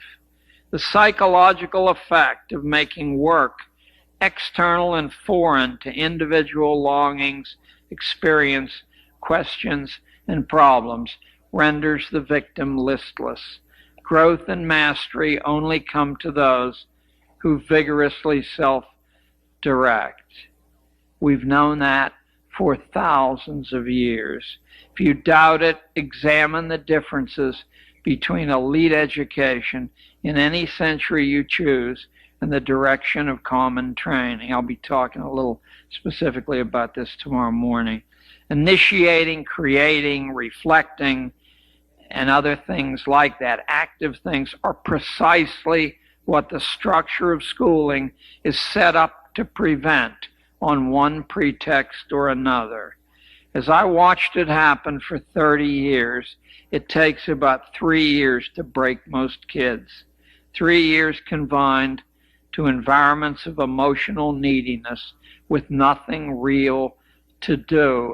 The strongest meshes of the school net are totally invisible. Constant bidding for a stranger's attention creates a chemistry whose products are the common characteristics of modern school children: whining, dishonesty, malice, treachery, cruelty. The unceasing competition for official attention. Have you ever seen the little arms go out of the sockets jumping out of the seat? In the dramatic fishbowl of a classroom delivers cowardly children, little people sunk in chronic boredom, little people with no apparent purpose for being alive. The procedure is identical to that which causes caged rats to develop eccentric mannerisms when they have to press a bar for food on an aperiodic reinforcement schedule, where food is delivered but at random, but the rat doesn't know that. Much of the bizarre behavior school kids display is a function of the reinforcement schedule and the endless confinement and inactivity which slowly drives children insane. Trapped children, like trapped rats, need close management, as any rat psychologist will tell you. Now I want to take you back a few years again.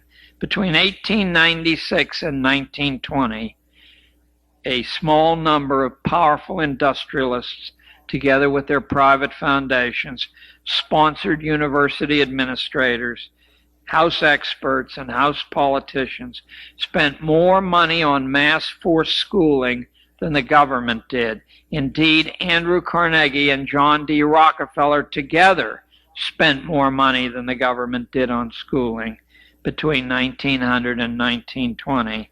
In this laissez-faire fashion, a system of modern schooling was constructed without public participation. I don't blame you if you're a little surprised by this data. If you want to know the motives of this project, you need only read the first public mission statement of Rockefeller's General Education Board that was printed in its first report to well-wishers, issued in 1906. And I'm going to read you the first paragraph, and I guarantee you it's utterly unbelievable. And if you have children, this ought to be as chilling as anything you've heard recently. In our dreams, people yield themselves with perfect docility to our molding hands. The present education conventions of intellectual and character education fade from their minds, and unhampered by tradition, we work our own will upon a grateful and responsive folk. Can you believe people actually wrote this and printed it? We shall not try to make these people or any of their children into philosophers or men of learning or men of science. We have not to raise up from them authors, educators, poets, men of letters. We shall not search for artists, painters, musicians, lawyers, doctors, preachers, politicians, statesmen, of which we have an ample supply. The task is simple. We will organize children and teach them in a perfect way the things their fathers and mothers are doing in an imperfect way. The real purpose of modern schooling was announced by Edward Ross of the University of Wisconsin in the same year that was written. Ross is generally considered one of the three founders of the 20th century discipline called sociology. And in a book bluntly called Social Control, Ross wrote, I'll quote directly, "Plans are underway to replace family, church, and community with propaganda, education," he meant schooling, "and mass media. People," he informed his readers, "are only little plastic lumps of dough." Another insider of modern schooling, H. Goddard, chairman of the psychology department at Princeton, called government schooling in 1920, quote, "the perfect organization of the hive," close quote. Goddard wrote that standardized testing was to cause the lower classes to confront their biological inferiority, sort of like wearing a dunce cap. In time, it would discourage their reproduction. By 1971, the U.S. Office of Education, now deeply committed to gaining access to the private lives and thoughts of children, granted contracts for 7 volumes of so-called change agent studies to the Rand Corporation. Change agent training was launched with federal funding under the Education Professions Development Act. Soon, the Change Agent's Guide to Innovation in Education appeared. Grants were then awarded to colleges for the training of change agents, while 6 more Rand manuals were printed and distributed to teacher training courses.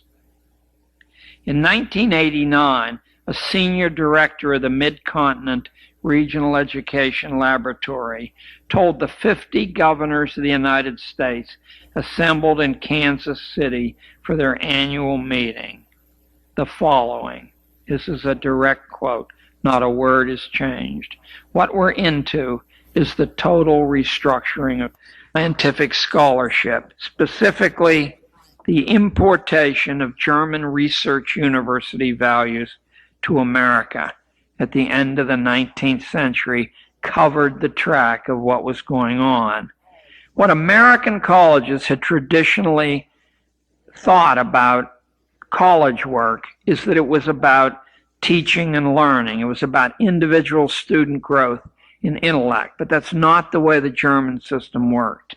What a German research university was about was direct service to corporations and the political state, using students who paid for the right to donate their services free, along with the paid professional academics.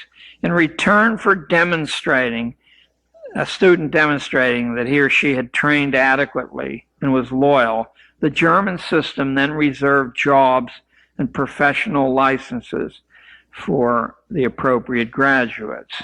The University of Chicago, Stanford, Johns Hopkins, Columbia Teachers College, MIT, and Cornell, all colleges endowed by great industrialists, together with the state-endowed university movement represented by schools like Michigan or Wisconsin or Ohio State, joined in concert with the old-line aristocratic American colleges like Yale and Dartmouth, who were flag bearers for the English social class theory to provide a new and daring purpose for wealth to aspire to, not just spending your money, not just having big parties, but mastering the secrets of evolution and driving society toward a managed scientific utopia.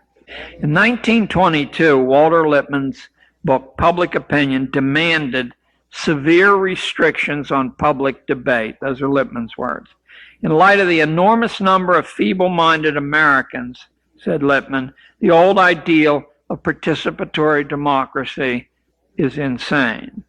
This theme of scientifically controlled breeding interacted in a complex fashion with the German ideal of a scientific society run by experts and the ideal of the British state religion and political society that God himself had appointed the social classes to create a kind of Darwinian caste-based schooling run at long distance through experts unseen who manipulated hired hands called school teachers and school administrators.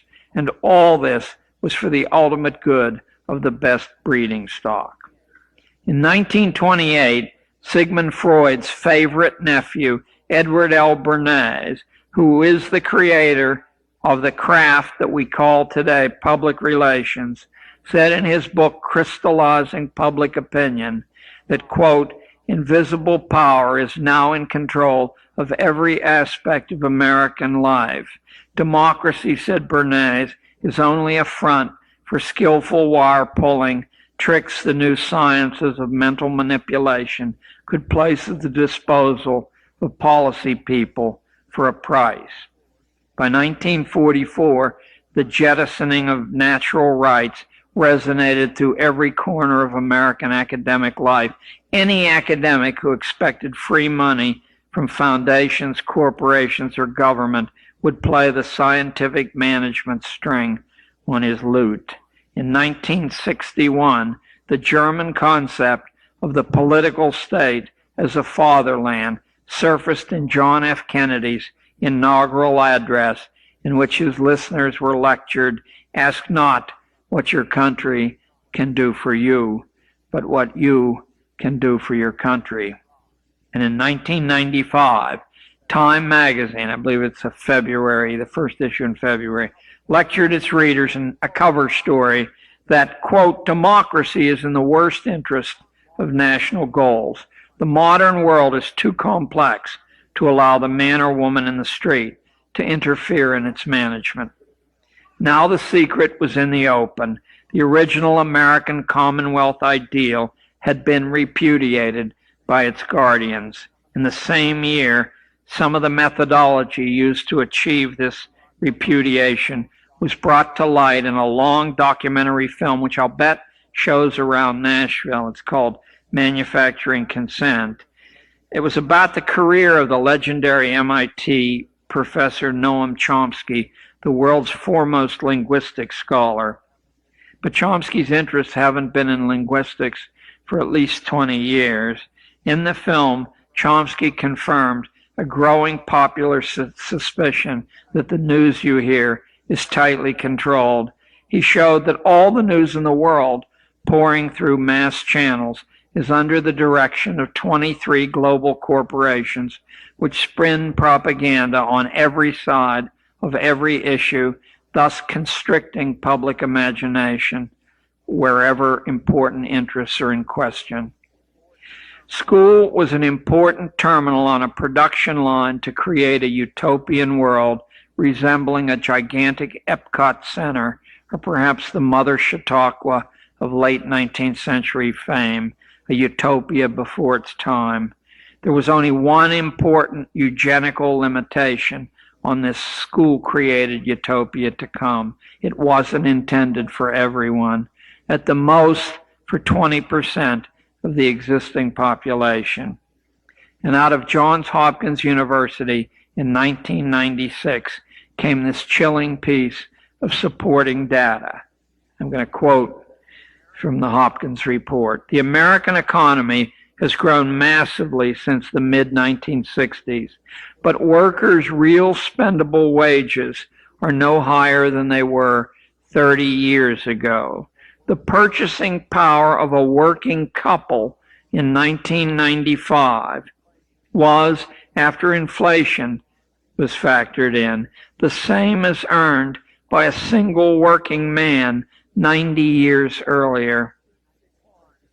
This steep decline in American common prosperity then forced both parents from home and forced their kids into the managed world of daycare and extended schooling.